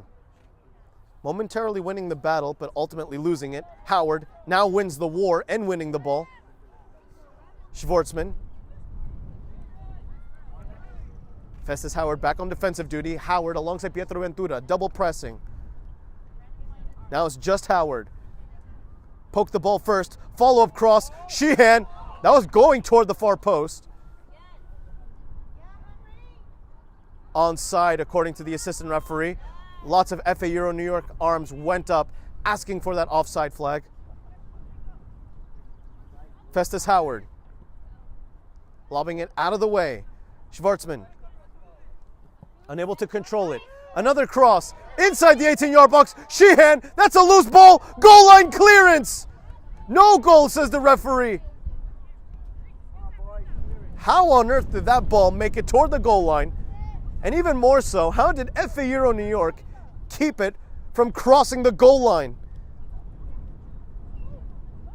Surely 50% of that ball crossed the line, but it always has to be the full sphere. DUSC almost made it.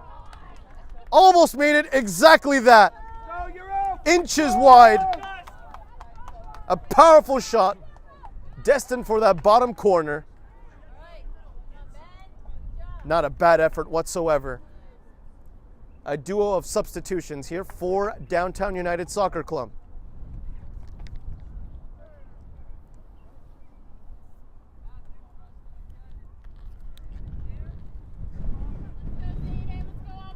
Come on, Dust, let's go. Keep it up.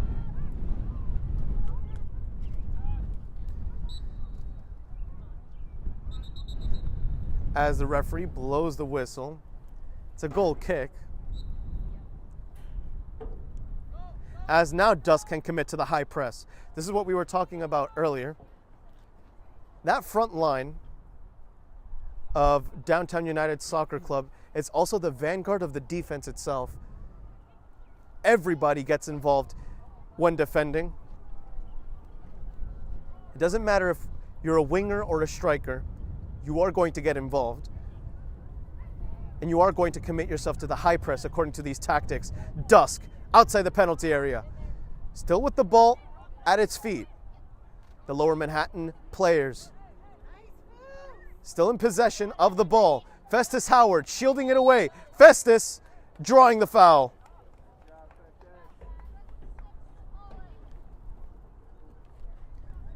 The number 7 of FA Euro New York valiantly shielding away the ball from a hungry blue jersey. Bucheta, unable to get there first. He thought Roman Kellerman was going to get to it. Another collision, another free kick. FA Euro New York. It's Logan Gwynyard that takes this set piece.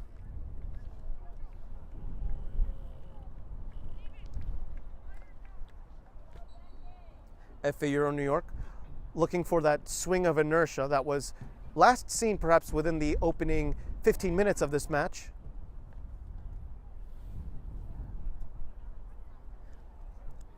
Arguably the first half of the first half belonged to FA Euro, but since then, DUSC has controlled the tempo. Pucheta has something to say about that. Same could be said for the goalkeeper, sweeping again. Pietro Ventura. Pietro getting an extra piece of contact from his opponent at the end. Wasting no time. The goalkeeper turning himself into a sweeper.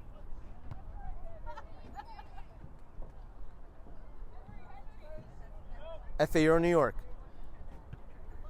Of all the 10 outfielders, 9 of them defending in their own half. As now Kellerman and Pucheta play more aggressively alongside Festus Howard, as well as Beckett Harris. Caleb Lambert.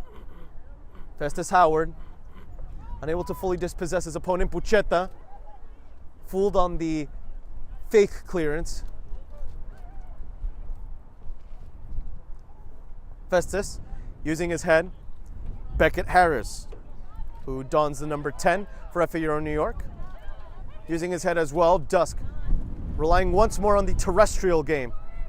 Caleb Lambert, almost giving away the ball. It made its way toward Beckett Harris, as Beckett evades one challenge, but not the second.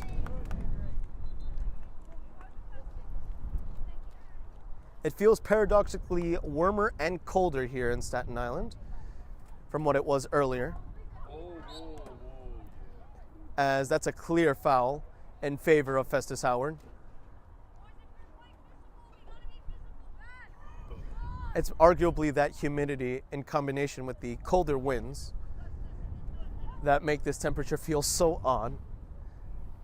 As now Festus Howard is down on the ground, the training staff being asked to review Festus Howard's status here.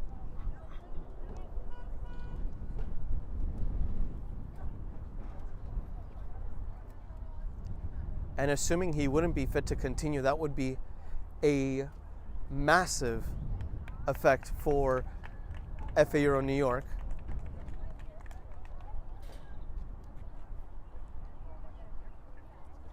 It would have perhaps some grand consequences, in fact, for FA Euro, given that Festus Howard plays that box-to-box role.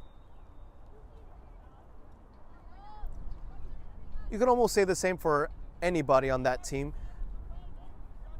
but one has to give Festus Howard his flowers. It's a free kick for FA Euro New York in the opposition's half. And Festus Howard re-entered the field without permission, and he gets himself a yellow card. Actually quite ruthless from the referee there. It was not done out of malintent, but rather out of miscommunication.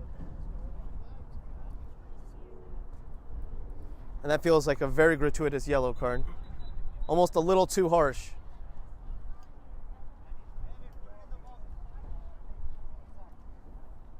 Some referees would have warned the player initially. This arbitrator, no nonsense. Not even if it's by mistake.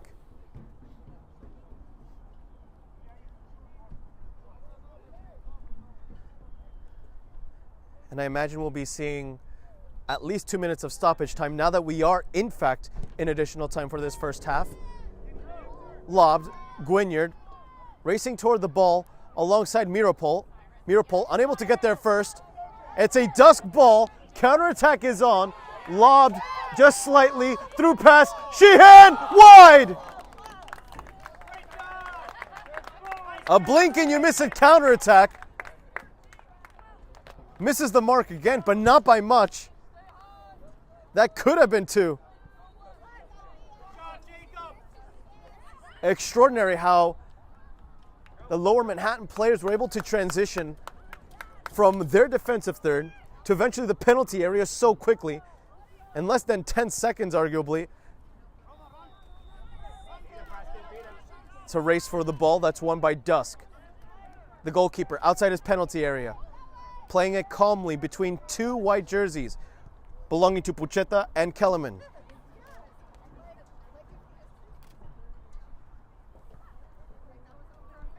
Logan Wynyard.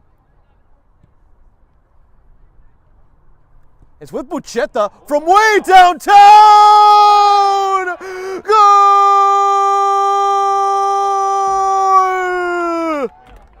That was an audacious effort, and it pays off from practically half a country mile. He shot that from the Verrazano Bridge itself, and it's 2-1 for FA Euro New York.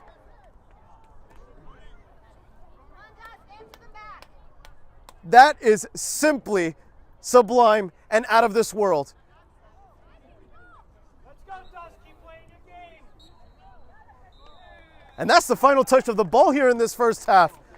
And what a way to conclude the first 40 minutes for FA Euro New York. Buchetta finding for now the tiebreaker for this 2-1 scoreline. That is unbelievable. Unbelievable from that talent. It is 2-1 in favor of FA Euro New York against its DUSC foes. That being said, do stay tuned, of course, for messages from our sponsors, halftime analysis, and the follow-up second half. This is MLS Next on Game in Frame. My name is Austin Brummett. I'm a men's soccer player at San Diego State University, and I play forward. The Salt Air Case helps block odor from my cleats when I'm driving in my car or when I'm keeping my cleats inside my house, so I don't have to worry about it stinking up my room. It helps me keep track of my cleats and my shin guards, so I know that they're together, and I don't have to worry about tracking them down or losing them or stressing out about where they are. I would definitely rock this, walking to the games, walking around to my trainings. And it's super helpful for travel. When I travel in the airport to go to away games, it's not going to stink up my backpack or stink up the plane where I'm sitting. Magnetic strip on the top is super easy to open to take my cleats out and to put my cleats back in. I think it's an essential part of my outfit for soccer, and it helps keep all my stuff organized and stink-free.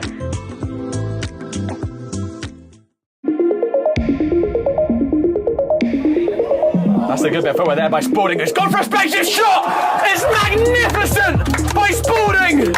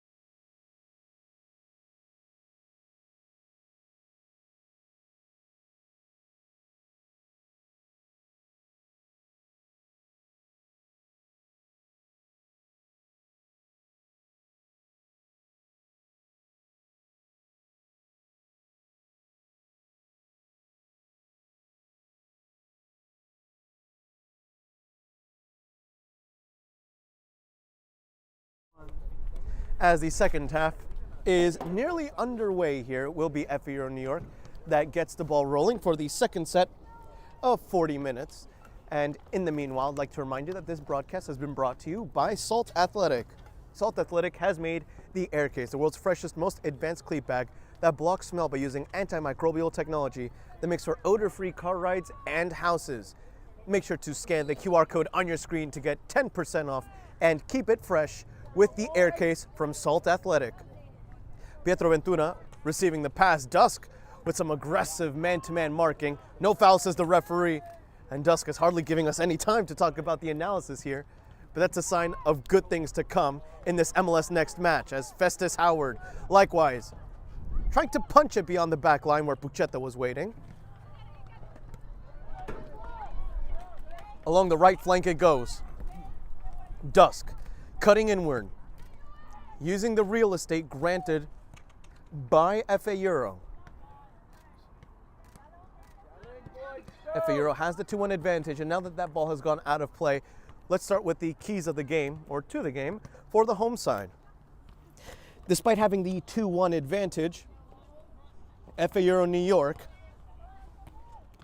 hadn't found its rhythm too dominantly in the second half of the first half, although Pucheta looks to respond, and that goes out for a corner kick.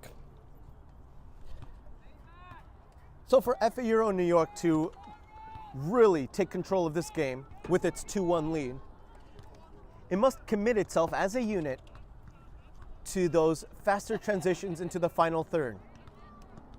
And interestingly enough, that's the key to the game for Downtown United Soccer Club, who has done that exceptionally well. In other words, FA Euro must fight fire with fire using the same tactics, fast counters, faster transitions into the final third, and eventually penalty area, as this cross makes its way inside the penalty area, hitting the side netting. Still 2-1 for FA Euro New York, no scoreline change.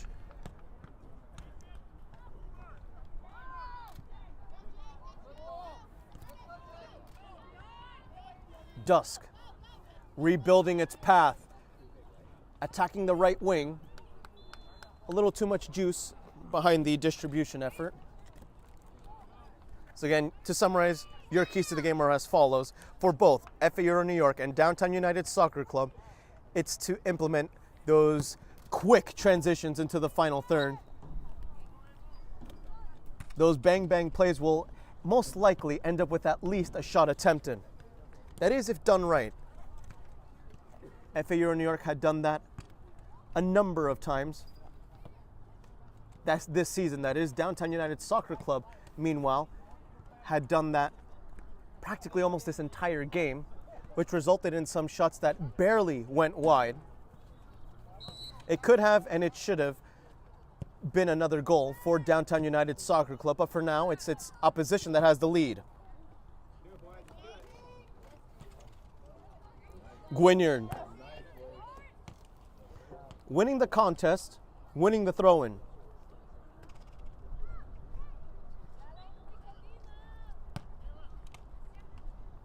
Guignard toward Pucheta to Eisenberg. Inside the penalty area, cleared away. Bouncing off the foot of Eisenberg at the very end. It's a goal kick. So the first goal was scored by Fishman, completing his own rebound after he overlappingly took a dribble from Pucheta. Likewise, just less than 60 seconds later, DUSC found the back of the net when it took a shot from a tight angle inside the 18-yard box that utilized the far post as a friend to knock it back home for a 1-1 scoreline. That being said, with just seconds to spare, and I do mean seconds to spare before the halftime whistle, Pucheta decided to punish the ever-sweeping goalkeeper from about a 45-yard shot that soared across the air and into the back of the net.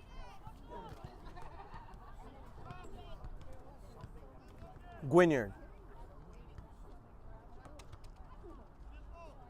toward Pucheta, as Abel Mirapol slowly marks his opponent, and we are feeling some precipitation here. Very light. Although we do feel it, of course. Those once ominous clouds coming back here in this part of New York City. In the borough of Parks. A foul for FA Euro New York. The referee saw a tug. An easy infraction for him to call. Although let's do recall that this referee is very stern. Practically merciless. And we can confirm the very light drizzle for now.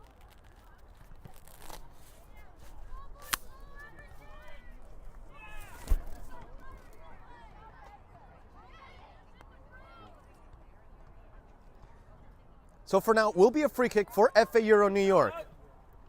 Standing over the ball is Kellerman. Roman Kellerman can test the DUSC goalkeeper from about 22 yards away from goal. A 22-yard free kick. Kellerman to place it on target. Not too far away, though it is a goal kick for Downtown United Soccer Club.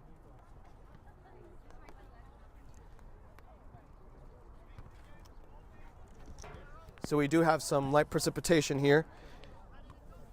In tandem with the very present winds. 65 degrees Fahrenheit.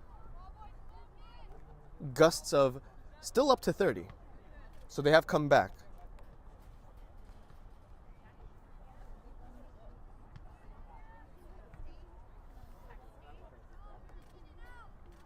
DUSC taking a much more ambitious throw-in than usual. Winning a set piece in the process. Very strong winds here.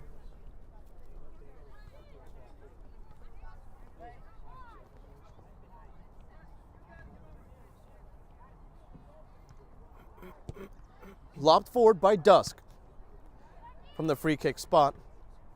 As Festus Howard does enough to slow down his opposition and indirectly win back the ball. Kellerman, the target, unable to get to the sphere, but he does win the throw-in.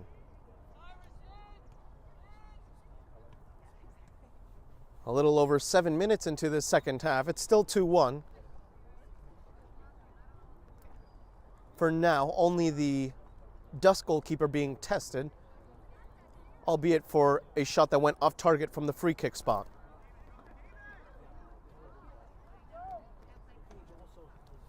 Throw in for DUSC. As now the weather continues to behave erratically. A bright spot of sunlight. Surrounded by dark clouds once more. And some uncontrollable winds. With slight precipitation to accompany it.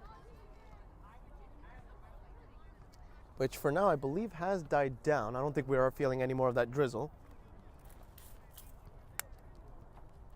Weather reports in New York City did warn that it could rain. Though luckily for us here, nothing too severe.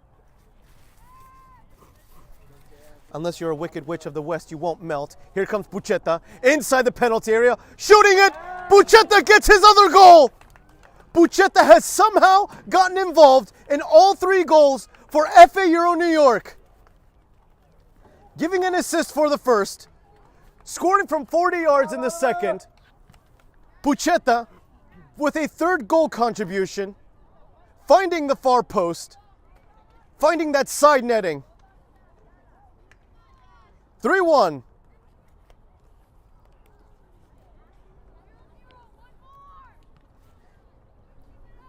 And Bucetta must be feeling ecstatic, to say the least. It's his day,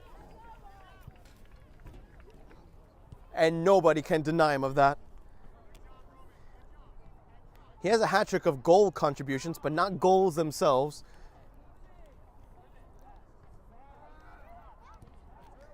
Quickly played, Bucetta, unable to get there first. The center half of Downtown United Soccer Club doing his job.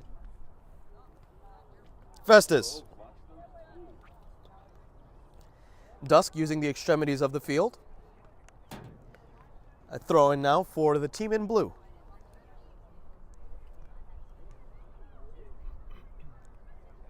Festus with a half roulette. Playing it toward Eisenberg. Bucheta's onside. Chasing it down is Kellerman. As Bucheta asked for the pass. And ultimately it's steered out of bounds. And talk about fast transitions. We mentioned it during the analysis itself. Both teams must rely on that same system. And it was Bucheta who, on behalf of FA Euro New York, found the breakthrough.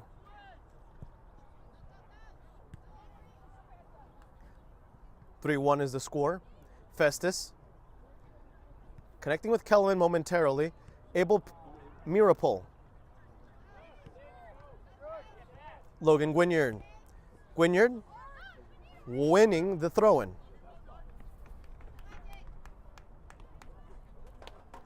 DUSC with 25 minutes left to respond. Flicked forward, just barely by Eisenberg. Bucheta to Festus, dispossessed. Kellerman blocking the clearance. Kellerman and Festus all together. Caleb. Lambert's pass heading toward Pietro Ventura. David Rubin getting himself involved. Through pass. That goes wide. A throw in for FA Euro New York. Well, it took a little bit of time for Downtown United Soccer Club to find its rhythm in the first half. The same could be done here. Bucheta forcing the back pass. And at the end also committing the foul.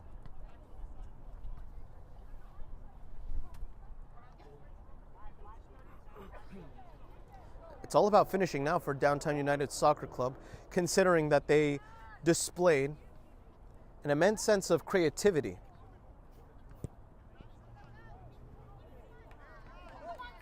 Downtown United Soccer Club, maybe with a breakthrough here. Selfless pass, a shot that's too grounded. Sheehan would like that all day.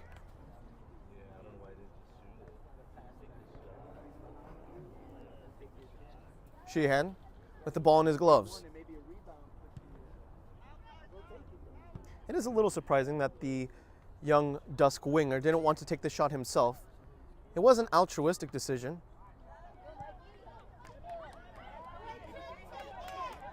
As once more, the ball at his feet. Shifting away from Guignard, but not from Caleb Lambert and company, as Bucheta once more on a breakaway. Bucheta from the left-hand side. Bucheta inside the penalty area, looking for the hat trick, looking for a second assist instead. Kellerman taking too much time with that turnaround. FA Euro New York, a lot of touches inside the penalty area. Bucheta unable to complete it.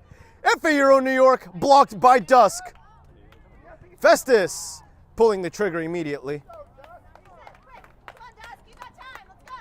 And that could have been the FA Euro fourth goal. Speaking of altruism, Bucheta, instead of going for goal himself, looking for the assist, but in the process, Kellerman took a little too many touches. Festus, outclassed by the midfielder of Downtown United Soccer Club. A classy L drag to beat his marker.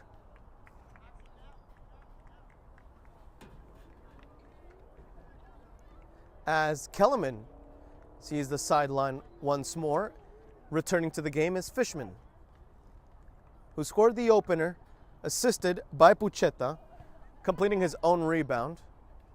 So we are being a little bit generous with that assist, but with the day that Bucheta has been having, it's going to be quite hard to deny him of that. Quick lob toward the right-hand side from the 33, looking for his 23. Goes out of play for a DUSC throw-in. Roughly 20 minutes remain. Certainly not impossible to come back from a 2-goal hole. But DUSC must make sure to not make matters worse here with the concession of a third. Immediate clearance from the goalkeeper. The ball just getting past the shoulder of Guignard. Pietro Ventura turning that clearance into a pass toward Abel Mirapol, who, in attempting to use his heel, gives away the ball via a throw-in. Eisenberg steers away from two simultaneously. Eisenberg, his block turning into a pass toward Pucheta. David Rubin seizing the moment and seizing the ball from his opponent. Rubin all the way back to Sheehan, who has yet to register a save after the 17th minute. And speaking of which, that will be in fact Sheehan's fourth save. So a case of the commentator's jinx here. Pucheta back to Eisenberg, and he wants that ball back, surely. You could tell by his body language. Didn't get the contact he had wanted. Abel Mirapol handball. The referee noticing that one as well. Unlucky since it bounced off his cleat at first, but with an extended right arm. It was never in a natural position. Easy call for the referee. And in the meanwhile of this 4 personnel change, specifically for DUSC, tonight at 7 p.m., New Haven United FC visits the Long Island home of American Soccer Club New York in the National Premier Soccer League North Atlantic Conference. Tomorrow at 6:30 p.m., regular season victor New York Penn Cyprian Freedoms goes toe-to-toe with 4th place Manhattan Celtic in the American Premier Soccer League Metropolitan Conference semifinal. Lastly, New York Shockers and Osners Football Club play in a potentially playoff deciding skirmish in the National Premier Soccer League at 7 p.m. tomorrow. All these matches will be broadcast exclusively here on Game in Frame, your home for grassroots soccer. Back pass to the goalkeeper. Head coach Adam Marcu demanding that FA Euro itself sports a much higher back line to display more aggression off the ball.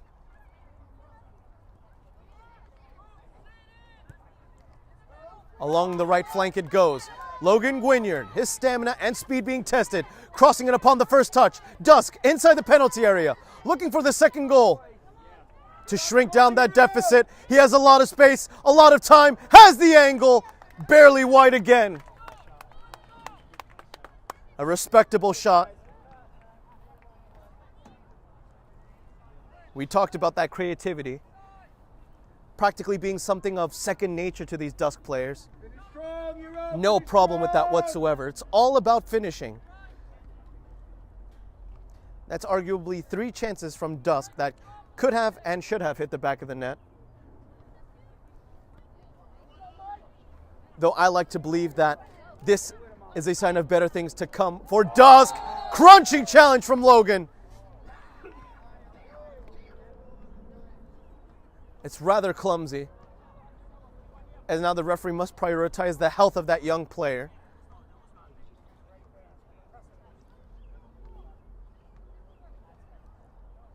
A very audible crash there between the 2 youngsters,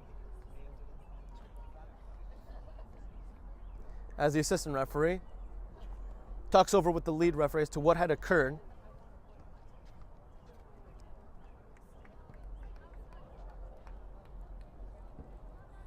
The referee is reaching into his pocket, so I imagine there will be a yellow card.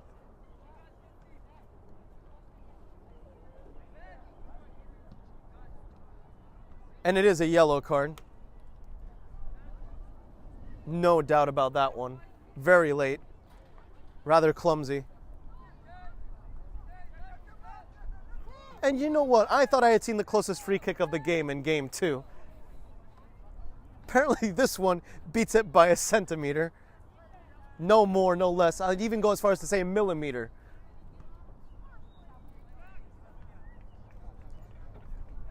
It's a free kick from practically 18 yards away from goal.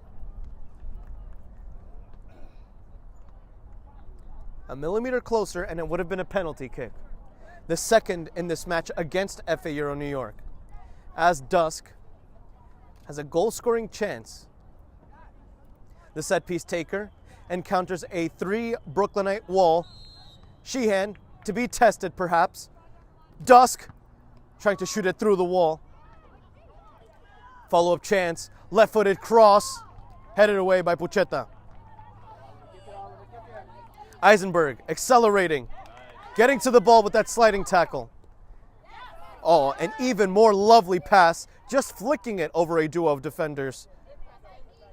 Caleb, another physical strike. And that could be a yellow card.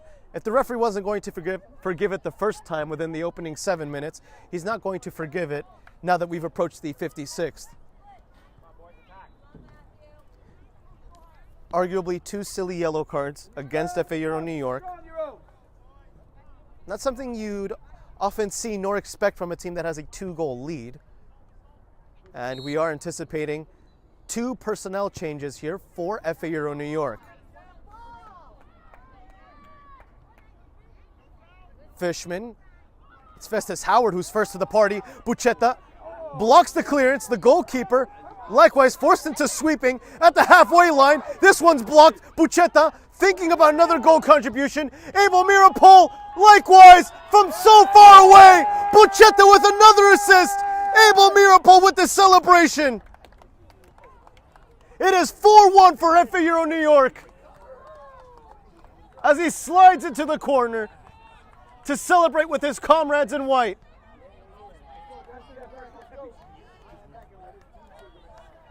Caught by surprise. Quick counters being the name of the game for FA Euro New York. Abiding exactly to what we had discussed around halftime. 4-1, Pucheta exits the game. Or no, at once, it's actually Beckett Harris who exits. Pucheta for a moment was going toward that sideline. And what a day he's having. Involved in all 4 goals. 2 goals, 2 assists. Let's go, DUSC. Keep playing your game. Shebarovsky, one of the latest re-entries in this game, toward Fishman. And Fishman was looking for a surprising chip of his own. In fact, it was on these same Staten Island grounds that Fishman found himself a hat trick not too long ago.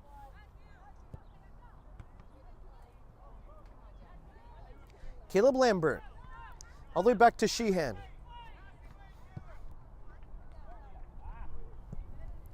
And weirdly enough, this is a game similar to the last one.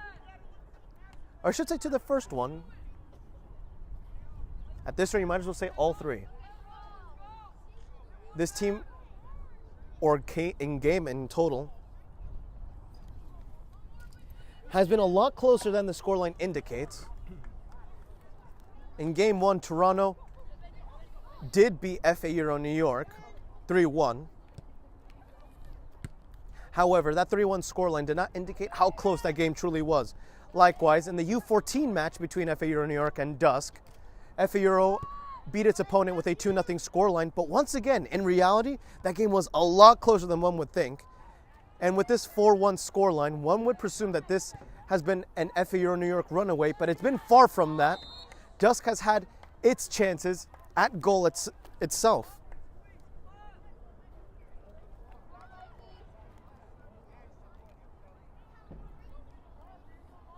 That being said, though, FA Euro New York has been able to respond well every time.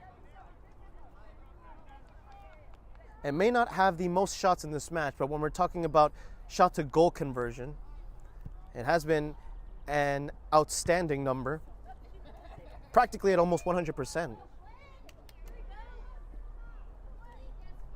DUSC to shrink down that lead of FA Euro.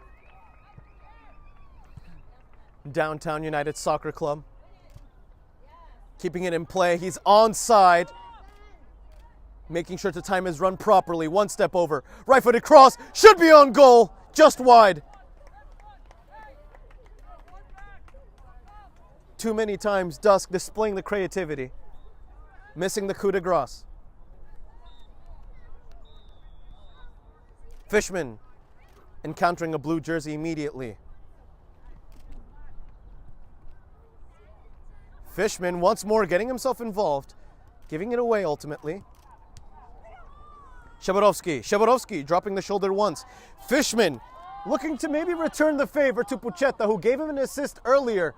Fishman inside the penalty area. Pucheta toward the far post, instead trying to stun the netminder toward his first one.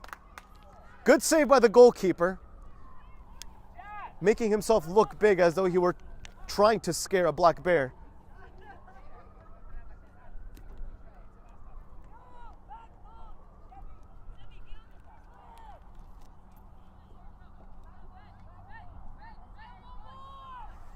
Corner kick now for FA Euro New York. Abel Mirapol, the only white jersey surrounding the goalkeeper. Crossed into that back post. Abel Mirapol looking for the brace, and instead it's taken away. The goalkeeper with a great stop. Everyone was anticipating that 5-1. The goalkeeper doing well. Not an easy situation to catch yourself in any goalkeeping scenario. Abel Mirapol was clearly ready to celebrate the second. Sheehan. DUSC keeping the ball live. Pucheta, who for now has been the soul of the vanguard, with 4 goal contributions. Shabarovsky intercepting it via a handball, so it's a free kick for Downtown United Soccer Club.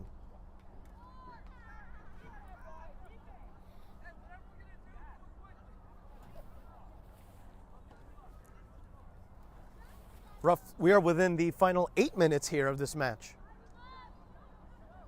Final 8 minutes. A 3-goal deficit. DUSC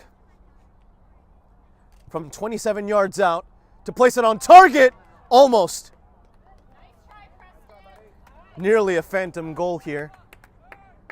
But it still is 4-1.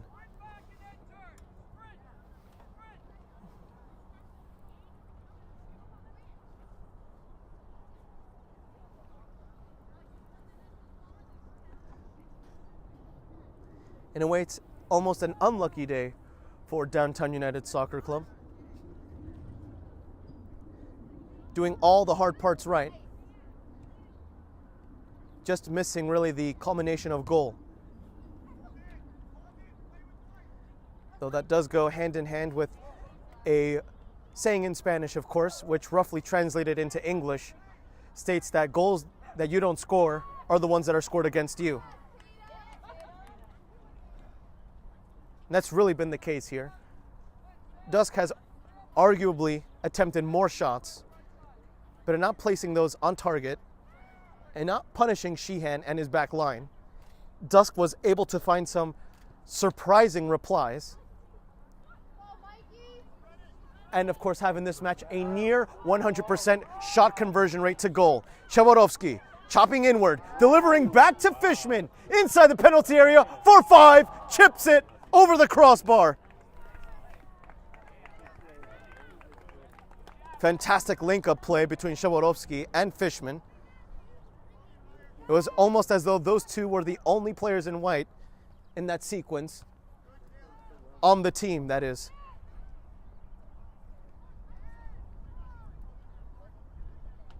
Ruben.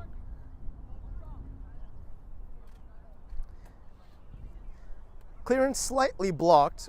Caleb Lambert takes it away with help from Pietro Ventura. DUSC recovers the ball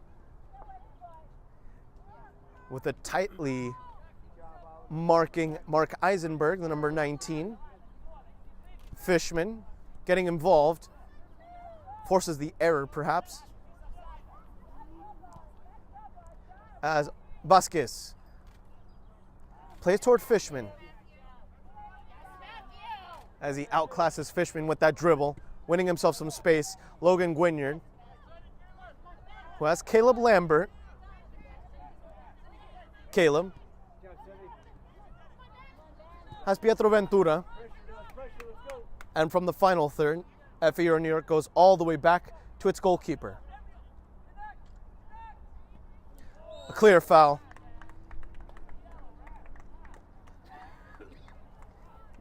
Not well timed whatsoever. Free kick drawn by David Rubin.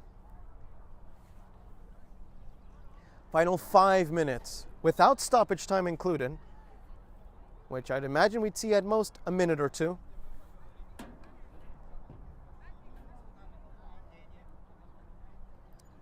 Sheehan with the free kick from about 15 yards away from his 18-yard box. Vasquez racing toward the ball. Vasquez not falling for that single step over, but in doing so, it grants enough space for DUSC to drive centrally. Logan Guignard, left-footed tackle. DUSC with what should be a clear ball. The players in blue looking for a second goal. It's a throw-in for DUSC.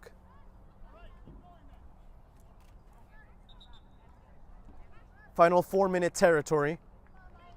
Buchetta goes toward the sideline, receiving the well-deserved accolades from the local spectators. 2 goals and 2 assists. Fishman. Vasquez not able to take it away cleanly. Lambert the same, just a little bit late. Schwartzman is back as well, replacing Buchetta. This 3-5-2 formation of FAU New York currently clamping down DUSC.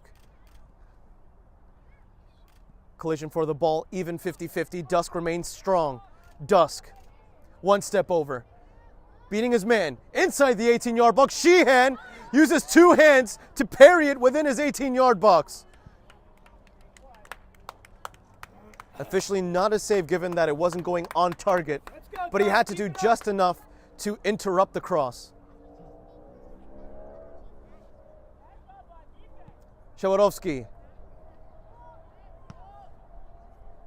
An equipment change clearly required here, especially as we are in the final 2.5 minutes. Surely now 1 or 2 more minutes of stoppage are confirmed. And finally, the ball gets to the DUSC player. And he's a good sport who had retrieved the ball, receiving some applause from his local, or I should say his away fans alongside him.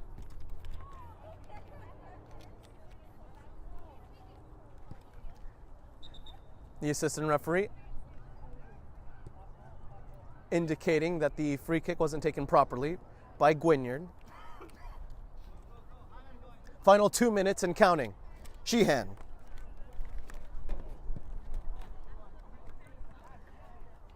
FAU New York. As Shabarovsky asks for the throw-in. It is supposed to be his, but much farther back. Final 80 seconds. I'm expecting around 2 minutes of stoppage time, if not more. Fishman, unsuccessful with the first challenge, redeemed himself with the second. DUSC returning the favor. Shabarovsky shifting directions. Schwartzman has to be careful not to tug too hard on the jersey of his opponent. It's a DUSC throw-in. Final minute of play here. And according to what I'm seeing the assistant referee say, we are expecting 2 minutes of stoppage time. Improper throw-in according to the referee. So now possession changes for FA Euro. Final 30 seconds, now 20. Shaborovsky. Oliver Vasquez. Vasquez. Nice drive toward Eisenberg.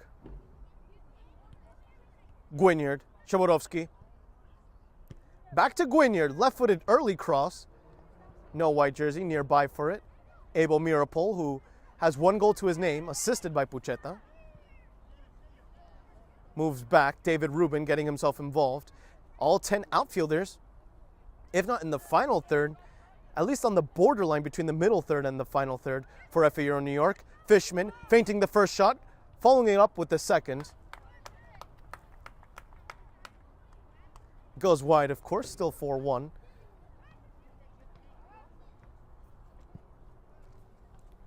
Officially 30 minutes of stoppage time have gone by, and we are expecting just 2 minutes. Pietro Ventura. Shaborovsky. Shaborovsky taking away the ball cleanly. The referee signaling advantage in favor of DUSC. As Pietro Ventura quickly scans, realizing he has a lot of space to work with. Sheehan looking to surprise the opposition with a high ball toward Shaborovsky. 1 minute of stoppage time has been officially played. We are within the final minute, according to the refereeing staff. Shaborovsky unable to use his heel. DUSC looking for a silver lining in the form of a goal. DUSC arguably deserves one more. But by the same virtue, FA Euro New York has been rock solid in reality. But as we had said earlier, the scoreline doesn't indicate truly how close this game has been. Doesn't indicate how many times DUSC has come close to finding those goals. And the referee has blown the whistle for full time. And after 70 minutes, the ball will roll no more in this U13 MLS Next contest. FA Euro New York can, of course, close this match, can close the books with a W, with a win. It's a well-deserved 4-1 victory. DUSC, however, did put up a very good fight. Were the Manhattan Knights a little unfortunate with some of those chances? Naturally, some of those veering off target, yes. However, the most important part that one must do is praising the ability to find and generate those goal-scoring chances in the first place from DUSC. That's arguably the hardest part in the game itself, and DUSC excelled in that. Doesn't show on the scoreboard. Meanwhile, FA Euro New York doing the most it can with the little opportunities it initially had. Of course, it was FA Euro New York that opened up the scoreline when Pucheta allowed Fishman to take over his dribble, and Fishman completed his own rebound for the 1-0 lead. Less than 60 seconds later, 1-1 was the scoreline when DUSC equalized using the far post for help. However, in the final seconds of the first half, and that might have been the game changer when one thinks about it, Pucheta shot it from about 40 yards, 10 yards barely, in front of that halfway line to punish the sweeping goalkeeper. Pucheta once more got himself involved when a clear breakaway from the right-hand side granted him just enough space to pull the trigger toward the far post, hitting the side netting cleanly. It was 4-1, however, when Pucheta once more, another breakaway from about the halfway line, making sure he was onside, decided to assist Abel Mirapol. And 4-1 is your full-time scoreline here. That being said, though, do stay tuned for some post-match action. Again, this is MLS Next on Game in Frame. My name is Austin Brummett. I'm a men's soccer player at San Diego State University, and I play forward. The salt air case helps block odor from my cleats when I'm driving in my car or when I'm keeping my cleats inside my house, so I don't have to worry about it stinking up my room. It helps me keep track of my cleats and my shin guards, so I know that they're together, and I don't have to worry about tracking them down or losing them or stressing out about where they are. I would definitely rock this, walking to the games, walking around to my trainings. And it's super helpful for travel. When I travel in the airport to go to away games, it's not going to stink up my backpack or stink up the plane where I'm sitting. magnetic strip on the top. It's super easy to open to take my cleats out and to put my cleats back in. I think it's an essential part of my outfit for soccer and helps keep all my stuff organized and stink-free.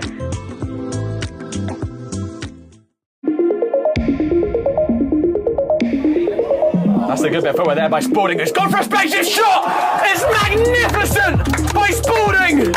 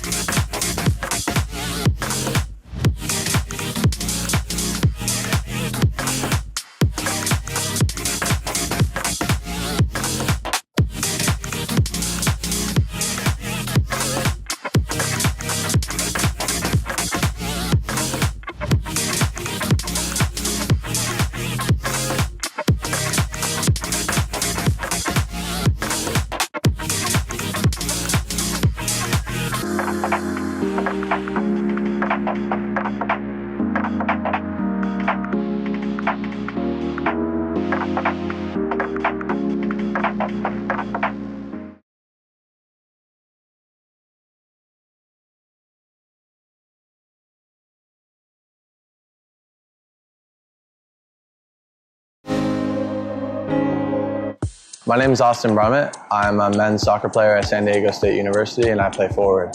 The salt air case helps block odor from my cleats when I'm driving in my car or when I'm keeping my cleats inside my house, so I don't have to worry about it stinking up my room. It helps me keep track of my cleats and my shin guards so I know that they're together and I don't have to worry about tracking them down or losing them or stressing out about where they are. I would definitely rock this, walking to the games, walking around to my trainings. And it's super helpful for travel. When I travel in the airport to go to away games, it's not going to stink up my backpack or stink up the plane where I'm sitting.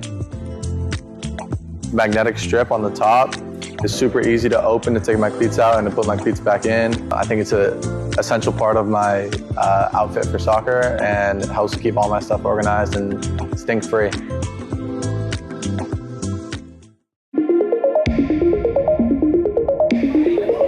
That's a good bit of footwork there by Spalding. It's gone for a spaceship shot!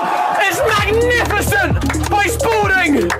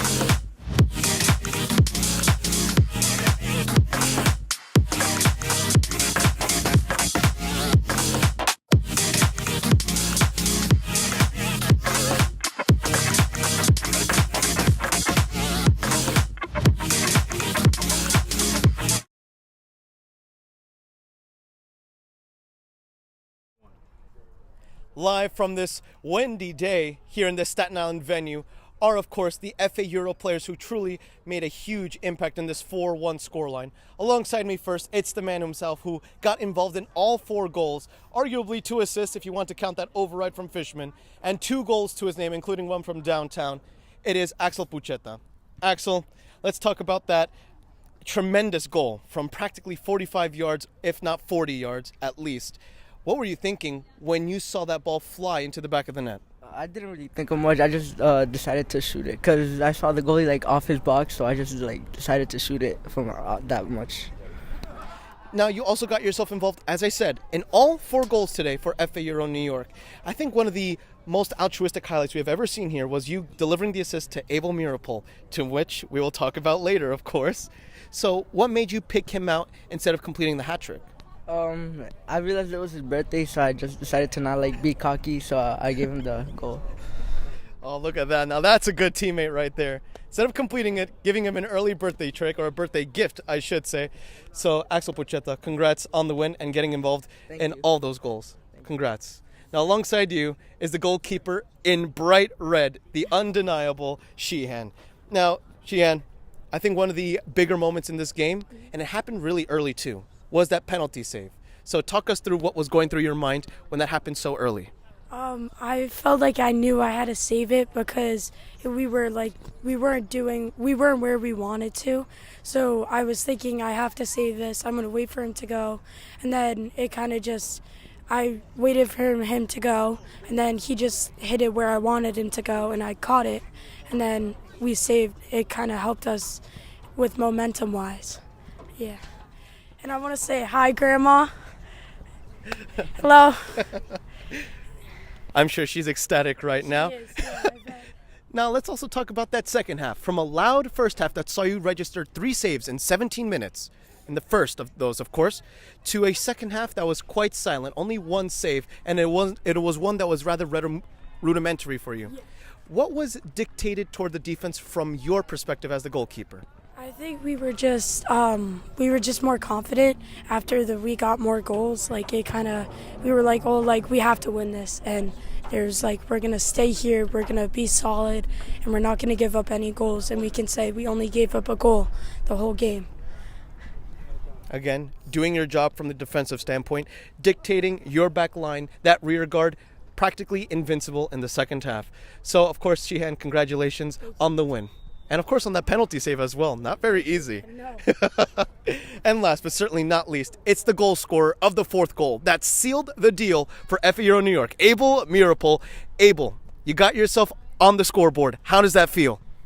It's honestly like really amazing. I've been hunting this goal down, and it means so much to me to be like, to be the day before my birthday. So, yeah, it's amazing. So happy early birthday to that. Clearly, Axel Pucheta giving you an early gift. Good teammates right there, good chemistry, going for a low 5 as well. Now, Abel, from the team perspective, this season, closing with that win, 4-1 at home. What's it like to end on such a high note? It's amazing, and it also gives us probably so much confidence going into our further matches. For example, our MLS Next tournament and next season, and all the tournaments we're gonna play.